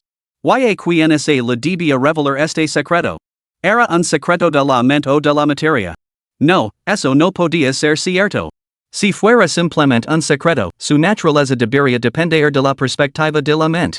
Chunyan sacudió ligeramente la cabeza, decidiendo no seguir pensando en el asunto. Parecía que la plaga aún permanecía en lo alto del tejado, observando a la multitud que se encontraba debajo. Aún no había puesto mano a los aldeanos de la montaña Duan, lo que indicaba que su objetivo no era la carne y la sangre de este asentamiento. Si realmente hubiera sido la carne su objetivo, Chunyan, que permanecía allí, no se habría salvado.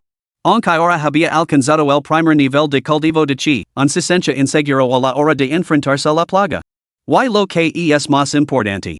¿Por qué debería enfrentarse a la amenaza? Su propósito había sido únicamente encontrar a la anciana Luo, ser invitado a un banquete y, de paso, rescatar al jefe de la aldea, Huang.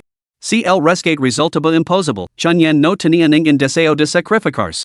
Después de observar durante un rato, noto que los gritos de los aldeanos exigen más fuertes. Se habían encendido antorchas y se había erigido una pira con la intención de quemar viva a la pecadora, la jefa de la aldea, Juan. Temblando de miedo, el jefe de la aldea Juan gritó, Nicios. Yo no la mate.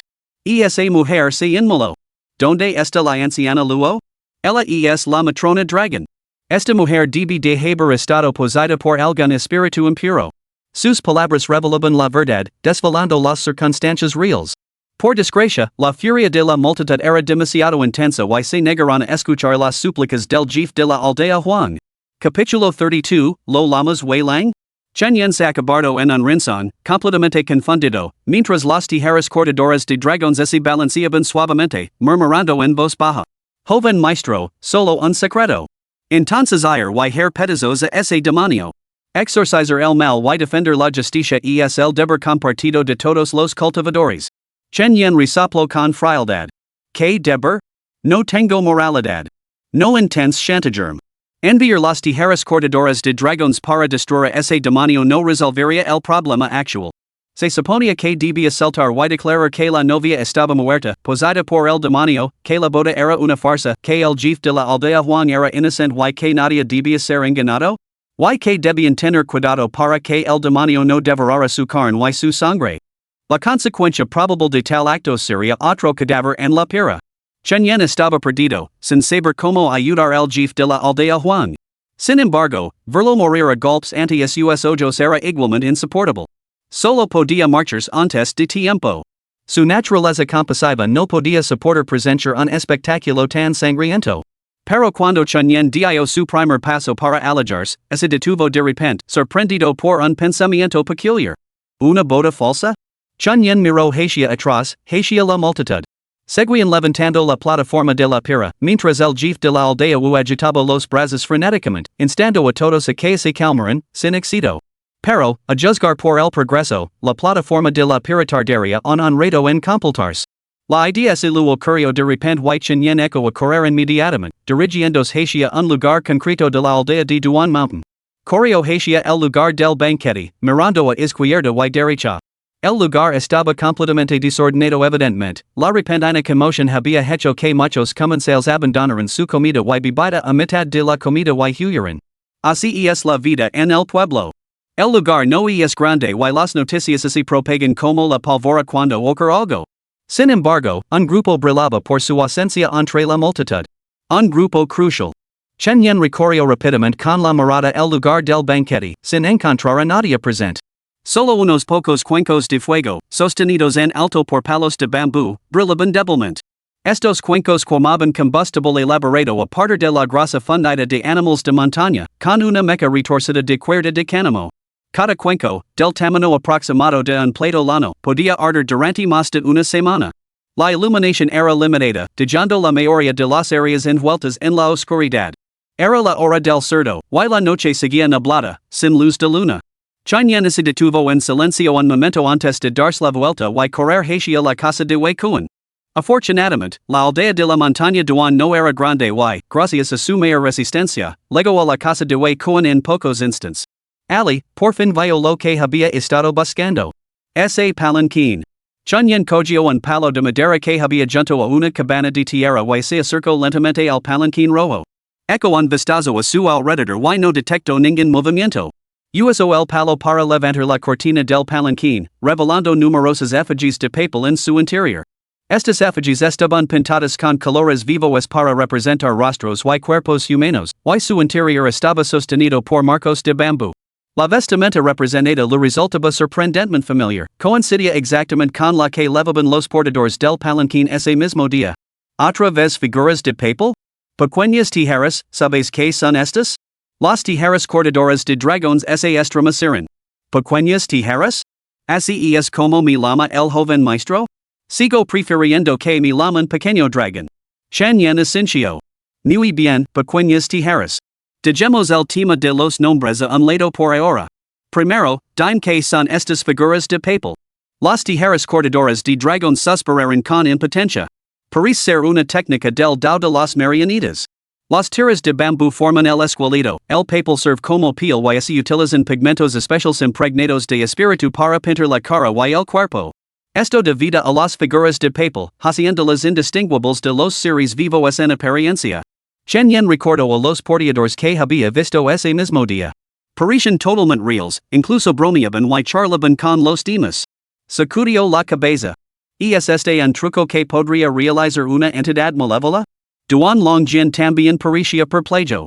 A menos que haya un lineage, como ese pequeño diablillo del valle de la ascensión inmortal, con un maestro que cultivara puppet dao, sería totalmente imposible manjar tal hechizo en la etapa de cultivo del chi.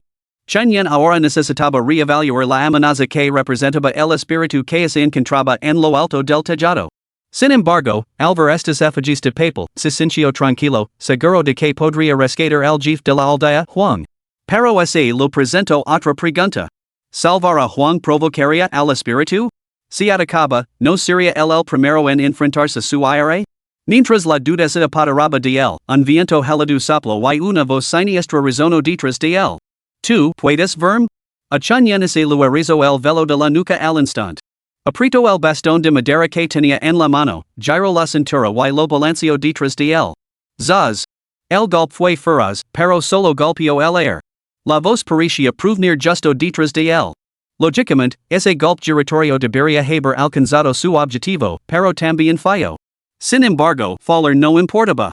Chen Yen no tenía intención de derrotar a la criatura con simples golpes de su palo. Sus movimientos no mostraban vacilación. Giró otro semicírculo, enderezó el cuerpo y echó a correr hacia la multitud. De repente, la figura de papel fue atrapada por el viento, hinchándose mientras se hinchaba, transformándose instantáneamente en los porteadores que se habían visto ese mismo día. Gritaban y abucheaban mientras se acercaban a Chen Yen, levando los palos que se usaban para transportar palanquines. Chen Yen entrecerró los ojos. Con un rugido atronador, plantó los pies con firmeza y blandió su bastón de madera, apuntando directamente a sus caras. Crack. Crack. Crack. Crack. El agudo chasquido del bambú resonó cuando los porteadores de papel fueron destrozados por los golpes de Chen Yen, esparciéndose en un montón de trozos de papel y estilas de bambú sobre el suelo. Chen Yen se detuvo sorprendido, y entonces se dio cuenta de que los porteadores restantes se acercaban desde la periferia de su visión. En un principio, había pensado romper el cerco y huir, pero al ver lo fácil que había sido derrotar a los porteadores de papel, no sintió la necesidad de escapar. Dar la espalda al enemigo era una tontería. Cuando cortaba lina en las montañas, Chen Yen se encontraba a veces con jabalíes. En esos momentos, no se podía simplemente huir, había que mirar fijamente a la bestia y gritar con fuerza, intimidándola con la fuerza de la voluntad. La mayoría de los jabalíes, asustados, daban media vuelta y huían. En las raras ocasiones en que se encontraba con uno especialmente obstinado, Chen Yen buscaba un árbol robusto, se subía a él y esperaba a que el jabalí se marchara. La situación actual no era diferente. Esas figuras de papel eran apenas más temibles que los jabalíes, por lo que Chen Yen no tenía por qué huir.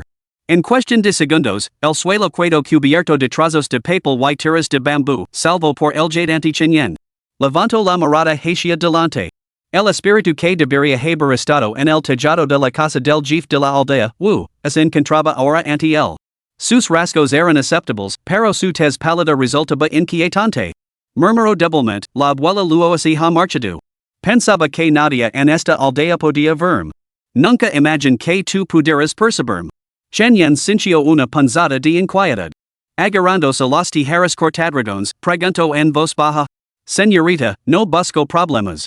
No pretendo ofenderla y me marchar de inmediato. La aparición negó con la cabeza, con voz tenida de tristeza. No pretendo hacer daño. Las figuras de papel solo tenían como objetivo retrasar tu partida. Quiero pedirte ayuda. Chen Yen entrecerró los ojos ligeramente, desconcertado. ¿Ayudarla? El espíritu miró a lo lejos, con voz llena de nostalgia. Ayúdame Decker, unas pocas palabras más, Wei Lang. Esta vez, Chen Yen se quedó realmente sorprendido. Capítulo 33, Aquí he gato encerrado. Chen Yen se señaló a sí mismo, desconcertado.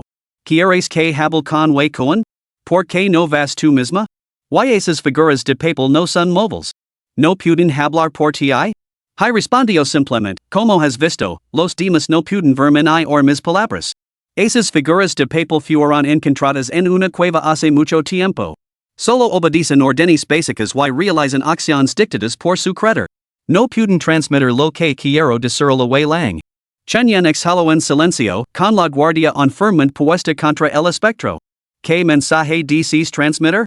Si se trata simplemente de un simple relevo, debería poder ayudarte. Su voz fluía suavemente, sonando bastante débil y frágil, pero cada vez que hablaba, inevitablemente le seguía un escalofrío inquietante y fantasmal que ponía los pelos de punta. Las tijeras cortadoras de dragones murmuraron oportunamente, joven maestro, esto no es más que un espíritu de baja categoría. No ha aprendido a ocultar su propio aura. Como has despertado tu raíz espiritual, puedes sentir el aura que emana de ella, lo que naturalmente te hace sentir incómodo. Así que eso era. El espíritu continuo, quiero que le digas a lang que no puedo acompañarlo en los ritos de la boda. Mi forma física ha legado a su lanit. De ahora en adelante, solo podré permanecer a su lado en lugares donde él no puede verme. Dil que no piense que estoy muerto. ¿Podría ser que los espíritus albergaran afecto?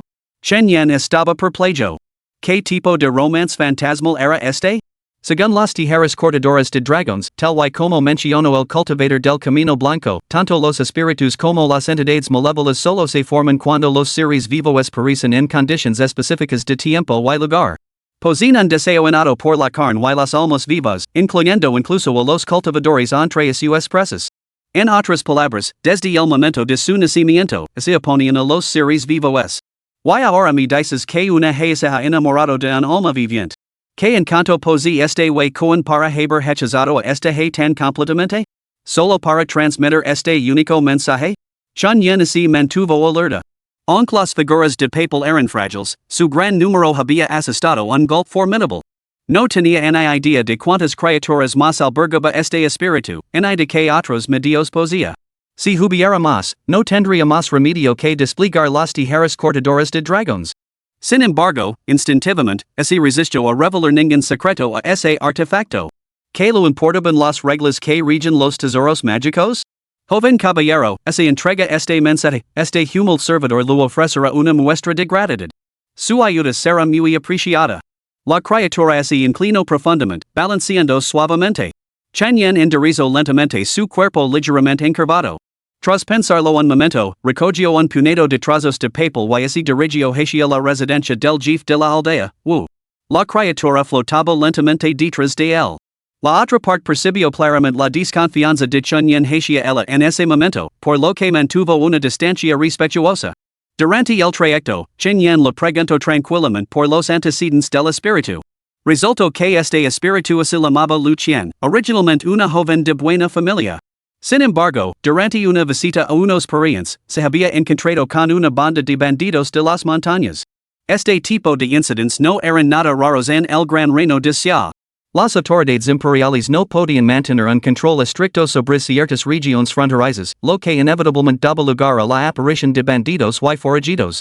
El séquito de Lu Qian incluía varios guardias que habían viajado por el mundo marcial y se habían entrenado en combate. Sin embargo, cuando se enfrentaron a una banda de bandidos de apenas una docena de hombres, todos esos guardias fueron asesinados en un solo intercambio. Después de matar a los sirvientes y criadas que la acompañaban, los bandidos solo perdonaron la vida a Lu Qian. Anticipando los horrores que lo esperaban y la capturaban, Lu Qian, incapaz de soportar la humiliación, sacó una horquilla de hierro que llevaba escondida en el corpino y se la clavó en la garganta. Después de eso, no recordaba cómo había sucedido, pero un día se despertó de repente. Describió que se despertó en una región envuelta en una niebla blanca, rodeada solo de piedras y hojas marquitas, en completo silencio y sin ningún ser vivo. Su cadáver yacía cerca, con una herida abierta en la garganta. Para entonces, Lu Qian se había transformado en un espíritu, existiendo en una forma peculiar.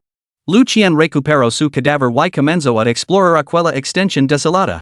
Fue en una cueva, entre aquellas hojas marquitas, donde descubrió las figuras de papel. Tras un lapso de tiempo incalculable, tan largo que había perdido toda noción del tiempo, una figura sombría irrumpió en la zona. La persona gritó presa del pánico, ¿Hay alguien ahí? Encantada de encontrar por fin un alma viviente, Lu Qian se adelantó para ayudarla. Esa persona era Wei Kuan.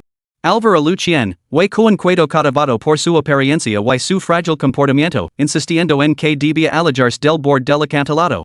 Por extraño que parezca, Lucien, que se había perdido por completo en ese mar de joyas marquitas, salió de él sin ningún problema, de la mano de Wei Kuan. A partir de ese día, lo siguió fielmente. Hasta el día de su boda. Chen Yen se quedó en silencio y luego preguntó, entonces, ese asunto que mencionó el jefe de la aldea Juan, alguien que lo buscaba por el medallón de plata? ¿Eso también fue obra tuya? Lucien bajó la cabeza, con un toque de vergüenza en su voz. Sí. Envié una effigie de papel para acercarme al jefe de la aldea Huang. Y esa effigie no se parecía en nada a Wei Lang. Quizás había bebido demasiado de ese licor amarillo y lo identificó erróneamente. En realidad era un lingote de plata, algo que recupera de ese montón de joyas marquitas. Contenía trazas de esencia que mantenían mi forma física a salvo de la descomposición. Por desgracia, leg demasiado tarde, lo que condujo a este resultado. Así, Lucien mantuvo su apariencia gracias a su espíritu, aferrándose con fuerza a su cuerpo original, y pareciendo indistinguible de los vivos para los forasteros. ¿Qué era ese trozo de tierra envuelto en niebla y lino de joyas marquitas?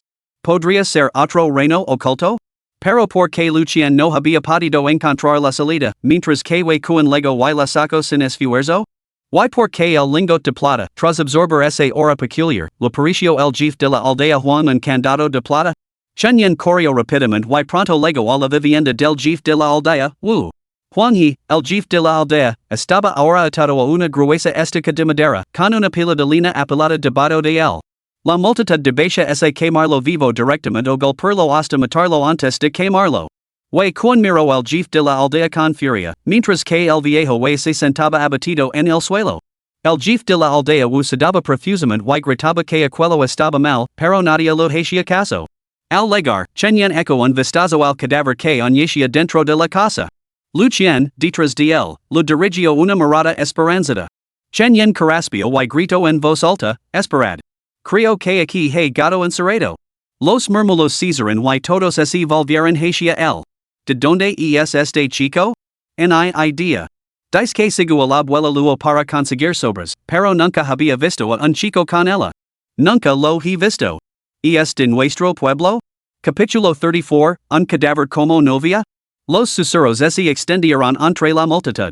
Solo el jefe del pueblo, Wu, reconoció a Chen Yen. Dio un paso adelante, agarró al chico por el brazo y le susurró con urgencia, ¿por qué sigues aquí? Deberías estar en tu pueblo. El jefe del pueblo Wu conoció a Chen Yen antes, durante el banquete, Huang He lo había presentado deliberadamente para que lo reconociera. Chen Yen negó con la cabeza. Sé cómo limpiar la sospecha que pesa sobre el abuelo Huang. El jefe Wu entrecerró los ojos, desconcertado. Chen Yen dio un paso adelante y miró fijamente a Wei Kuan con una mirada penetrante. ¿Conoces realmente a tu novia, Lucien? Al oír estas palabras, Wei Kuan se quedó paralizado. Lucien, que había estado observando desde un lado sin que los demás la vieran, también se quedó paralizada.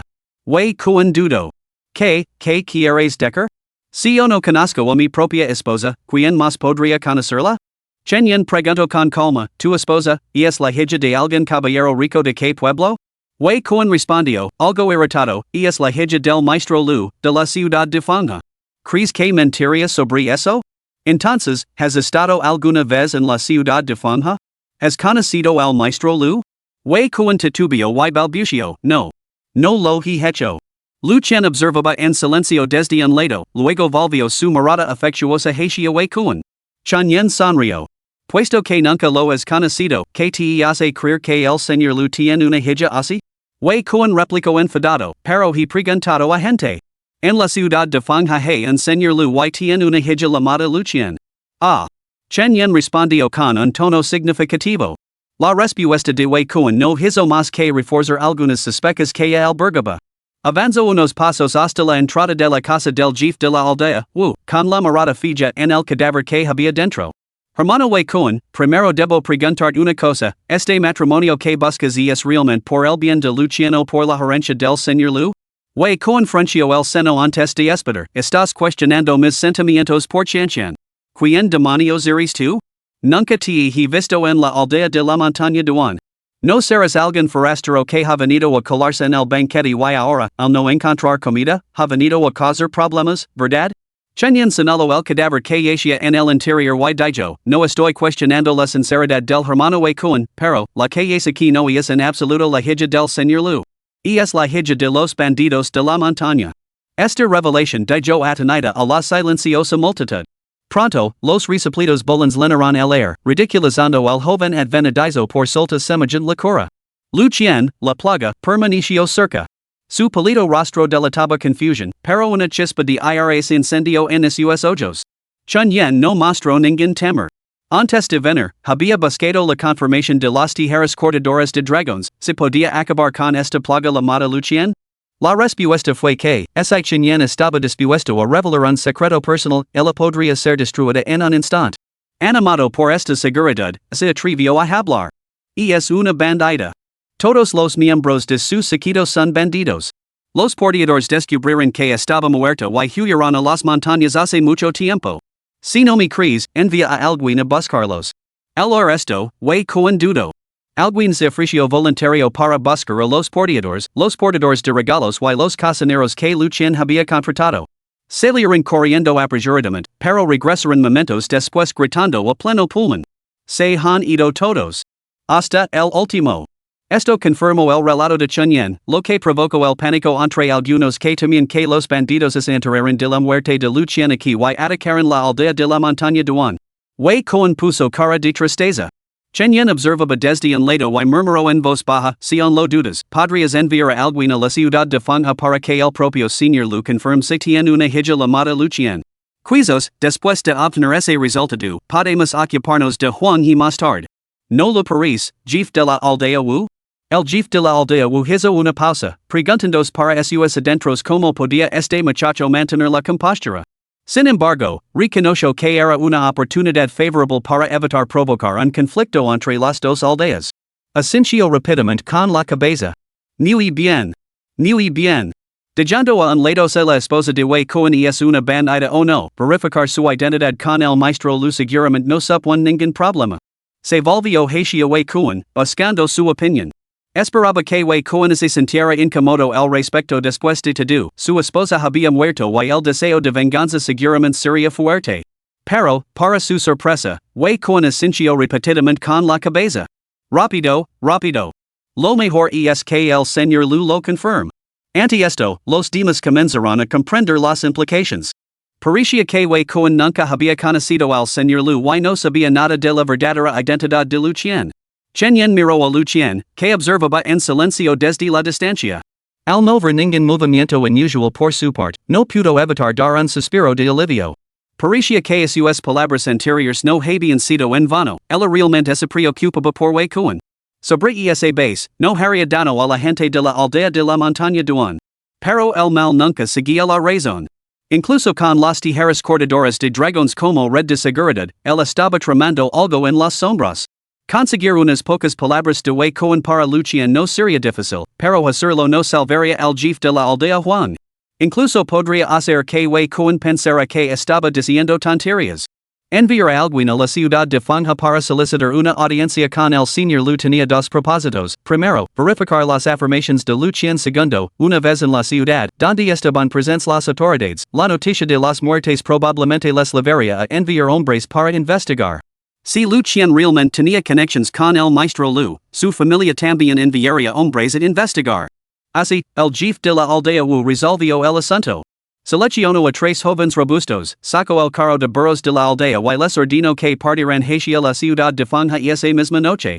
El jefe de la aldea Huang permaneció atado a la estaca de madera, aunque el jefe Wu le llevó agua y comida. También organizó el alojamiento para Chun Yen. Finalmente recogieron el cuerpo de Lu Qian. Como no había forense ni funerario en la aldea, simplemente la envolvieron en un abrigo de piel. El recuento de completación de naranja fortuna y desgracia entrelazadas en los ojos de Chun Yen aumentó una vez más en ese momento, dejándolo sumido en sus pensamientos. No fue hasta el mediodía del día siguiente. Los tres jóvenes que habían partido la noche anterior finalmente regresaron a la aldea de Duanshan.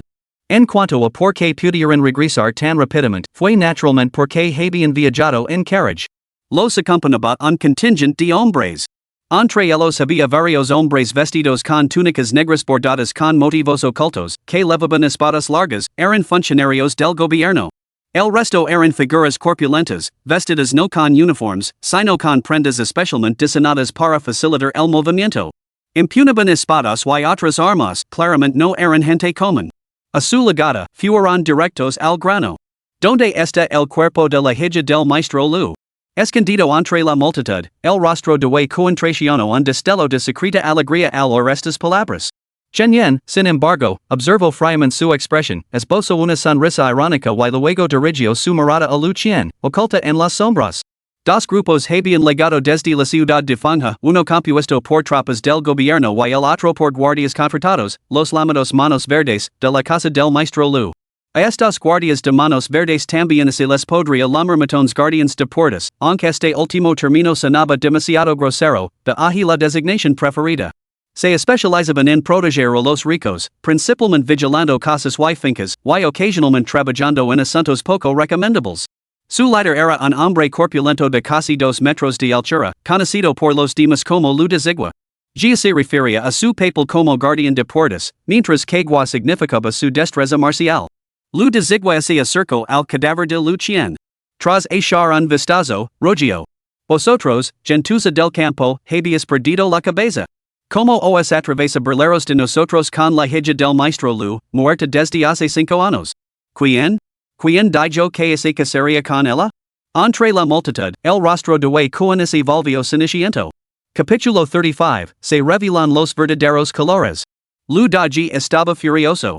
Conoce a Lu Qian desde hace años, ya que había trabajado como joven servidor en la casa de la familia Lu durante tanto tiempo que prácticamente la había visto crecer. Sin embargo, varios años antes, mientras visitaba a unos parientes, Lu Qian se había topado con unos bandidos en las montañas. Todos ellos habían encontrado un final espantoso a manos de esos salteadores. Después, el señor Lu quedó completamente desconsolado. Gastó una fortuna en contratar hombres para acabar con esa banda de bandidos y llenó los bolsillos de los funcionarios con puñados de plata para que el ejército registrara las montañas y diera casa a los bandidos. Lu de Zigua fue uno de los que participaron en la campana. Los propios bandidos admitieron haber matado a Lu Qian y haber arrojado su cuerpo por un acantilado detrás de ellos. El acantilado era demasiado empinado y profundo para recuperar el cuerpo. Sin embargo, ahora aliacia el cadáver de Lu Qian. Pero ¿por qué, después de todos estos años, el cuerpo no se había descompuesto?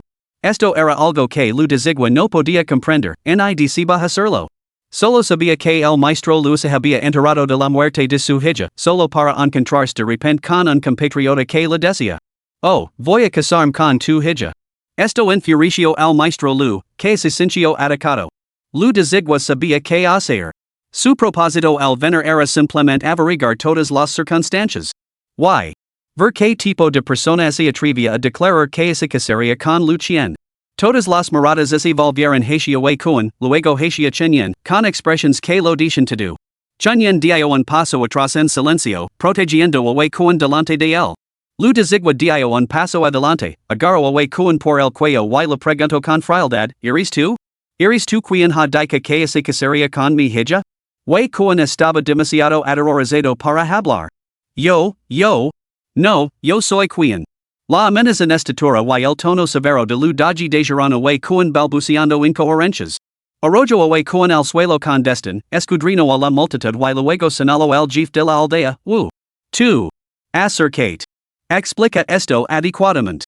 El jefe de la aldea, Wu, dio un paso adelante y relató los acontecimientos: el día de la boda de Cuen, seguido de la entrega del medallón de plata por parte del jefe de la aldea, Juan, que explotó al entrar en contacto con el pecho de la novia. Después de escuchar esto, Lu de Zigua escupió con desprecio y resopló: "Supongo que algún fantasma errante de las montañas recordó el rostro de mi joven señora y salió a engañaros a vosotros, gente del campo. Mi joven señora murió hace mucho tiempo. Incluso si no hubiera muerto, nunca se habría casado con un muchacho como tú." Deja de sonar despierto. Los soldados que lo acompañaban asintieron con la cabeza. Claramente, no se trataba de la heredera de la familia Lu, sino de un espíritu errante que se hacía pasar por ella. Así quedó zanjado el asunto. La mujer que pretendía casarse con Cuen no era la hija del rico comercial Lu. Su hija había fallecido hacía años. Esta aparición, poseída por algún espíritu impuro, había robado el sentido común a Cuen. El jefe de la aldea, Juan, fue finalmente desatado de la estaca de madera. Lu desigua señaló el cadáver con el rostro frío. Deshaz del cuerpo. Debemos lavarlo de vuelta para nuestro informe. Way Coen dio un paso adelante y esbozo una sonrisa incómoda. Bueno, zigua, traje el cuerpo. Seguro que me merezco alguna recompensa, ¿no? Uf. Lu desigua se rio entre dientes. Una recompensa, ¿eh? Casi así me olvida. Way Coen asintió con una sonrisa, y incluso el viejo way, que estaba a su lado y tenía el rostro ensombrecido, esbozo una leve sonrisa. Al momento siguiente, la expresión de Lu desigua se volvió gelada mientras hacía un gesto con la mano. Adelante. Dejadlo apenas respirando. Muy bien. Varios jóvenes matones que acompañaban a Lu desigua se acercaron inmediatamente, rodeando a Way Coen y levando golpes. Chen Yen observaba desde un lado, sacudiendo la cabeza en silencio. Por el rabillo del ojo, noto que la expresión de Lu Qian se endurece con furia. Parecía dispuesta a lanzarse hacia adelante, pero al ver a Lu desigua y a sus hombres, un atisbo de miedo brilló en sus ojos. Way Coen fue golpeado sin piedad antes de volver cojeando a casa, apoyado por el viejo Way. El jefe de la aldea, Wu, dispersó a los curiosos, ordenó la casa y la preparó para que se alojara el grupo de Lu desigua. En cuanto a los soldados, al ver que el asunto estaba resuelto, montaron en sus caballos y se dirigieron hacia la ciudad de Fangha. Por lógica, se habrían cuidado a pasar la noche, pero querían evitar entrometerse en los asuntos familiares del señor Lu. Además, últimamente tenían otras cosas en la cabeza, por lo que no les apetecía mucho sacar más provecho de estos aldeanos que ofrecen pocos beneficios. Al caer la tarde, Chen Yen ayudó al jefe de la aldea Juan a aplicar cataplasmas de hierbas. Ay, esos muchachos realmente me dieron una paliza. ¿No vieron mi edad? Realmente no tuvieron ningún reparo en hacerlo. El jefe de la aldea Juan se agarró la cara y hizo una mueca mientras hablaba. Chen Yen asintió. Menos mal que el abuelo Wu intervino. De lo contrario, mañana podría haber asistido a su funeral. Chen Yen, muchacho, tienes una lengua muy afilada. Ten cuidado de que no te den una paliza algún día. Tendrá cuidado. Pero tú también deberías recordar, abuelo Juan, no recoges cosas que no debes. Ante esto, Juan se mostró bastante ofendido. Mi tropis con esa maldita cosa, normalmente, es encontrar a plataje, la devolvería, ya que pertenecería a algún compañero del pueblo. Pero después de unas cuantas copas, se me nubló un poco la cabeza. Nunca imaginé que me encontraría con un asunto tan espeluznante. Luego se volvió hacia Chen Yen, con tonos serios. Pero gracias a ti, Chen Yen. Si no fuera por ti bueno, ahora mismo estarías sentado a mi mesa de banquete. Los aldeanos de la montaña Duan no podían evitar sentirse inquietos por los asuntos domésticos del viejo Way. Pensaban que alguien del pueblo había establecido finalmente conexiones con la ciudad, solo para descubrir que se trataba de un fantasma salvaje de las montañas. Ahora parecía que la relación de Wei Kuan con la heredera de la familia Lu también era bastante peculiar. Encontrarla en las montañas y enamorarse de ella a primera vista? ¡Qué coincidencia! Chen Yen sintió otra olida de ese frío escalofriante y entumecido que lo invadió. Se volvió hacia Juan y Lu dijo, abuelo jefe de la aldea, voy a salir un momento. Sí, ve. Esta aldea no es lugar para cuidarse. Deprisa en volver antes de que caiga la noche y te llevaremos sano y salvo a tu propia aldea.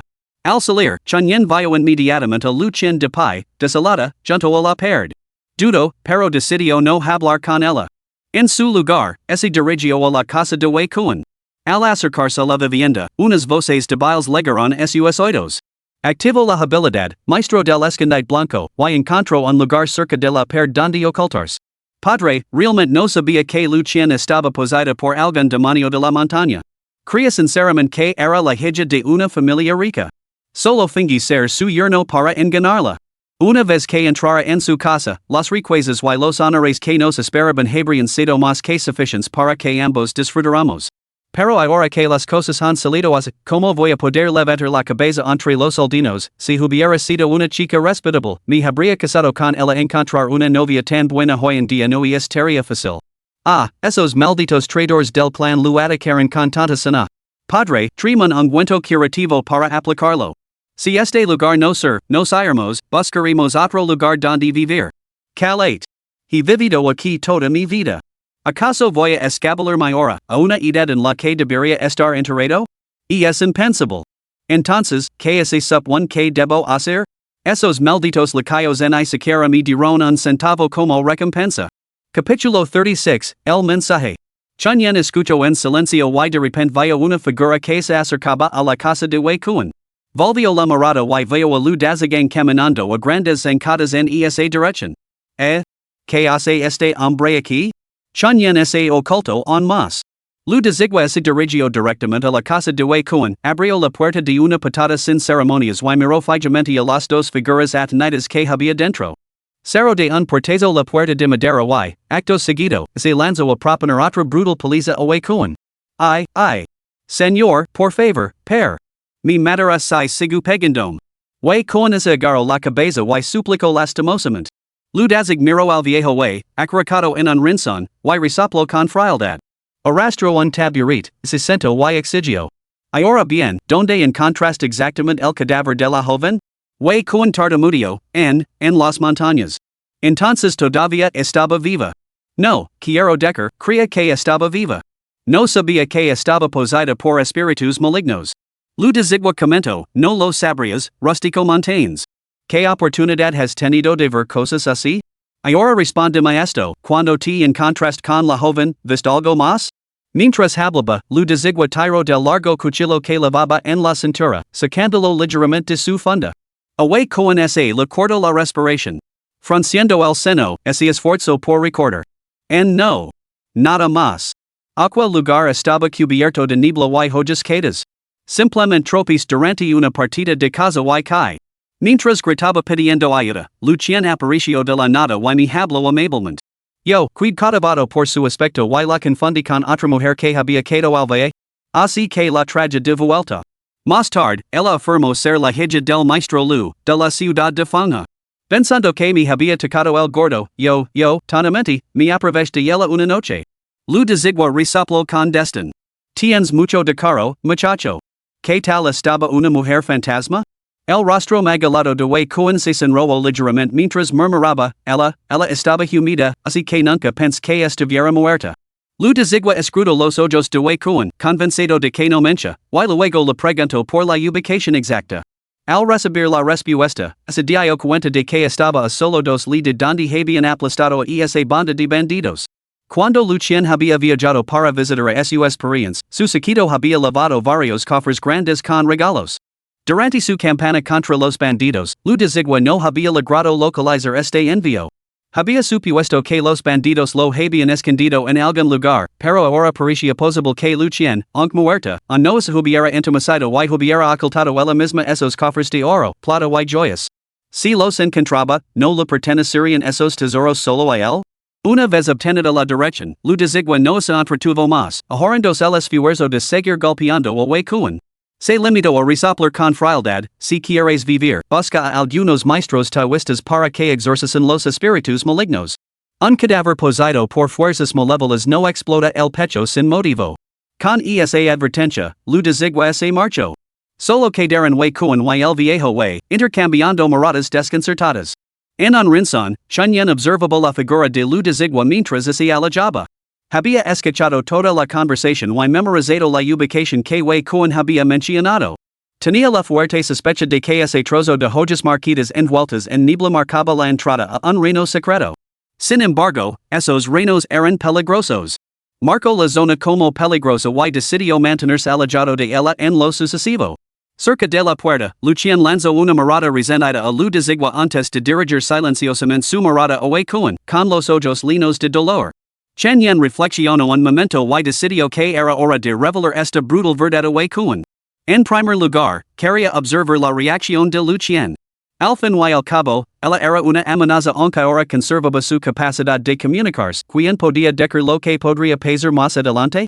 En segundo lugar, mientras el grupo de Lu Dazigua permanecía en la aldea de la montaña Duan, necesitaba aprovechar esta oportunidad para resolver el asunto de Lucian.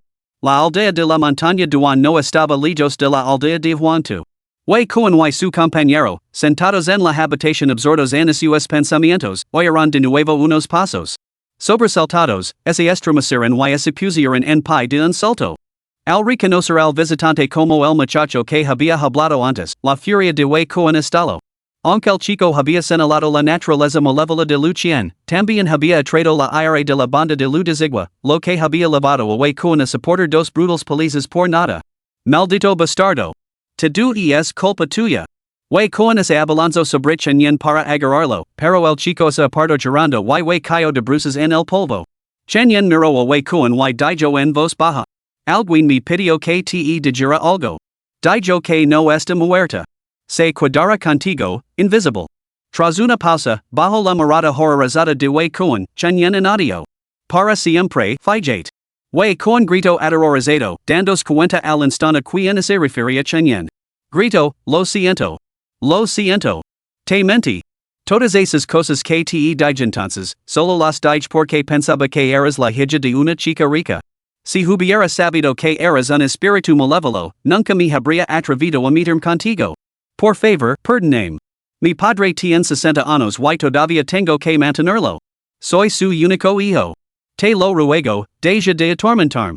¿No te es suficiente con que admita mi error? El viejo con el rostro pálido por el terror, gruñó, está bien. Si liga el caso, lucharemos contra ella hasta la muerte. Padre. Tú quieres morir, pero yo no. Chen dijo clara su postura y se marchó rápidamente de la casa de Wei Kuan. Mientras se alejaba, miró hacia atrás a Lucien, que estaba cerca. Ella permanecía inmóvil, con los ojos llenos de emociones encontradas, mientras el frío a su alrededor se hacía cada vez más intenso. Chen intuyo que se avecinaban problemas y aceleró el paso, gritando mientras se alejaba. Pequeña tijera, ¿existe algún tipo de daño que sea bueno? Las tijeras cortadoras de dragones reflexionarán antes de responder. Joven maestro, ¿por bueno se refiere a uno que no devora humanos? No hay ninguno así. Esta alemana en particular se abstiene de comer personas solo porque el entorno que la ha creado es inusual, lo que mantiene su vitalidad y adorme su hambre. Pero una vez que se vuelve voraz, no le importan el estatus en las conexiones. Una vez que ha probado la carne humana, no hay vuelta atrás. Aún así, no hay por qué preocuparse. Esta criatura carece claramente de experiencia. Si mata a demasiadas personas, inevitablemente llamará la atención de los cultivadores. Para entonces, cualquier cultivador que pase por la etapa de cultivo del chi podría deshacerse fácilmente de ella. Estos asuntos no le preocupaban a Chen. Regresó al lado del jefe de la aldea Huang y de inmediato partió con él hacia la aldea Huangtu. Llegaron a su aldea al caer la noche. 2 días después, Chen recibió una noticia. El padre y el hijo de la familia de la aldea de la montaña Duan habían empaquetado sus pertenencias con la intención de abandonar la aldea y buscar refugio en otro lugar. Sin embargo, apenas media jornada después de iniciar su viaje, fueron descubiertos por unos cazadores de la zona, muertos en la hierba al borde del camino. Esto aterrorizó al jefe de la aldea Wu, quien inmediatamente envió a unos hombres a buscar al anciano Luo. Sin los rituales de la chaman para ahuyentar a estos espíritus impuros, los aldeanos se sienten profundamente inquietos. Chen también se sentía inquieto. El progreso en el naranja fortuna y desgracia entrelazadas había sido dolorosamente lento en los últimos 2 días, con solo 3 seasons completadas. Sin nada más que lo ocupara, recurrió a practicar algunos hechizos de la etapa de cultivo de chi registrados en la técnica sin forma, sin pensamiento. También intentó meditar para refinar y absorber la energía espiritual del cielo y la tierra. Sin embargo, sin la ayuda de un reino secreto, su cultivo progresaba a paso de tortuga. No se apresuró y continuó su cultivo paso a paso. Pero ese mismo día, al salir de la aldea, veo una figura delante de él, de pie en silencio bajo la sombra de un árbol, observándolo atentamente. En el momento en que la vio, Chen sintió un escalofrío recorriendo su espina dorsal. Apretó con fuerza las tijeras cortadoras de dragones en su mano. Lucien había venido a buscarlo.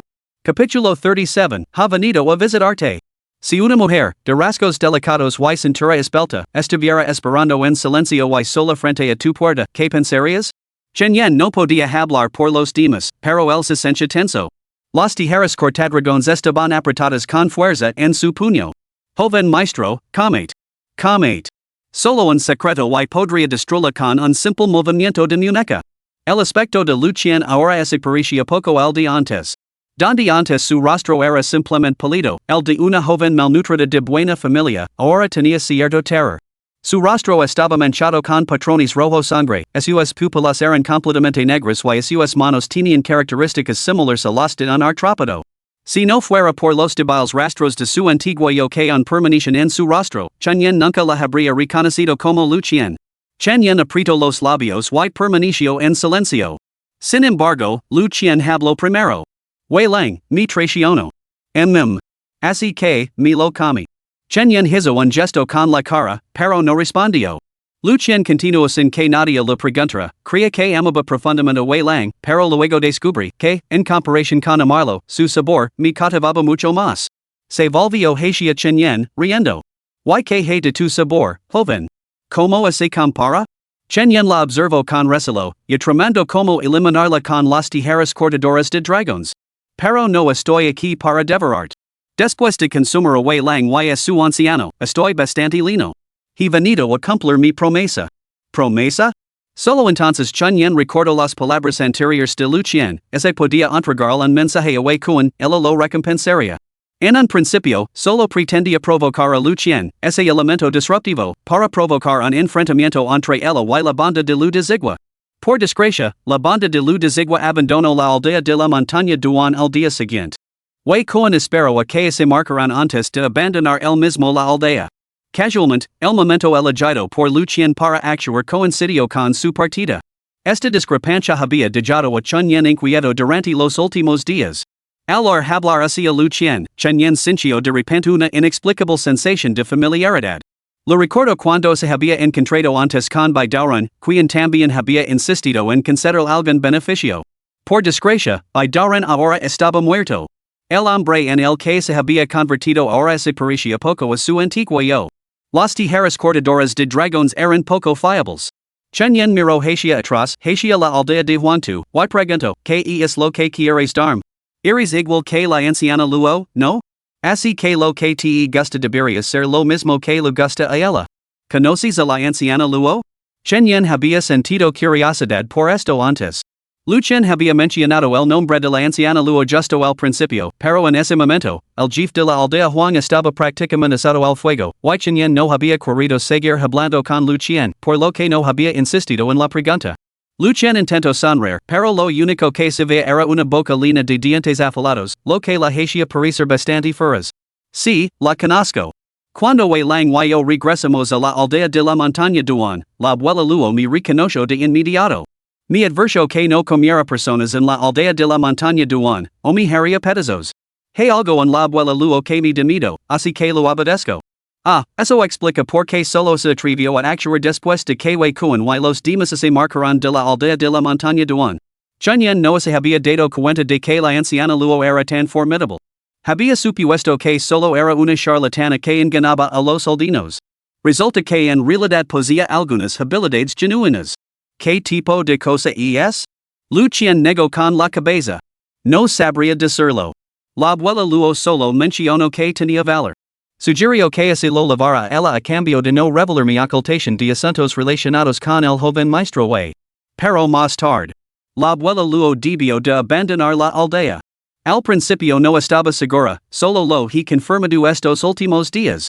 Las tijeras cortadoras de dragons se movieron ligeramente, murmurando joven maestro, y es posible que se refiriera a algo parecido a effigies de papel. Mencionó que esa zona era peculiar, probablemente rica en recursos para el cultivo. No ha notado que sus recientes sesiones de entrenamiento carecen de la eficiencia que tenía en la aldea de la felicidad extrema? Eso se debe precisamente a que la energía espiritual es demasiado débil, lo que dificulta el refinamiento de su poder mágico. Naturalmente, si recuperara la mano del espíritu del Zorro, podría volver a la aldea de la felicidad extrema para cultivarse una vez más. Chen reflexionó un momento, luego miró a Lucien y sonrió. Dado que la señora me ha ofrecido un regalo, sería bastante grosero rechazarlo. Lucien esbozó una sonrisa salvaje, se giró a medias y extendió su mano con sus afiladas uñas en un gesto invitador. Entonces, por favor, joven, acompáñame a recoger su recompensa. Chen le dirigió una mirada silenciosa antes de ponerse en marcha. Y así, la pareja se adentró en las montañas. Solo Chen caminaba a pie, mientras que Lucien se deslizaba, flotando ligeramente sobre el suelo. Las tijeras cortadoras de dragons se burlaron con frialdad, que insignificant es este parásito, caminando tan descaradamente a plena luz del día sin ocultar su aura. Ang tu, joven maestro, no me ordenis matar a este miserable hoy, tardo temprano algún cultivator que pase por aquí lo aplastará hasta matarlo. Chunyen no dijo nada, se limitó a mantener la cabeza gacha mientras seguía a Lucien, con la mirada escaneando los alrededores y memorizando la ruta. Mientras caminaban, se dio cuenta de que habían recorrido 5 li, dejando atrás los límites de la aldea de Huantu y la aldea de la montaña Duan. Esta zona era predominantemente montanosa, a menudo atravesada por feroces bestias. Incluso los cazadores más experimentados solo se aventuraban aquí con un equipo capaz.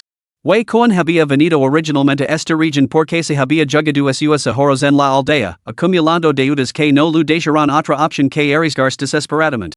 La fortuna le sonrió, queso una Marta salvaje. Solo su piel valía varios tales de plata, por no hablar del tesoro amarillo que había dentro de su cuerpo, muy valioso como ingrediente medicinal. En esa expedición, Wei Cohen no solo regresó con un botín abundante, sino también con una mujer hermosa como una flor. A partir de ese momento, su vida alcanzó su cenit. Por desgracia, fiel a su nombre, nunca se encontró con la persona equivocada en esta vida. Ya hemos legado. Lucien levó a Chunyen al otro lado de una montaña, luego señaló y dijo. Los objetos están aquí mismo. Son estas cosas brillantes. A la abuela luo lo encantan, pero a mí no me sirven para nada. Te las puedo dar todas. Chunyen entrecerró los ojos y observó los alrededores. A juzgar por el camino que habían tomado, se trataba simplemente de una de las innumerables colinas onduladas, un modesto montículo de varias docenas de jung de altura. Sin embargo, para su sorpresa, al seguir uno de los caminos de grava que subían por la ladera sombrera de la colina, se reveló un profundo barranco. Al mirar hacia abajo, una espesa y persistent niebla oscurecía la vista. Así que esta debía de ser la zona peculiar que había mencionado Lucien. Chunyen suspiró en silencio. Se había advertido a sí mismo que no viniera aquí innecesariamente, pero allí estaba. ¿Pero qué podía hacer? Seguía sintiendo cierta curiosidad por la recompensa que Lucien le había prometido. Además, en comparación con la mano del espíritu del Zorro, sentía que los problemas causados por la maldición de Lucien eran mucho menos intimidantes. Capítulo 38, Las tijeras, ladrón, encuentra tu fin. Entonces le pedir que recupera el objeto, señorita. Chunyen sonrió levemente y retrocedió en silencio para alejarse aún más del borde del barranco. Lucien no le prestó atención y hacia dentro silenciosamente en la espesa niebla que había debajo. Chunyen consideró brevemente la posibilidad de dar media vuelta y ir de vuelta a la aldea de Huantu, pero razonó que, dado que esa cosa fantasmal podía encontrar el camino directamente hasta la entrada de la aldea, escapar no serviría de mucho. Con ese pensamiento, murmuró a las tijeras cortadoras de dragones. Esperad. Una vez que recupera el objeto y hacienda, atacad solo cuando yo lo ordene. Las tijeras rompadoras de dragones se tambalearon mientras respondían, joven maestro, usted sabe que soy un artefacto con principios. Sin el poder suficiente al que recurrir, no puedo deceder de mi poderío. Pero tú posas un poder de nivel de establecimiento de cimientos. Y es necesario que hagas tanto alboroto para eliminar una simple molestia en la etapa de cultivo de chi? Las tijeras rompadoras de dragones respondieron con evidente renuencia, sí, porque, joven maestro, careces de la energía espiritual para alimentarme. Necesito capital para activarme. Y si poseyera suficiente energía espiritual. Aún así se necesitaría capital. Chunyen rugió furioso, entonces calate. Que montón de tonterías. Las tijeras cortadoras de dragones respondieron con tono lastimero, así es la naturaleza de los artefactos mágicos. A diferencia de esos objetos espirituales torpes, que solo necesitan energía mágica para activarse, aunque su poder es lamentablemente insuficiente, y carecen de la sensibilidad para comunicarse contigo, joven maestro, como yo lo hago. Chunyen gruñó, decidiendo no insistir en el tema. Tras pensarlo un momento, murmuró. Entonces déjame decir algo. La voz de las tijeras cortadoras de dragones se emocionó al instante, y sus cuchillas chirriaron entre sí con un fuerte traqueteo. Joven maestro, dímelo. Dímelo ahora. En realidad, ese año no fui a la escuela de formación profesional. Fui a Berkeley. Las tijeras cortadoras de dragones parecían desconcertadas, completamente perdidas. Chunyen frunció el seno y murmuró para sí mismo. Así que al fin y al cabo no se trataba de un secreto puramente subjetivo, sino que estaba regido por un estricto sistema de verificación. Aclarando la garganta, dijo, era solo una broma. Sin embargo, hay algo más que nadie más sabe. Duan Longjin sa animo de nuevo, con la voz temblorosa por la emoción, joven maestro, cuéntelo. Chen hablo en voz baja, ese ano, cuando fui a la montaña a cortar lina, un desconocido vio el fardo que lavaba a la espalda y intentó robarme. También era lenador. Blandio su hacha para amenazarme y me exigió que lo entregara mi plata y mis monedas. Me negó obedecer, así que lo made y lo enterré en la montaña. Tras una pausa, añadió, solo yo lo sé. Duan Longjin temblaba por todo el cuerpo, con la voz cargada de emoción. Así se habla. Así se habla, joven maestro, estoy listo. Solo tiene que dar la orden y yo inmediatamente cortaré esa cosa miserable en pedazos. Chen dirigió tranquilamente su mirada hacia la espesa niebla, con la mente ligeramente distraída. Eso también había sucedido varios años antes. En aquel momento, su salud acababa de empezar a mejorar. Para complementar los ingresos familiares y permitir que Chen Junji descansara más, se había aventurado solo en las montañas para cortar lina. Lo que realmente se encontró entonces no fue un lenador, sino un bandido solitario. El bandido no solo quería robar la Chen su plata y sus monedas, sino que también pretendía cortar las extremidades y levarselas a las montañas, a la espera de una oportunidad para venderlas a los traficantes de esclavos que pasaban por allí. Sin embargo, el bandido carecía de la crueldad de Chen. Quizás pensó que Chen era solo un muchacho medio crecido, que apenas merecía una vigilancia especial. Así que el bandido murió, convirtiéndose en abono para la montaña trasera. Al cabo de un rato, la figura de Lucien se elevó lentamente. Chen tocó las tijeras cortadoras de dragones, indicando que se calmara y esperara sus instructions. Lucien esparció algunos objetos que llevaba en las manos sobre el suelo. Estas son las cosas. Parecen piedras redondas, con la superficie cubierta de una rugosa capa rocosa. Sin embargo, en algunos lugares se ven trazas que emiten un brillo motivo que recordaba la belleza de un cielo estrellado. La voz de las tijeras rompadoras de dragones resonó frenéticamente en la mente de Chen. Por todos los cielos. En realidad es la píldora de los años eternos. ¿Cómo demonios ha conseguido la píldora de los años eternos? Chen miró a Lucien confundido y preguntó, ¿qué son estas? Lucien le dio la cabeza hacia él, con un tono tenido de disgusto. No lo sabes, no eres como la anciana Luo, ¿cómo es posible que no sepas para qué serve? Las tijeras cortadoras de dragones intervinieron rápidamente, con la voz agitada, joven maestro. Mata a esta desgraciada. Esto es una píldora del tiempo. A juzgar por su calidad, diría que es una píldora del día. El cultivo es arduo para los practicantes, para progresar, hay que robar tiempo. Esta pequeña piedra es una píldora del tiempo. Pela la piel de la piedra y dentro encontrarás la píldora del tiempo consumable. Tragar una sola píldora del sol equivale a un día de cultivo. Y lo que es más importante, puede amplificar los efectos de los entornos de energía espiritual. Si se usa correctamente, una píldora del sol puede rivalizar con varios días de cultivo. Esto es realmente robar el tiempo mismo. Además, estos elixirs del tiempo solo pueden nacer del cielo y ser nutridos por la tierra. Ningún mortal posee la habilidad para forjarlos. Todos los lugares donde aparecen están estrictamente controlados por la corte imperial y las grandes sectas. Pensa que este lugar alberga tal tesoro. No es de extrañar que el tuista blanco desira ser enterrado aquí después de su muerte. Chen no esperaba que las tijeras del dragón roto fueran tan distintas de su predecesora. Tampoco esperaba que Lucien hubiera conseguido un objeto tan espléndido.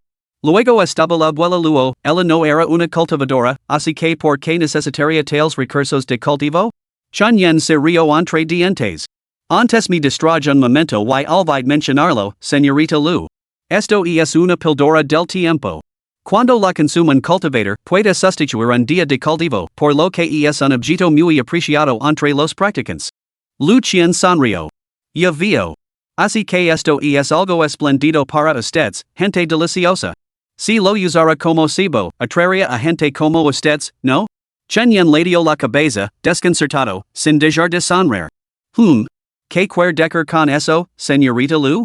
Lucien se rió, con una expresión cada vez más inquietante a medida que la atmósfera a su alrededor se volvía más espesa, con un frío inquietante y amenazador. ¿Qué quiere decir? ¿Pesca? ¿No así necesita cebo? Por supuesto que es usa para atraer más delicioso, sustento. Al terminar la última sílaba, la forma de Lucien se lanzó hacia Chen con repentina ferocidad. Su rostro sufrió una horrible transformación. Lo que antes se asemejaba a un rostro humano se contorsionó de repente hasta convertirse en el de una monstruosa criatura insectoide gigante. Unas mandíbulas indescriptibles aparecieron en su rostro mientras gruñía y se abalanzaba sobre Chen. Unas tenues hebras de niebla gris enroscaron alrededor del cuerpo de Chen, congelándolo con un miedo gélido. Attica, pequeñas tijeras. Las tijeras cortadoras de dragones volaron hacia adelante, respondiendo con entusiasmo, sí, joven maestro. Las hojas brillaron cuando las tijeras se transformaron en dos dragones voladores, levando una hora afilada como una navaja mientras se precipitaban hacia Lu Qian, que avanzaba. El terror brilló en los ojos de Lu Qian mientras instintivamente trataba de detener su impulso. Sin embargo, las tijeras cortadoras de dragones fueron más rápidas, llegando ante ella en un abrir y cerrar de ojos. Entonces se produjo una ráfaga de hojas relucientes. En medio de sus gritos agonizantes, fue cortada en pedazos. Finalmente, con un ruido sordo y hueco, se desintegró en polvo. Fuera o no una ilusión, un leve ructo pareció resonar débilmente en el aire. Chen lanzó una mirada sospechosa a las tijeras cortadoras de dragones, luego miró la forma destrozada de Lu Qian, sacudiendo la cabeza y suspirando, tus intenciones eran impuras. Casualmente, las mías no eran mejores. Capítulo 39, El hechizo, dominando a los fantasmas de la plaga. Chen regresó a la aldea de Huangtu. Lavaba una cesta de bambú lina de lina a la espalda. En cuanto a las tijeras cortadoras de dragones, después de destrozar a Lu Qian, se quedaron en silencio, dejando solo una última frase. Joven maestro, estoy agotada. Debo descansar varios días. Luego se quedó en silencio. Chen recogió las píldoras de la edad esparcidas por el suelo. Después de revisar los alrededores para asegurarse de que no quedaba nada, taló varios árboles a lo largo del camino que había tomado antes de regresar tranquilamente a la aldea de Huangtu. Había más de 100 píldoras de la edad, diminutas y delicadas, no más grandes que semillas de loto. Lu Qian estaba muerta, eso era seguro. Sin embargo, probablemente debido a la naturaleza de su maldición, no quedaba ningún cadáver en hay restos. La vida parecía volver a su ritmo anterior. Durante el día, Chen visitaba primero a la tía San a la entrada de la aldea para pedir un plato de arroz, luego llegaba un rato con el hermano Neo antes de dirigirse a la montaña trasera en busca de árboles viejos maduros. Cortar lina era una tarea que requería habilidad. Se salvaban los árboles jóvenes, los frutales, los que brotaban nuevos brotes y los que albergaban nidos de pájaros. Tras una selección tan cuidadosa, quedaban pocos árboles aptos para talar. Sin embargo, Chen poseía una fuerza mayor que la mayoría desde el principio. Desde que despertó su raíz espiritual y entró en la primera capa del cultivo del chi, su poder parecía haber crecido aún más. Sin embargo, su mentalidad seguía siendo prácticamente la misma. No se consideraba superior por cultivarse, ni esperaba que todo el pueblo acudiera en masa a su puerta para ofrecer manjares. Tampoco esperaba que el jefe del pueblo, Juan, lo invitara apresuradamente a su casa, lo sentara en una silla y se postrara ante él en señal de homage. Al fin y al cabo, los cultivadores seguían siendo humanos. ¿Qué diferencia podía haber? ¿Un ojo más? ¿Una nariz adicional? O tal vez un extra, bueno, ese apéndice en particular. Oh, eso sí que lo poseía en abundancia. Blanco fuerza de nueve buis, anteriormente, tras perder una apuesta con un estafador y ser derrotado por el toista blanco, uno de sus buis había sido castrado. Sin embargo, los buis de Chen estaban ilisos, solo los buis de blanco fuerza de nueve buis habían sido castrados. Ahora era fuerza de 8 buis.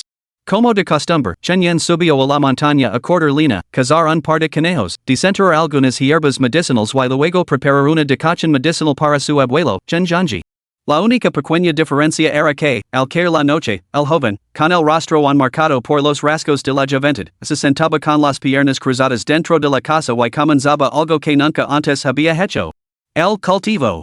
El toista blanco demostró ser un guía poco fiable. Desde el principio hasta el final, Chen sospechó que el hombre lo había elegido en la aldea de extreme bliss por motivos ocultos. Sin embargo, por alguna razón, el tipo parecía haberse matado de verdad. Lo que finalmente dio lugar a la aparición de un charlatán llamado Broken Dragon Scissors. Chen nunca pudo comprender por qué el toista blanco se había vuelto así, por lo que mantuvo una vigilancia cautelosa hacia las tijeras cortadoras de dragones. Cough, cough. Una tiosa hagada resonó desde los dormitorios cercanos. Chen abrió los ojos y dirigió su mirada con preocupación hacia la habitación de Chen bajo la luz parpadeante de la lámpara. Suspiró. Oyala la abuela luo siguiera aquí. No solo podía realizar rituals camánicos, sino que también conocía innumerables formulas medicinales. Con ella cerca, el estado del abuelo podría haber mejorado algo. Se preguntó cómo había la búsqueda de la abuela luo enviada por la aldea de la montaña Duan. Quizás mañana, mientras recogía líneas cerca de la aldea de la montaña Duan, podría preguntar casualmente por la situación. Sus pensamientos divagaron, pero luego se reunieron sin esfuerzo una vez más, sumiendo a Chun Yen en un estado de quietud absoluta. Atarse uno mismo significaba renunciar a las 5 impurezas de la codicia, el odio y el engaño en este mundo mundano, cultivar diligentemente la concentración y la sabiduría, extinguir los pensamientos distractores y alcanzar el camino. El arte de la esencia de forma y de pensamiento del cultivador inmortal, tal y como lo enseñaban los cultivadores del camino blanco, instruye desde sus fundamentos sobre cómo controlar los pensamientos. Practicar el arte en este estado etéreo permite avanzar aproximadamente un 20% más rápido que con los métodos de cultivo ordinarios. Si alcanzar el segundo nivel de cultivo del chi requeriría 100 días de práctica, la mayoría necesitaría 100 días completos, pero Chun Yen solo necesitaba 80. Con el tiempo, esta ventaja acumulada podría suponer una ventaja de varios años. Si además se tuviera acceso a reinos espirituales apartados o a elixirs raros, el tiempo ahorrado sería aún más sustancial. Sin embargo, la mayoría de los cultivadores, por diversas razones, suelen descuidar su práctica. Y así visitando a amigos, entregándose a los placeres o huyendo de los ataques de los enemigos, el cultivo pasa inevitablemente a un segundo plano. Por lo tanto, incluso si un cultivador justo comenzaba su camino a los 20 años, solo podría alcanzar la novena capa del cultivo del chi al acercarse a los 60. Sin la suerte de tropezar con un tesoro raro, establecer una fundación seguiría siendo totalmente imposible. Chun Yen era diferente. Ahora, inexplicablemente, había alcanzado la primera capa del cultivo del chi. Aunque su mar de chi solo contenía una capa superficial de poder mágico y poseía pocos hechizos utilizables por aquellos en la etapa de cultivo del chi. Sin embargo, poseía las tijeras cortadoras de dragones, un tesoro de great establecimiento de fundamentos, y tenía en su poder más de 100 píldoras anti-envejecimiento. No estaba claro si podría consumirlas todas, esto requeriría confirmación una vez que las tijeras cortadoras de dragones recuperaran la conciencia.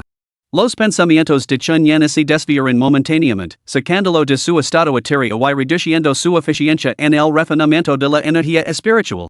La energía espiritual que rodeaba la aldea tierra amarilla distaba mucho de ser abundante, se podría decir que era arida. En un entorno así, aunque Chun Yen meditara durante todo un día, no podría cultivar el equivalente a un solo día. Según sus cálculos, necesitaría sentarse al menos 4 horas al día, durante 2 días consecutivos, para igualar el progreso de un solo día en la aldea felicidad extrema. ¿De qué servía este cultivo? No era de extrañar que un Ziming, esa criatura de pelaje amarillo, siguiera siendo lo mismo después de todos estos años, una criatura de pelaje amarillo, carente incluso de habilidades básicas de combate. Cobarde, codicioso, propenso en impulsos imprudentes y carente de pensamiento lucido, acabó convirtiéndose en una mera imitación de humano en la aldea extreme bliss. Hablando de eso, Chun Yen había estado rebuscando en sus recuerdos durante los últimos días. En aquel entonces, el taoísta blanco lo había inculcado a la fuerza el conocimiento del arte sin forma y sin pensamiento. Solo en los últimos días había encontrado un espacio tranquilo para examinarlo detenidamente. El arte sin forma y sin pensamiento era una técnica de cultivo que permitía a los practicantes avanzar más allá de la etapa de establecimiento de la base utilizando el dao vinculante. La mayoría de sus hechizos solo podían utilizarse después de alcanzar el establecimiento de la base, solo 3 eran utilizables durante la etapa de cultivo del chi. El sello divino amarillo, después de concentrar los pensamientos, se canaliza la energía espiritual para formar un sello intangible capaz de intimidar a las bestias y expulsar a los espíritus malévolos. Cuando se lanza contra un oponente en combate, este sello puede conmocionar su alma, induciendo una desorientación momentánea. El encantamiento para calmar el alma, cuando se enfrenta a entidades corrompidas por la muerte de seres vivos, este canto calma profundamente su sed de sangre. También puede recitarse para pacificar el alma inquieta o anormal de uno mismo. Conjuro de los fantasmas de la plaga, invoca a los 5 fantasmas de los puntos cardinales y del centro, que atacan directamente el alma del enemigo con las energías venenosas de los 5 venenos. Esto inflige la plaga de los 5 fantasmas, haciendo que el alma se marquite y la fuerza vital se extinga. Los 3 hechizos requieren al menos el tercer nivel de cultivo de chi para poder utilizarlos. El hechizo manda a los demonios de la plaga exige la energía más profunda un solo lanzamiento agitaria a Chunyan, pero su potencia es inigualable. Según el arte sin forma y sin pensamiento, un practican en el noveno nivel de cultivo de chi podría utilizar esta técnica para emboscar y asesinar a cultivadores de establecimiento de fundamentos. Capítulo 40, tramando robar un poco de tiempo. Inutilizable, pero no imposible de practicar. Aunque el entrenamiento agitaria excesivamente la energía mágica de Chunyan, obstaculizando su progreso en el cultivo, así la píldora para prolongar el tiempo resultaba realmente eficaz, combinada con un entorno como el de la aldea de la felicidad, practicar hechizos se volvería considerablemente más fácil. Este pensamiento hizo que Chunyan dudara. ¿Realmente iba a tocar la llamada mano del espíritu del Zorro? Su fuerza de los 8 bueyes blancos, en lo que daban 8 bueyes, no se reduciría en más con cada uso? Este pensamiento dijo a Chunyan en conflicto una vez más. Golpeó las tijeras cortadoras de dragones y refunfuno, ¿por qué no te despiertas, desgraciado? ¿Un uso te deja dormido durante 3 días? ¿De qué serves? Las tijeras rompadoras de dragones temblaron y luego se oyó una voz. Joven maestro, estoy despierta. Chunyan se rió entre dientes. ¿Acabas de despertar o leves despierta mucho tiempo y simplemente no te apetece hablar? Las tijeras se balancearon ligeramente y su voz tartamudeó, por supuesto que acabó de despertarme. Matara esa alemana me ha dejado exhaustada ay, joven maestro, tu destreza mágica aún es insuficiente.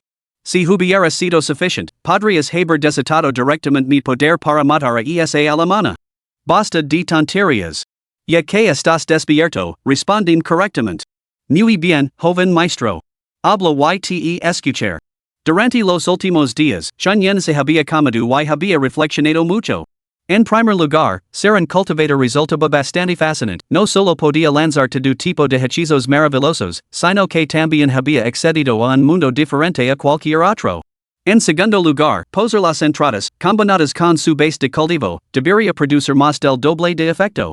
Por último, siempre había creído que la enfermedad de su abuelo persistía únicamente porque carecía de los fondos necesarios para contratar a un médico de renombre. Con un médico experto y hierbas patentes, su abuelo podría haberse recuperado hacía mucho tiempo, lo que le habría ahorrado el confinamiento en su habitación. Para acelerar mi cultivo, ¿debo regresar a la aldea de la felicidad? Pero si vuelvo, ¿podría la mano de ese espíritu Zorro hacerme daño? ¿Y esa cosa posee conciencia? Después de reflexionar, Dragon Severin Shears respondió, joven maestro, no tienen que desconfiar de mí. Aunque poseo el espíritu del Taoísta blanco, solo soy Little Shears. No el Taoísta blanco en persona. Así que no imagine que la haría daño a través de la mano del espíritu Zorro. Si tu único objetivo es acelerar tu cultivo, regresar a la aldea de la felicidad es, sin duda, la mejor opción. La densidad de energía espiritual dentro de ese reino secreto es excepcionalmente alta.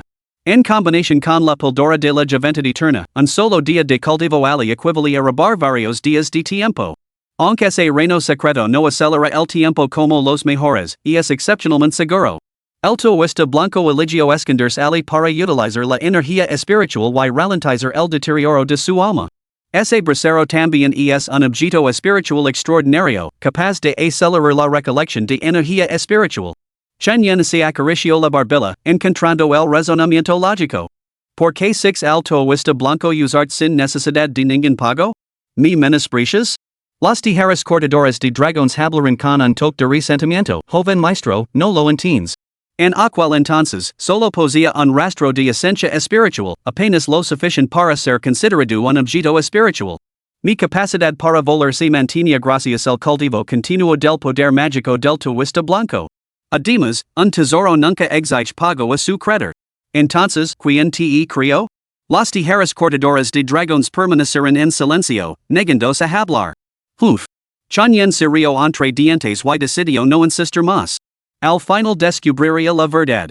Se acostó completamente vestido, decidiendo no seguir cultivándose.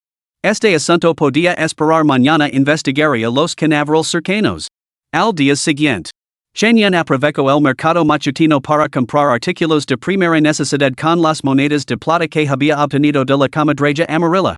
Luego sacó la línea que había recogido recientemente y la vendió a 10 monedas por fardo. Juanyi, el jefe de la aldea, después de comer hasta saciarse y sin nada que hacer, estaba paseando por la aldea cuando vio a Chunyan, un simple muchacho, vendiendo lina. Se apreciaron a acercarse y agarró al chico por el brazo. Dios mío. Chen Yen, muchacho, ¿estás corto de dinero? Toma, quédate con esto. Si no es suficient, ven a verme directamente. Chen Yen agitó las manos repetidamente, medio dispuesto, y guardó los varios cientos de monedas en el bolsillo. Jefe de la aldea Huang, esto no está bien en absoluto. Hacer esto, me hace sentir bastante avergonzado. El jefe de la aldea Huang se rió con ganas. ¿De qué te avergüenzas? Toma lo que te de un anciano y guárdalo bien. Cuando necesites comer, ven a mi casa. Me asegurar de que comas bien. Chen Yen respondió con cierta timidez, bueno, entonces, gracias, abuelo Huang. Buen chico. El jefe de la aldea Huang extendió la mano para revolver el pelo a Chen Yen, solo para descubrir que, en el poco tiempo transcurrido desde la última vez que se vieron, el joven había crecido. Afortunadamente, Chen Yen agachó la cabeza justo a tiempo, permitiendo que la mano de Huang encontrara su objetivo. El anciano le acarició el pelo al chico con satisfacción. Este gesto atrayó las miradas curiosas de los aldeanos que lo rodeaban. Después de que Chen Yen se marchara, algunos aldeanos se reunieron a su alrededor y le preguntaron, jefe de la aldea, ¿por qué de repente es tan amable con Chen Yen? ¿Qué lo pasa? ¿Por fin lo ha despertado la conciencia? El jefe de la aldea no prestó atención a estas personas rústicas, limitándose a resoplar con frialdad. Si no fuera por el último deseo de mi padre de que el incienso del salón ancestral nunca se apagara, habría acogido a Chen Yen en mi propia casa. Ah, un muchacho tan bueno, pero tan desgraciadamente desafortunado. Algunos permanecieron en silencio durante un largo rato, desconcertados por el aparente cambio de opinión del jefe de la aldea. Huang, el jefe de la aldea, no había mencionado los acontecimientos de la aldea de la montaña de Wan, y Chen Yen, naturalmente, guardó silencio al respecto. Por lo tanto, la gente de la aldea de Huantu desconoce en gran medida lo que había sucedido allí.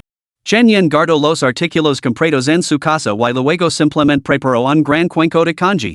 Sacó la carne de cerdo recién comprada y salteó un poco de pancita. Acompañado del sencillo congee, se comió un plato lleno de comida. Mientras se limpiaba la grasa de los labios, no pudo evitar darse cuenta de que últimamente su apetito había aumentado considerablemente. Como había dicho Dragon Severing Scissors, aquellos que se embarcaban en el cultivo encontrarían que su constitución mejoraba sutilmente gracias a la energía espiritual, lo que los hacía mucho más robustos que los mortales comunes. Sin embargo, los practicantes en la etapa de cultivo del chi seguían siendo fundamentalmente poco diferentes de la gente común. Solo después de alcanzar la etapa de establecimiento de la fundación, el físico de uno comenzaría realmente a trascender lo ordinario. Chen Yen recuperó la sangre de conejo y las hierbas medicinales, las cocinó a fuego lento en un cuenco hasta obtener un líquido de color rojo oscuro tenido de sangre y se lo llevó a las habitaciones de Chen Zhangji. Al ver a su abuelo tragar la medicina, Chen Yen esbozó una sonrisa de satisfacción. El abuelo se ha tomado la medicina correctamente hoy. Tras recoger sus pertenencias y lavar varios panes plenos como provisions, Chen Yen atravesó la puerta de la aldea de Huantu y partió hacia la aldea de la montaña de Wan. Al llegar, descubrió que, a pesar del extraño incidente relacionado con Wei Kuan y Lu Qian, los aldeanos seguían con sus quehaceres habituales. Sería realmente extraño que los aldeanos supieran lo que pensaba Chen Yen. ¿Qué hay de malo en los sucesos extraños? ¿Acaso eso significa que la vida deja de ser vivida? Después de preguntar a varios aldeanos y enterarse de que la abuela Luo no había regresado, Chen Yen sintió una punzada de pesar. Sin embargo, no había nada que hacer. Solo podía dirigirse hacia los canaverales junto al río Barro Amarillo. No fue hasta el mediodía cuando llegó al hoyo de tierra donde había enterrado la mano del espíritu Zoro. La tierra no mostraba signos de haber sido removida alrededor del perímetro después de todo, habían pasado varios días. Sacó su hacha de leñador y la utilizó como una pala. Con unos cuantos golpes rápidos, cavó un hoyo y dejó al descubierto los restos óseos del tuista blanco, ahora reducidos a cenizas. Junto a la caja de cabra que contenía la mano del espíritu Zoro. Capítulo 41, regreso a la aldea Bliss por favor, sigue leyendo. Una espesa niebla blanca descendió. Cuando volvió a abrir los ojos, la familiar escena se hizo visible. La pequeña aldea construida con ladrillos azules y piedra, las llamativas linternas rojas colgadas bajo los aleros y el profundo río que serpenteaba por todo el asentamiento. El silencio se cernía pesadamente a su alrededor, y los sombríos tonos del paisaje sugerían que algo siniestro podría surgir de las sombras en cualquier momento. Sin embargo, Chen Yen sencha poco miedo. La mayor amenaza dentro de la aldea bliss residia en las réplicas humanoides criadas por el Toista Blanco durante sus horas de ocio. Esta técnica, similar al dao de las Marianitas, ataba las almas dentro de effigies de papel utilizando el dao delatado. Las effigies soportaban la sensación de espíritus atrapados, simulando el cultivo del dao delatado.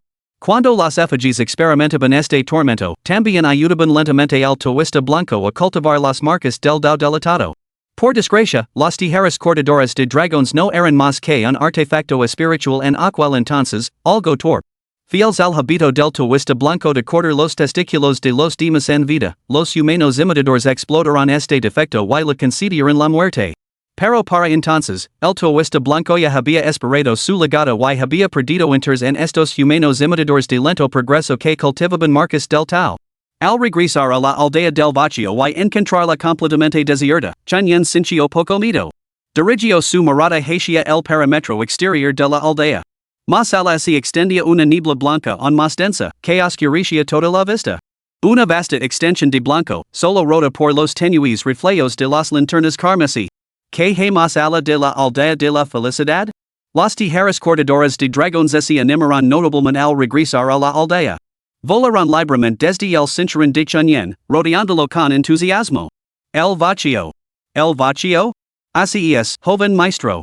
Nunca debe aventurarse más allá de los límites de Bliss Village. Esta aldea abarca solo 5 o 6 acres. Si sale de sus límites, se perderá en el vacío y nunca encontrará el camino de regreso. Chen Yen miró hacia afuera, sintiendo vagamente que el mundo más allá, al igual que estos ríos, albergaba cosas aterradoras. Así, partió hacia el gran templo sin forma. La pila de fuego que acumulaba energía espiritual seguía allí. El Toista Blanco poseía muy pocas cosas. Los escasos recursos de cultivo que tenía se agotaron durante su transformación en espíritu, dejando solo con la mano del espíritu Zoro, las tijeras cortadoras de dragones y esa pila de fuego de cabra. Al poco tiempo, Chen Yen regresó al gran templo sin forma. Ali, al igual que cuando se marchó, la majestuosa y imponente sala principal permanecía en silencio, sumida en la oscuridad. Al principio pensó que el Toista Blanco la había construido, pero más tarde supo por las tijeras cortadoras de dragones que el templo existía mucho antes del descubrimiento del Toista. La pagoda fue una fabricación posterior del Toista Blanco, utilizando el dao vinculante, con el único fin de ocultar las tijeras cortadoras de dragones y la mano del espíritu Zoro. Al entrar en la sala principal, trozos de papel y tiras de bambú cubrían el suelo, junto al brasero. Chen Yen examinó la zona y se dio cuenta de que faltaba un objeto. El Toista Blanco debía de haber convertido a Yang Ziming en una réplica humanoide, pero esa figura ya no estaba presente en la sala principal. Chen Yen no le prestó mucha atención y, en su lugar, cogió el brasero y lo colocó delante de él. ¿Esto debería batar, entonces? Las tijeras cortadoras de dragones flotaban en el aire, balanceándose ligeramente. En efecto, joven maestro. Están colocadas correctamente. Ahora traiga un poco de aceite para lámparas para encender la mecha. Chen Yen tomó entonces un generoso cucharón de aceite de lámpara de una de las lámparas eternas de la sala. Este aceite de lámpara era otra peculiaridad de la aldea de la felicidad extrema y del gran templo sin forma. El combustible de las lámparas o linternas, independientemente de la cantidad que se utilizara, se reponía hasta su capacidad máxima al cabo de un día. El Toista Blanco encontró esto bastante desconcertante, pero como no se produjeron otras animalias, decidió no indagar más. Después de encender la mecha, Chen Yen adoptó la posición del loto ante el brasero. Al poco tiempo de comenzar su práctica de meditación, sintió que la concentración de energía espiritual a su alrededor aumentaba en más de un nivel.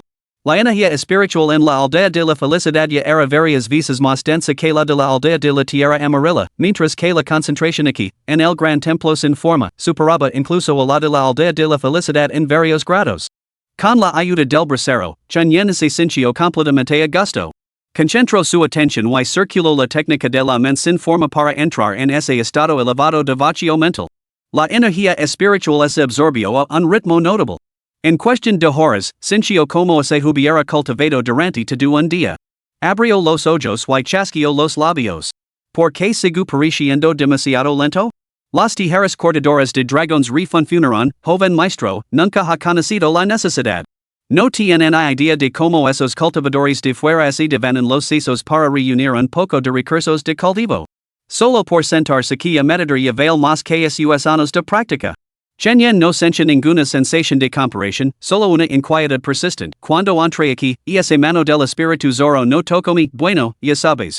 No me tendrá una emboscada más tarde? Recuerdo la advertencia del taoísta blanco, aquellos que no habían cortado su órgano vital después de obtener la mano del espíritu zoro se habían enfrentado a un castigo. Desde luego, no quería salir fuera solo para que un rayo lo matara en el acto. Bueno. No estoy del todo seguro de eso. Pero el poder de la mano del espíritu zoro va mucho más allá. Entrar en el reino secreto es solo su función más básica. Su verdadera fuerza reside en mejorar tu talento espiritual innato. ¿Talento? Exactamente, joven maestro. Tú activas tus raíces espirituales con el mejor elixir de déspota, pero la mayoría no disfruta de tal privilegio. Encontrar un elixir de calidad aceptable ya es una suerte. Además, las raíces espirituales tienen niveles, cuanto superior es la raíz, más rápido es el cultivo. Si no fuera por esto, el taoísta blanco no habría logrado alcanzar el establecimiento de la fundación a tiempo. Más allá de eso, la mano del espíritu zoro puede manifestar hechizos. En un solo instante, uno puede dominar un hechizo completo. Pero esto. Sospecho que requiere que quienes carecen de órganos vitales lo logren. Después de todo, el maestro by no enfrentó ningún castigo, pero otros que se atreveron a usar la mano del espíritu zoro para mejorar su aptitud sufrieron represalias. Chen Yen reflexionó. Así que eso es lo que pasa. En ese caso, usar la mano del espíritu zoro como lugar de cultivo no está mal, al menos no habría represalias. Pero esta capacidad de manifestar hechizos. Que convenient. Acababa de descubrir tres hechizos de la etapa de cultivo del chi en el arte sin forma y sin pensamiento, y ahora la mano del espíritu zoro también puede manifestar hechizos. Naranja fortuna y desgracia entrelazadas 1050. Bueno, otra entrada añadida al registro de misiones. ¿Podría ser esto también cuestión de suerte? Incapaz de llegar a una conclusión, Chen Yen decidió centrarse únicamente en el cultivo. Esta vez, su regreso a la aldea Extreme Bliss no era puramente para cultivarse, también había traído la píldora de la edad. La píldora de la edad era un tesoro raro alimentado por el cielo y la tierra, capaz de acelerar el progreso de un cultivador. El elixir de los años que poseía Chen Yen era una píldora del sol. Estos elixirs no podían consumirse diario, ingerir uno solo requería varios días para neutralizar su toxicidad. Aunque las principales sectas y familias nobles poseían métodos para contrarrestar esta toxicidad, esas técnicas estaban claramente fuera de su alcance actual. Al pelar la piel parasita a la piedra, se reveló un orbe azul cristalino y suave en su interior. Al tacto parecía algo blando, pero poseía una ligera resistencia que recordaba a la gelatina, aunque no del todo. Capítulo 42, El Barbero por favor, sigue leyendo. Chen Yen se la trego y la velocidad a la que la energía espiritual se refinaba en poder mágico se aceleró notablemente. Al concluir su cultivo, sintió que su mar de chi rebasaba con un poder mágico significativamente mayor, y una sonrisa se extendió por su rostro. Después de partir de Bliss Village, Chen Yen se llevó consigo la caja de cabra. Era mejor tener este objeto a mano. El tiempo, como el limo del río Yellow Mud, fue arrastrado en un instante por la corriente. Durante el último mes, con la ayuda de la píldora de la juventud eterna y el apoyo de la aldea de la felicidad, el cultivo de Chen Yen había alcanzado el segundo nivel de cultivo del chi. Si no hubiera sido por mitigar el veneno de la píldora, creía que ya habría alcanzado el tercer nivel. Durante este periodo, la curiosidad pudo más que él y utilizó la mano del espíritu zoro una vez para mejorar su aptitud espiritual y sus habilidades para lanzar hechizos. La buena noticia era que funcionó. Dominó el hechizo mortal comando fantasmas de la plaga y, con su raíz espiritual mejorada, su ritmo de cultivo se aceleró aún más. La mala noticia era que la mano del espíritu zoro albergaba un prejuicio contra las semillas de buey, envenenando dos semillas de buey generadas por las entradas. Si Chen Yen no hubiera sentido una repentina punzada de inquietud y hubiera cambiado de entrada de antemano, es muy posible que ahora se hubiera vuelto tan retorcido como el cultivador del camino blanco. El poder de los 8 bueyes es actualizó formalmente al poder blanco de los 6 bueyes. Esto asustó a Chen Yen, que abandonó el uso del poder de la mano del espíritu zoro, relegándolo únicamente a un espacio de cultivo. Su interior insatisfacción con esta entrada lo obligó ahora a disculparse por haber levantado la voz. Más allá del cultivo, Chen Yen siguió siendo consciente de las tareas de la entrada. Naranja fortuna y desgracia entrelazadas era la entrada de mayor grado que había encontrado hasta el momento. Comprendía vagamente los principios detrás del nacimiento y la desaparición de la fortuna, seguía siendo como ver flores a través de la niebla, entendía un poco, pero comprendía poco. No fue hasta un día fortuito, al presenciar los acontecimientos en la carnicería de Chao, la tienda de al lado, que comenzó a comprender la verdad. El carnicero Chao descubrió que faltaba un trozo de la carne que había comprado la viuda Li en las afueras del pueblo. Fiel a su carácter habitual, simplemente volvió a meter la parte que faltaba en la cesta, con la intención de venderla al día siguiente. Por desgracia, ese corte en concreto levaba a 3 días ali. Dejarlo toda la noche lo habría estropeado por completo. Pensando que podía hacer una buena acción sin perder nada, ya llevó las 3 onzas de carne a la casa de la viuda. Ali, vio por casualidad a Wang el perezoso, el holgazán del pueblo, escalando su moro con la intención de agredirla. Siendo un hombre de temperamento fogoso, Chao sacó inmediatamente su cuchillo de carnicero de la cintura y se abalanzó sobre él. Padio y golpeó a Wang Mizi, incluso le cortó el brazo con la joya, lo que hizo que Wang Mizi se tambaleara y se desmayara en el acto. Después, Chao llamó al jefe del pueblo y pidió al médico del pueblo que atendiera las heridas de Wang Mizi, asegurándose de que no muriera en la casa de la viuda. La viuda le estaba profundamente agradecida al carnicero Chao y insistió en darle algo de plata. Chao se negó repetidamente, sintiéndose demasiado avergonzado como para sacar el trozo de carne que empezaba a oler mal. En cambio, instó a la viuda a que se cuidara, luego regresó a su casa, cortó una pierna de cerdo fresca y se la llevó. La viuda Li, una mujer considerada que se ganaba la vida criando gusanos de seda y tejiendo telas, estaba profundamente agradecida al carnicero. A menudo preparaba pequeños platos y así los enviaba a su casa. El carnicero era soltero de toda la vida y no tenía a nadie que le cocinara. En poco tiempo, los dos se encarinaron el uno con el otro. Sin embargo, la viuda le creía que estaba maldita y que traía mala suerte a sus maridos, mientras que el carnicero Chao sentía que su edad la hacía indigno de ella. Así que vivían juntos tranquilamente. Los aldeanos los observaban con una sonrisa de aprobación, absteniéndose de cotillear y considerándolo, en cambio, una unión bendita. Chen Yan observó este giro de los acontecimientos, completando 3 tareas de su lista de un solo gol. Un acto fortuito del carnicero había forjado un vínculo matrimonial. Si la viuda le no hubiera echado en falta ese trozo de carne, Wang el jorobado la habría secuestrado por la fuerza, sin dejar ningún recurso para obtener justicia. Wang el jorobado, impulsado por sus intenciones lujuriosas, encontró su desgracia en este asunto. Golpeado y acachilado, se enfrentó a los dedos acusadores de la aldea y no pudo soportar seguir viviendo en ella. Esta escena lo recordó inevitablemente Chen Yan lo que el cultivador del Camino Blanco había dicho una vez sobre el destino y la fortuna. Todas las cosas en el mundo funcionan según patrones predeterminados, esto es el destino. Cuando estos patrones se alteran, la desviación correctiva que sigue es la fortuna. Chen Yan completó la tarea de la entrada y ganó su primera entrada de nivel naranja. Naranja, fortuna y desgracia entrelazadas, mientras se eleva equipado, el portador sufrirá 3 desgracias consecutivas, tras las cuales se desencadenará un golpe de buena suerte. El ciclo debe completarse para eliminar el efecto. El efecto era sencillo, 3 desgracias que garantizaban un golpe de suerte. No estaba nada mal. Chen Yan buscó una oportunidad para probarlo, aunque intuía que la gravedad de las desgracias podría limitar la magnitud de la buena suerte posterior. Cuanto mayor fuera la desgracia, más extraordinaria sería la recompensa. Antes de que pudiera probarlo, un forastero llegó a la aldea de Huangtu. El tiempo se fue enfriando poco a poco. Un día, un barbero llegó a la entrada de la aldea. Apoyó un taburete, sacó su piedra de afilar y comenzó a afilar su navaja mientras gritaba. Vengan todos. Una afiatada por 3 monedas, sin preocupaciones. Si no queda satisfecho, no paga nada. Si le corto, le pagar 3 monedas. Parecía un buen negocio, y los hombres de la aldea se sentían tentados. Algunos incluso tramaban finger en satisfacción después de la afiatada para evitar el pago. Sin embargo, cuando les cortaron el pelo y separaron las manos por sus cabezas lisas y brillantes, no pudieron evitar darle el visto bueno y pagaron de buen grado. Algunos rufianes, aunque pensaban que el corte era bueno, seguían sin querer pagar, principalmente porque no tenían mucho dinero en los bolsillos. El barbero, consciente de su difícil situación, comenzó a contar una historia con una sonrisa. La historia se centraba en un muchacho pobre de un pueblo que, a través de un intermediario laboral, consiguió trabajo en una casa noble. No solo ganaba un buen sueldo, sino que también vivía divertidas anécdotas mientras cumplía con sus obligations, llegando incluso a ganarse el favor de la joven de la familia rica.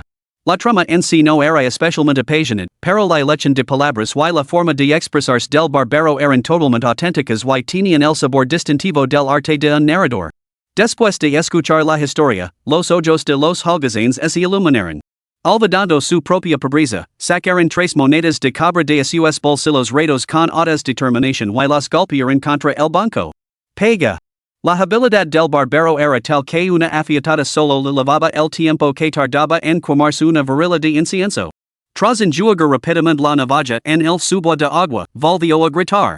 Siguiente. Así que los hombres del pueblo hicieron cola, decididos a cortarse el pelo antes de que llegara el año nuevo. En el gran reino de Xia, en las trenzas largas en las molinas sueltas estaban de moda. La mayoría prefería el pelo corto, especialmente los trabajadores del pueblo, que lo levaban rápido o afiatado para facilitar el trabajo. Así, el pueblo asilino de repente varias cabezas calvas más. Chen Yan incluso sintió que el brillo del pueblo había aumentado varios grados. Chen Yan no tenía ningún deseo de afeitarse la cabeza.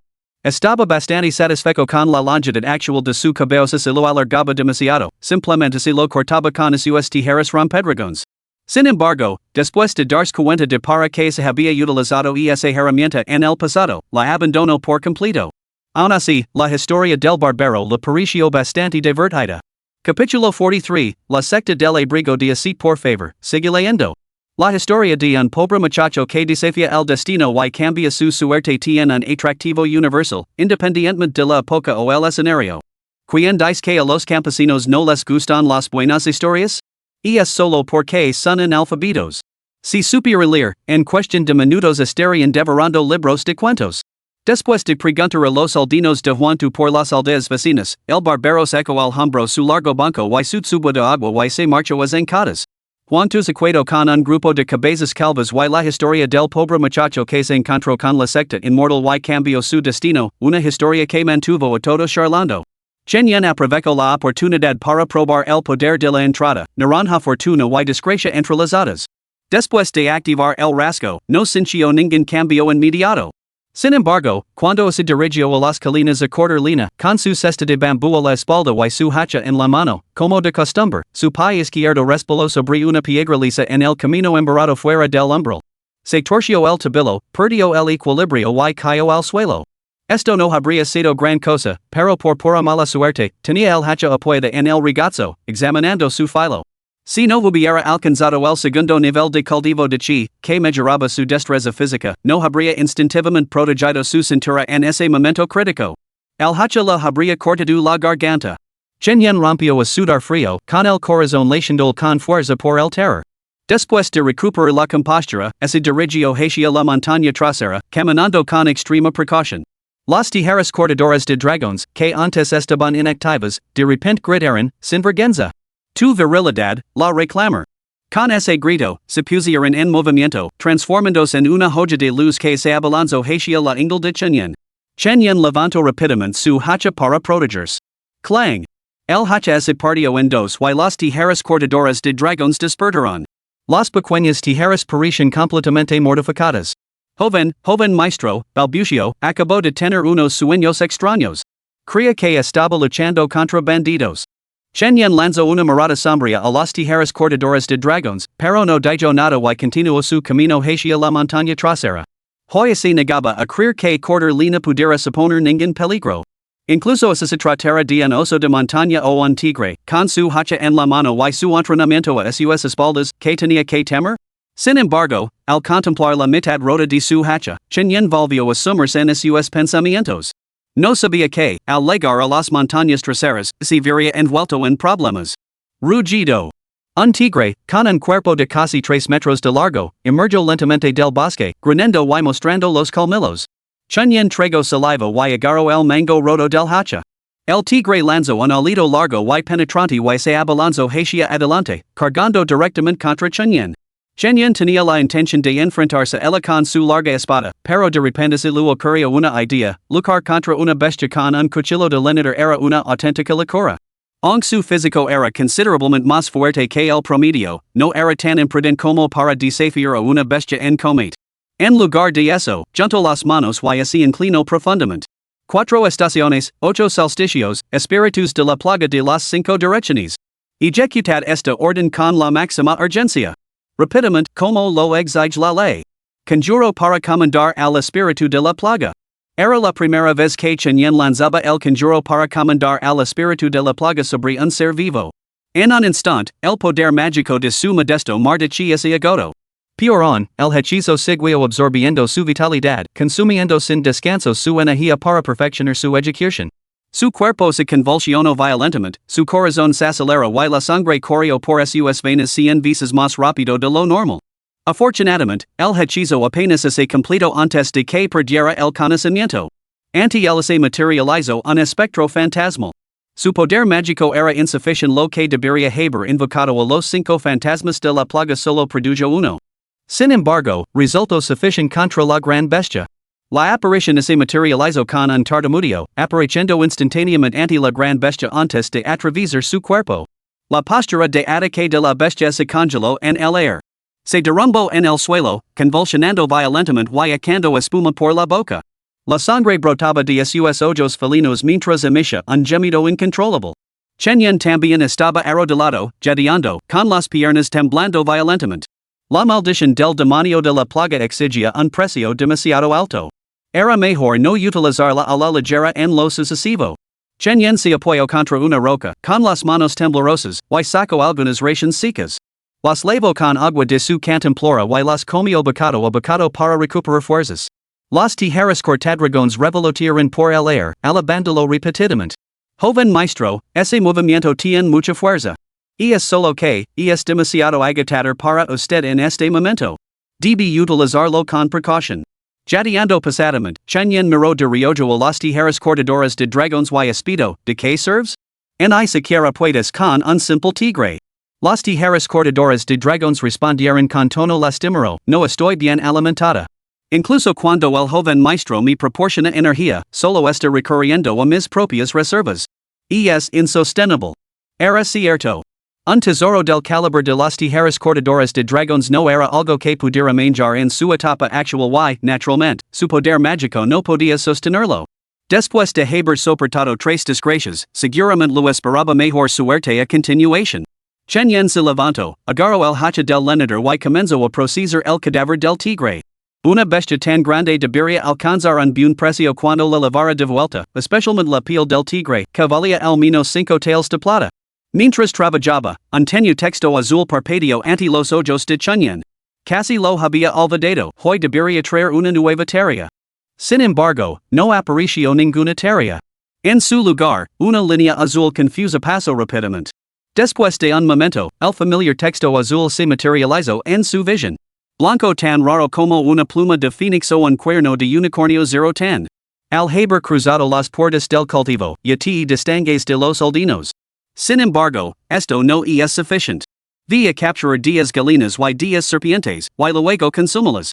La entrada naranja fortuna y desgracia entrelazadas ya podía descartarse, lo que significaba que había cumplido su propósito.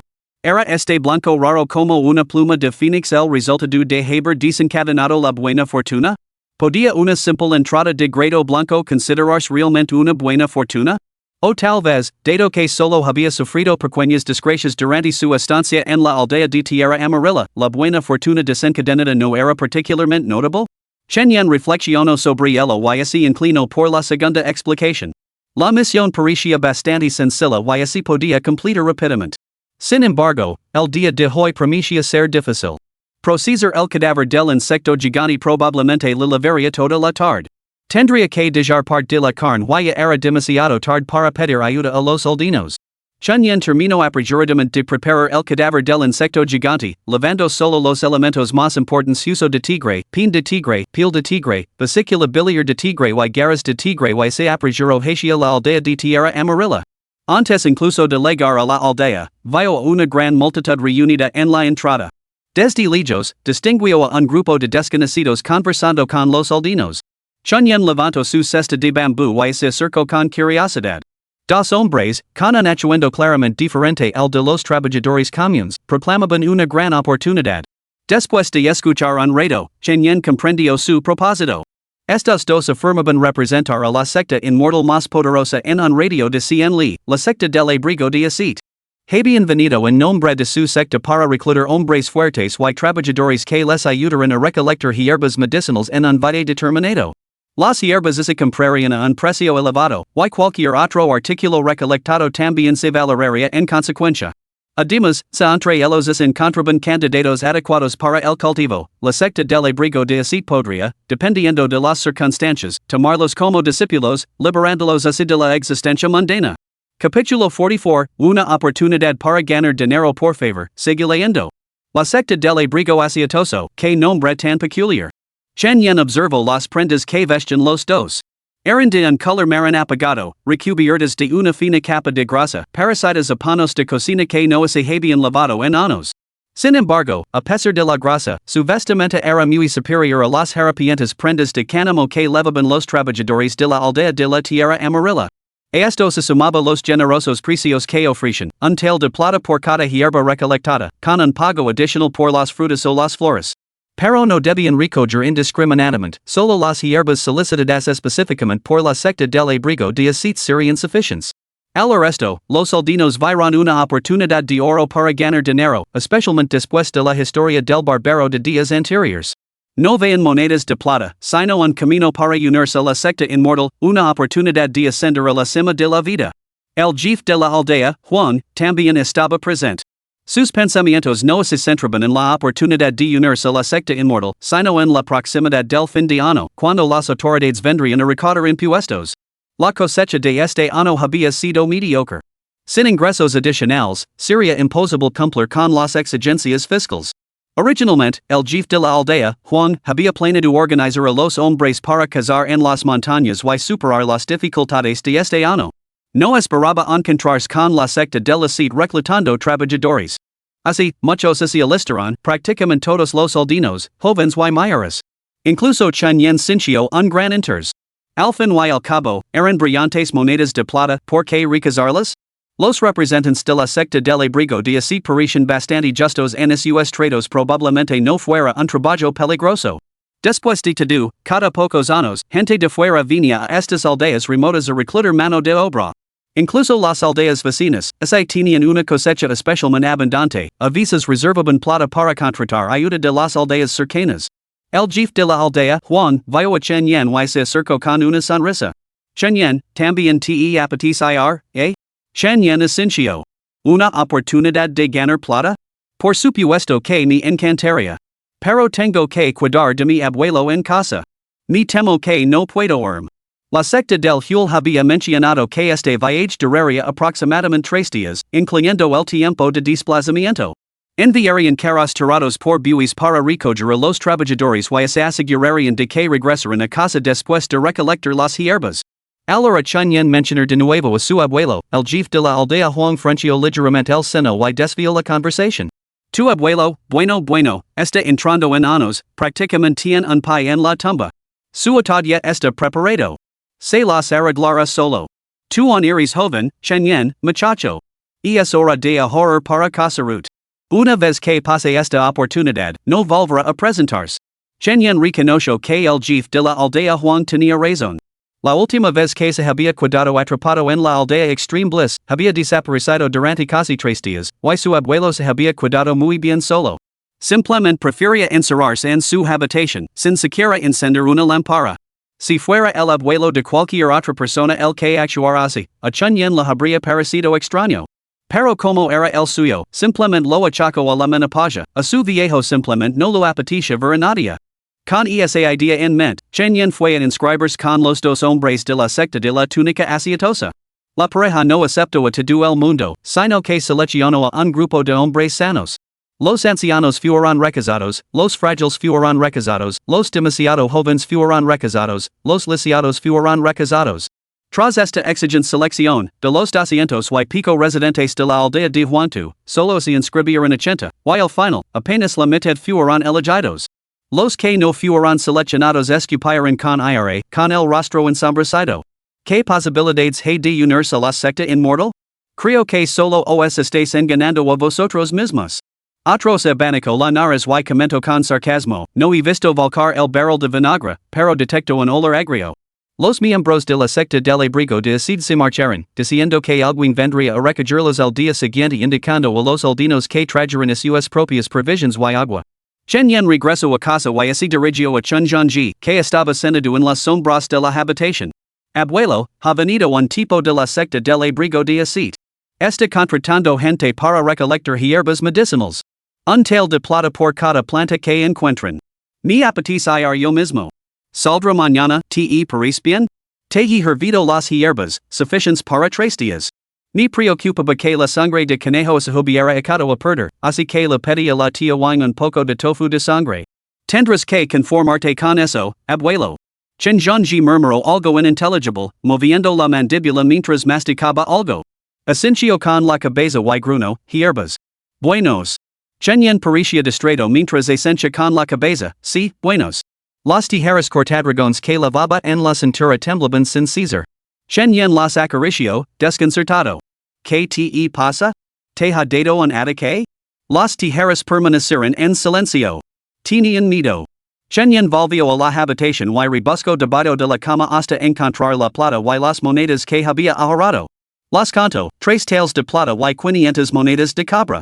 Calculó el costo y se apresuró a ir a la carnicería de Chao, en el pueblo, con la intención de comprar 10 porciones de carne de serpiente. Chao ese cuedo atenido. ¿Qué te crees que es este lugar, muchacho? ¿Quien com carne de serpiente? Esa cosa es dura y agria. Solo los cazadores sin escrúpulos la venden a los carniceros, ya que ellos no tienen ningún uso para la carne después de vender las pieles. En ese momento, la viuda le salió de la habitación interior. Alvaro Chen Yen, se apresuró a volver dentro. Tras pensarlo un momento, al darse cuenta de que todo el pueblo lo sabía, volvió a salir con el rostro sonrojado. Chen Yen, muchacho, sobre esa carne de serpiente que mencionaste, conozco a alguien que la vende. Ese cazador, Lu, del sur. Tampoco cultiva la tierra, solo caza en las montañas, y se ve durante días o medio años cada vez. Su patio está lleno de todo tipo de carne seca de caza, y huele bastante fuerte. Los ojos de Chen Yen se iluminaron, ese era precisamente el cazador que necesitaba encontrar. Sonrió y le dio las gracias, hermana Chao. Las mejillas de la viuda le se sonrojaron aún más, pero no pudo reprimir una risita y se tapó la boca. Tenía una figura espléndida y, cuando se reía, los 2 montículos bajo su blusa se balanceaban juguetonamente. El carnicero Chao golpeó con su cuchillo de matanza el bloque de cortar, sobresaltando a Chen Yen. Toma, levate esto para reponer fuerzas en casa. Consideralo un regalo mío. Chen Yen agarró una pata trasera de cerdo y se apresuró a buscar la casa del cazador Lu. Al oír la petición de carne de serpiente y pollo, el cazador Lu se quedó algo desconcertado, pero los negocios son los negocios, y naturalmente no se negaría. Sin embargo, sus ojos se movieron rápidamente, se frotó los dedos y luego, en un tono mesurado, dijo, pero estos son el fruto de mi duro trabajo de casa, y lo sabes. No serán baratos. En ese momento, el jefe de la aldea, Juan, pasaba por allí. Al arresto, estalló en una avalancha de insultos. Ciego Lu, sin vergüenza desvergonzado. Chen Yen es un chico tan bondadoso, y tú intentas estafarlo. No tienes conciencia. No me extraña que no encuentres esposa. El rostro barbudo del cazador Lu se sonrojó. Apresuradamente modificó su oferta, 10 serpientes y 10 palos negros. Todos secados al viento. Esta carne no es sabrosa, es agria por mucho que la cocines, pero es fácil de digerir. No te voy a estafar. Si consigo vender esto, saldrá a cero. ¿Cuántos taels de plata en total, de acuerdo? En un céntimo menos, en siquiera recuperaría el costo de las trampas, Chen Yen asintió y cambió el dinero por la mercancía. Como le faltaba plata, sacó el montón de artículos de piel de tigre. Los ojos del cazador Lu se arrugaron con diversión al verlo. Bajo la atenta mirada del jefe de la aldea Juan, pagó a regañadientes los 5 taels adicionales para cubrir el déficit. La carne seca era bastante abundante, suficiente para un par de días. El cazador Lu ya la había corrido con sal y condimentos, evidentemente para hacerla más apetecible.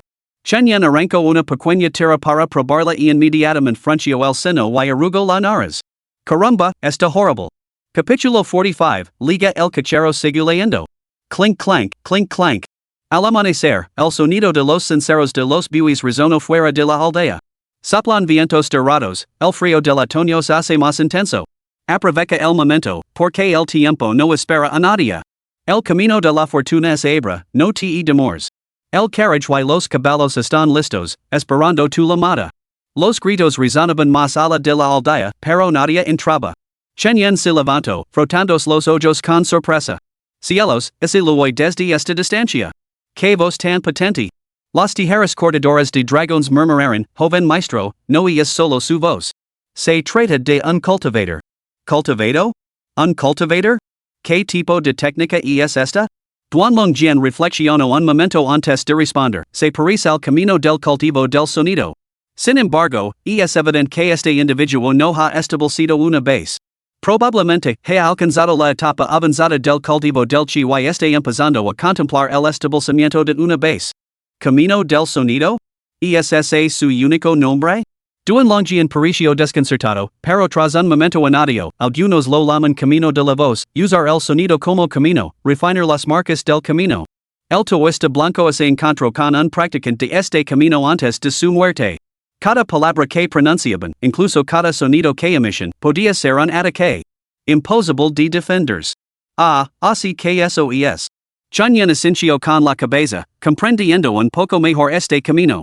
Aun así, en comparación con el camino del alma, Quebec podía manipular espíritus, el camino del sonido parecía bastante débil, apenas digno de ser un camino de establecimiento de fundamentos. Pero Chunyan tampoco estaba particularmente interesado en el camino del alma. Pensando esto, sacudió la cabeza y se rió entre dientes, ¿por qué apresurarse en estas cosas tan pronto?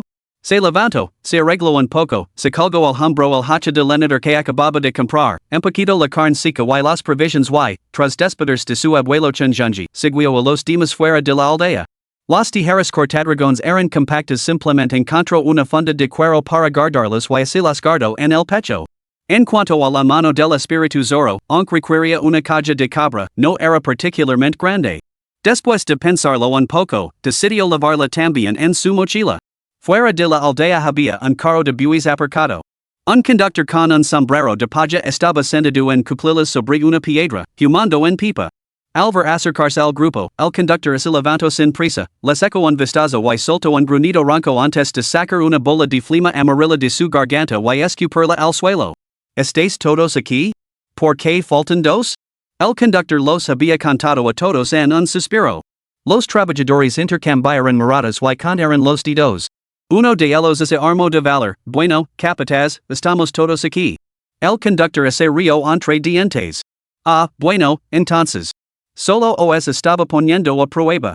Yo tampoco sé contar bien, no podía llevar la cuenta. Solo quería daros un susto. Al ver el carro de bueyes, alguien protestó, capataz, este carro es demasiado pequeño. Apenas caben 5 o 6 personas. Somos más de 40 hombres, ¿cómo se supone que vamos a caber todos? Inmediatamente, otro expresó su sospecha, no vas a hacer que el resto camen, ¿verdad? He oído que el lugar donde se recogen las hierbas está a 20 miles de aquí. Después de caminar tanto, mis piernas no servirán para trabajar, del conductor, molesto, dio una calada a su pipa y espido, sois unos palitos, ¿verdad? Subid el carro. Mirad el carro de este viejo, puede llevar a todo vuestro pueblo sin sudar en una gota. Escéptico, un hombre subió el carro. El carro no era más que una caja abierta con 2 ruedas de bio. Pero, curiosamente, en cuanto pisó la tabla, pareció encajarse un centímetro desde fuera. Al darse cuenta de su transformación, se revolvió dentro del carro con asombro. Chen Yen observaba con igual curiosidad y le susurró a las tijeras cortadoras de dragones, ¿qué está pasando? Las tijeras cortadoras de dragones se estremecieron y su voz ya no era tan baja como antes, aunque nadie más podía oír su conversación. Joven maestro, si no me equivoco, eso es obra del camino de la transformación. Este carro de bueyes es un objeto espiritual del camino de la transformación. ¿El camino de la transformación? ¿Qué es eso? Es muy sencillo. Los practicantes del camino de la transformación pueden alterar su tamaño, haciéndose más grandes o más pequeños, o transformarse en bestias como bueyes o caballos. Incluso pueden conjurar criaturas híbridas a su antojo. No solo pueden cambiar de forma, sino que también aprovechan las habilidades de estas bestias y monstruos. Son luchadores formidables. Joven maestro, haría bien en mantener la distancia si se encuentra con ellos. Chen Yan no pudo evitar examinar al conductor más de cerca.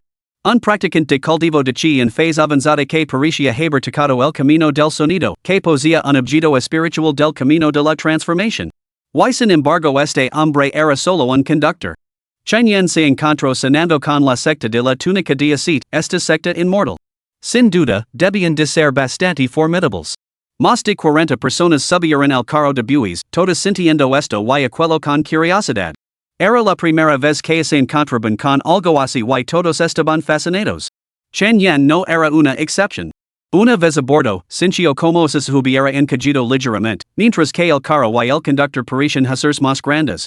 Duanlongjian declaró con una amplia sonrisa, joven maestro, ese es el truco de esos toros salvajes del camino de la transformación. A veces no se transforman a sí mismos, sino que intentan transformar a los demás. De esa manera pueden intimidar a los pequeños con su tamaño. Pero es fácil contrarrestarlo, la transformación solo afecta a tu apariencia. Tu poder mágico permanece inalterado. Chen Yan reflexionó sobre una pregunta y preguntó, ¿pueden los practicantes del camino de la transformación cambiar de hombre a mujer? Duanlongjian hizo una pausa y, tras un momento de silencio, respondió, sí. Chen Yan sintió curiosidad. ¿Por qué estás tan seguro? Duanlongjian habló con un toque de tristeza. Recuerdo haber emboscado una vez a una practicante del camino de la transformación junto con un taoísta blanco. Era una mujer excepcionalmente poderosa. El taoísta blanco liberó todas sus almas a la vez y aún así no pudo vencerla. Me lanzaron a un lado y ataras en una posición incómoda. Por costumbre, la ataque en sus partes bajas y entonces. Chen Yan sintió con gravedad. Y entonces. Entonces le corté los testículos. El dolor hizo que la cultivadora recuperara su verdadera forma, un hombre. Se había estado disfrazando de mujer, haciéndose amigo de las cultivadoras como si fueran hermanas para ganar su confianza. Cuando bajaban la guardia, se deslizaba en sus camas. Así es como todo salió a la luz. Chen Yan se quedó en silencio por un momento, apretando la mandíbula. Un hombre así realmente merece morir. Duanlongjian comentó con un toque de satisfacción, en efecto, si lo merece. En aquel entonces, el cultivador justo casi perdió el control de sus pensamientos, casi sufriendo un retroceso del alma. El mismo carecía de virilidad, pero aquí había alguien que le ejercía sin esfuerzo. Lo presenció todo, casi ahogándose en su propia rabia. Lo entiendo. Por el camino, el conductor recogió no solo a aldeanos de la aldea de la Tierra Amarilla, sino también a los de la aldea de la Montaña Rota. La secta de la túnica aceitosa no había limitado su reclutamiento a la aldea de la Tierra Amarilla parecía que habían restrido varias aldeas vecinas. Chen Yan también vio a gente de la aldea de la Montaña Rota. Las otras aldeas tenían menos contacto entre sí, por lo que los rostros le resultaban desconocidos.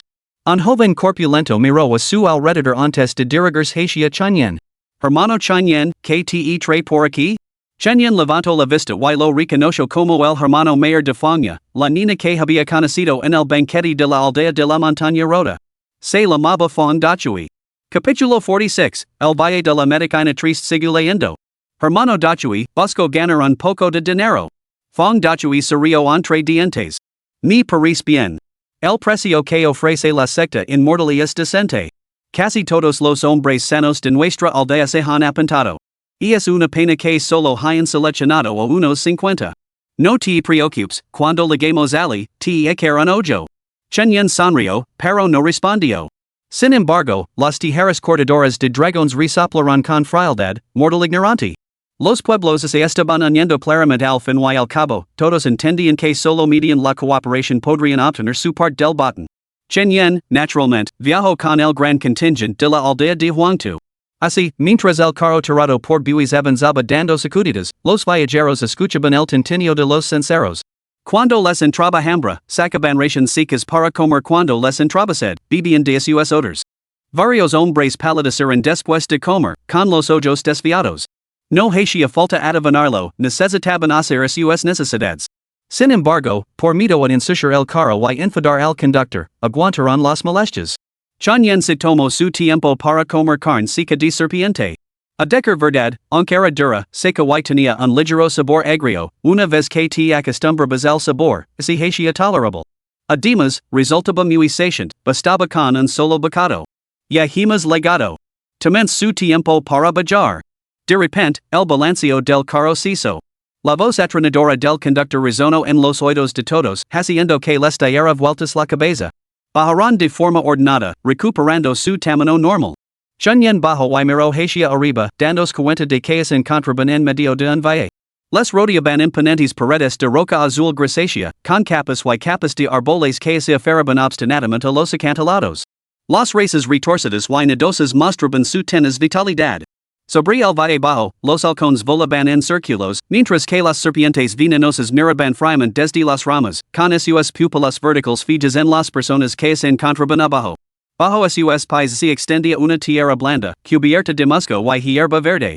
Delante se extendía un estrecho desfiladero.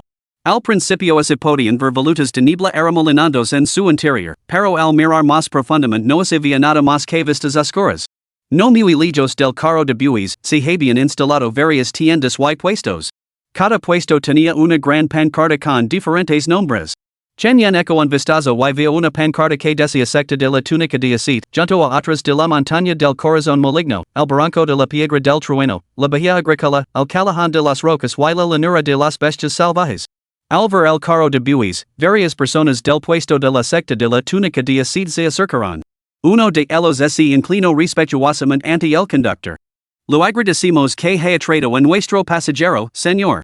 Esta muestra de agradecimiento es por las molestias. El conductor aceptó un sobre rojo, lo puso en la mano y sonrió, mostrando una boca llena de dientes amarillos. No hay de qué, no hay de qué.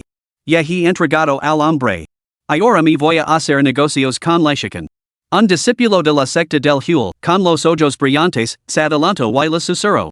Señor, si no se encuentra bien y no puede hacer la entrega a la chicken, ¿cuánto necesitaría? Señor, si no se encuentra bien y no puede ayudar a la chicken con la entrega, ¿cuánto le costaría? El conductor lo miró de reojo y esbozó una sonrisa burlona. ¿Acaso soy yo de los que abandonan su integridad profesional? Hablar así arruinaría mi reputación. Aunque 30 piedras espirituales o 3 píldoras solares podrían ser aceptables. El rostro del discípulo se torció con consternación. Es demasiado caro, señor. Será mejor que continue con la entrega. El conductor escupió, murmuró maldiciones entre dientes y se alejó con el carro de bueyes. Chenyan observó que el conductor no estaba realmente afiliado a la secta del manto de acete, sino que simplemente estaba cumpliendo con un encargo de entrega. El discípulo de la secta hizo un rápido recuento y se sintió satisfecho al comprobar que los números eran más o menos correctos. A continuación, sacó un montón de especímenes de plantas, seleccionó varios y anunció en voz alta. Ahora, todos, animaos. Tienes 15 minutos para descansar, luego nos dirigiremos al desfiladero. Recordad estas plantas de abajo, son las que vamos a comprar. Estas costan un tael de plata cada una, estas dos taels. Y estas bolitas redondas. Si encontréis alguna, pagaremos 30 taels por bolita. Quizás incluso tengáis la oportunidad de uniros en vuestra secta. Chenyan examinó las pequeñas semillas redondas y observó su parecido con el elixir de los años. Se tocó el bolsillo, donde guardaba varias píldoras de ese tipo, ya que el resto las había tirado en el gran templo sin forma de la aldea de la felicidad extrema. Al mencionar la posibilidad de unirse a una secta, algunos respiraron profundamente, ansiosos por adentrarse inmediatamente en el desfiladero. Desde un puesto lejano, alguien se levantó y se acercó con una sonrisa burlona. Vosotros, los de la secta del abrigo de acete, sois como la ropa que leváis puesta, apestosos y agrias. Si no podíais pagar, no contratíais a tanta gente. Escuchad, en la chicken pagaremos el doble por los artículos que acabáis de vender. Incluso os ofreceremos la oportunidad de uniros a una secta. En comparación con esta supuesta secta del abrigo de acete, la chicken es la verdadera ortodoxia. Los discípulos de la secta del abrigo de acete apretaron los dientes con rabia y respondieron con insultos. Los hombres de la chicken no se quedaron atrás y les devolvieron los insultos. Las dos figuras, que momentos antes parecían deidades para los campesinos, ahora se dedicaban a lanzar insultos como zoras callejeras, dejando a todos estupefactos. En ese momento, un hombre de mediana edad y mandíbula cuadrada dio un paso al frente y gritó, ¿qué clase de comportamiento es este? ¿Gritar en público? ¿Todo lo que aprenden en su secta es una completa basura? ¿No os han enseñado nada los libros y los clásicos que os han obligado a leer a diario? Vuestra verdad no está a la altura de vuestra posición. ¿En qué os diferenciáis de esos campesinos rústicos a los que miráis por encima del hombro? Estas palabras dejaron a los discípulos que se peleaban sonrojados de vergüenza. El discípulo de la se cubrió la cara y corrió de vuelta a su puesto. Hermano Hong, no pude evitarlo. Solo quedó el discípulo de la secta del manto de acete, tratando frenéticamente de explicárselo al hermano Hong. El hermano Hong hizo un gesto con la mano para indicar el que no se preocupara. La verdad debe ser el principio rector de uno mismo. No hay que dejarse seducir por las cosas externas, ni provocarse por objetos o personas. Hay que perseguir las acciones justas y alinearse con los caminos del cielo. Volvió la mirada hacia Chunyan y a sus compañeros, reflexionando, mi nombre es Hong Zhang, soy discípulo de la secta de la túnica aceitosa y supervisor de la cosecha de este año en el valle de la hierba de la tristeza. Aunque los peligros en su interior son pocos, para los mortals como vosotros no son menos que una catástrofe. Sin embargo, el rendimiento del valle es limitado cada año, por lo que nuestras sectas han establecido una regla, cada 3 años, seleccionamos a mortals para que entren y recogen hierbas. La cantidad que recogen depende de su propia habilidad. Vuestro grupo ha sido reclutado por nuestra secta de la CIT. Sin embargo, al vender las hierbas, los miembros de otras sectas pueden interceptarlos, y si median coacción o seducción. Por lo tanto, la mención de mi hermano menor sobre los requisitos de iniciación no es un engaño. Si regresas con suficientes hierbas, quedarías exentos de los requisitos estándar y serías admitidos directamente en nuestra secta de la CIT. Ahora, pensadlo detenidamente, os aventurarías en este desfiladero para luchar por el éxito o os marcaréis de aquí? No hay por qué preocuparse por la partida, os levaremos de vuelta sanos y salvos. Pero una vez dentro del desfiladero, la vida y la muerte estarán en manos del destino, más allá de vuestro control. La multitud intercambió miradas, y algunos rostros delataban vacilación. Tras un momento de lucha interna, unos pocos dieron un paso al frente. Donde hay un primero, hay un segundo. Pronto, un tercio del grupo original se había separado. Hong Zhang no fue una excepción. Agitó la mano y declaró, venid, trade las túnicas de acete. Una para cada uno de los que os quedes atrás. El discípulo dudó, clavado en el sitio. Hong Zhang lo lanzó una mirada fulminante. El discípulo se puso firme y se apresuró a ir con los demás a buscar los artículos.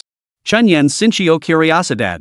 ¿Qué eran esas prendas recubiertas de acete? ¿Podrían ser una especialidad de su secta recubierta de acete? Capítulo 47, El camino de la verdad sigue leyendo. A simple vista parecía una capa de paja, con una fina capa de acete que parecía algo pegajosa. Sin embargo, al tocarla, se descubría que no era nada resbaladiza. Chunyan examinó con cierta curiosidad la prenda recubierta de acete que había repartido la secta del manto de acete. Hong Zhang no ocultó su orgullo al declarar, esta es una prenda recubierta de acete exclusiva de nuestra secta del manto de acete. Posee cierta cualidad espiritual, capaz de proteger de las criaturas venenosas y los insectos que infestan el desfiladero. Incluso cuando es golpeada por espadas o cuchillos, solo deja una leve marca blanca. Además, es extraordinariamente ligera en realidad, no te impedirán avanzar por los senderos de montaña. Solo ten en cuenta que, una vez que el acete se seca, la prenda pierde sus propiedades espirituales. Olvidad de espadas y cuchillos, se descargará en pedazos al menor tirón. Los que habían decidido marcharse se pusieron verdes de envidia al hablar de tal tesoro y clamaron por una segunda oportunidad. Hong Zhang resopló con frialdad y los reprendió, romper la palabra dada es propio de un hombre mezquino. Es una perdida de verdad. Sus palabras cortaron como un cuchillo, dejando a los obstinados tan avergonzados que cayeron de rodillas, llorando amargamente. Chunyan se sintió mareado y murmuró con asombro, ¿qué clase de técnica es esta? Los tijeras cortadoras de dragones se burlaron, este joven de barba humida, apenas salido del establecimiento de la fundación, y maneja sus propias artes taoístas con tal abandono temerario. Joven maestro, si no me equivoco, esto debería ser el dao de la verdad dentro del camino recto. Chunyan estaba desconcertado. ¿Cómo podía haber un dao justo? ¿Y por qué se clasificaba así al dao de la verdad? Duanlong lo explicó patientemente, joven maestro, quizá no lo sepa, pero hay innumerables caminos taoístas para el establecimiento de los cimientos en todo el mundo. Cualquier camino puede utilizarse para establecer los cimientos de uno. Sin embargo, después de establecer los cimientos, hay que cultivar las marcas del dao. No todos los caminos taoístas son igualmente accesibles. Algunos caminos, incluso para aquellos con un talento excepcional, pueden tardar 30 o 50 años en comprenderse. Otros, sin embargo, solo requieren un esfuerzo diligente durante unos años para establecer una base. Por lo tanto, ciertos caminos atraen un número cada vez mayor de cultivadores, lo que hace que se multipliquen las marcas del Tao correspondientes dentro del cosmos. Esto, a su vez, facilita que los practicantes posteriores cultiven dentro de ese camino, creando un círculo virtuoso. El camino ortodoxo, entonces, abarca numerosas escuelas taoístas, cada una de las cuales se subdivide a su vez en escuelas menores. Las escuelas del Tao de estas escuelas menores se asemejan al camino ortodoxo, pero difieren en su utiliza, y sus practicantes son menos numerosos que los del camino ortodoxo en su conjunto. Por lo tanto, se incluyen en el camino ortodoxo como escuelas menores. Otras escuelas taoístas importantes siguen este patrón. Tomamos como ejemplo el Tao vinculante practicado por los taoístas blancos, y es una rama menor dentro del Tao del alma. No solo es difícil su establecimiento de fundamentos, sino que sus aplicaciones prácticas palidecen en comparación con el Tao del alma. Uno es pregunta que llevó a esos taoístas blancos a elegir el Tao vinculante para el establecimiento de sus fundamentos. Así que existen tales distinciones entre las escuelas taoístas. Hongzhang, aunque residía en la secta de la túnica de Acete, cultivaba el camino de la verdad. ¿No era esto una forma de hibridación? ¿O era el camino de la verdad realmente la práctica predominante de la secta? Aún así, esta habilidad de ganarse los demás a través de la verdad con meras palabras era realmente envidiable, lograda con nada más que el movimiento de la lengua. Chen Yan reflexionó sobre esto. Él también prefería ganarse los demás a través de la verdad. Afortunadamente, su hacha de cortar hacia la maba verdad. Hongzhang añadió finalmente, marcan el tiempo. No deben permanecer en el desfiladero más de 2 días, no sé que sus cuerpos no pueden soportarlo. Algunos preguntan por qué no podían soportarlo, pero Hongzhang no dio ninguna explicación. Había un pequeño puesto de control a la entrada del desfiladero. Alguien sacó un espejo y lo mostró a los que entraban. Las tijeras cortadoras de dragones explicaron ya. No es más que un simple artilugio para detectar a los cultivadores entre los viajeros. Joven maestro, no se preocupe. Solo tiene que compartir conmigo un pequeño secreto y ocultaré su cultivo. Chen Yan no tenía intención de revelar su secreto a las tijeras cortadoras de dragones. Sin embargo, fue testigo de cómo un hombre entre la multitud fue descubierto como cultivador. Al instante, 3 o 4 hombres corpulentos y rotundos salieron del puesto de control, inmovilizaron al hombre en el suelo y lo golpearon salvajemente. Esto lo asustó, y rápidamente lo confisó a las tijeras rompadoras de dragones, una vez espía la viuda Juan del pueblo mientras se bañaba.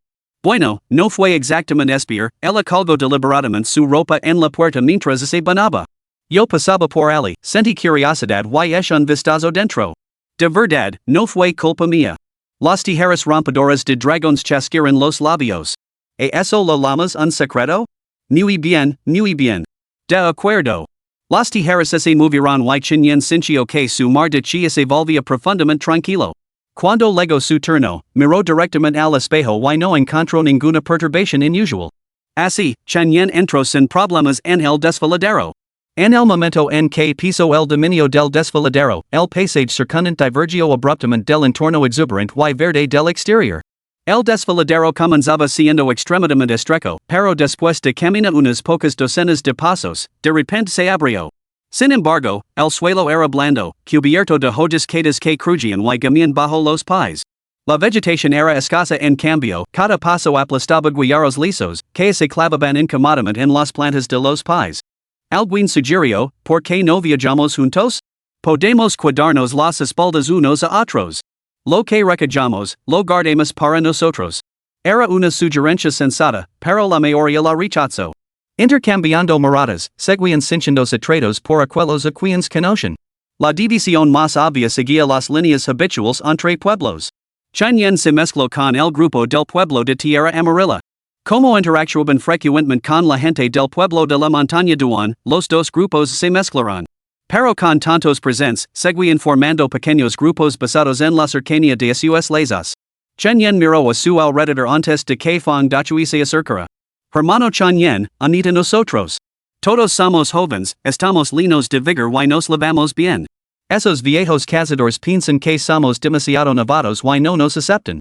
Chen Yan observó al grupo, 3 personas, 2 hombres y una mujer. Después de pensarlo un momento, asintió con la cabeza. Bueno, gracias, hermano Dachui. Fang Dachui se rió entre dientes.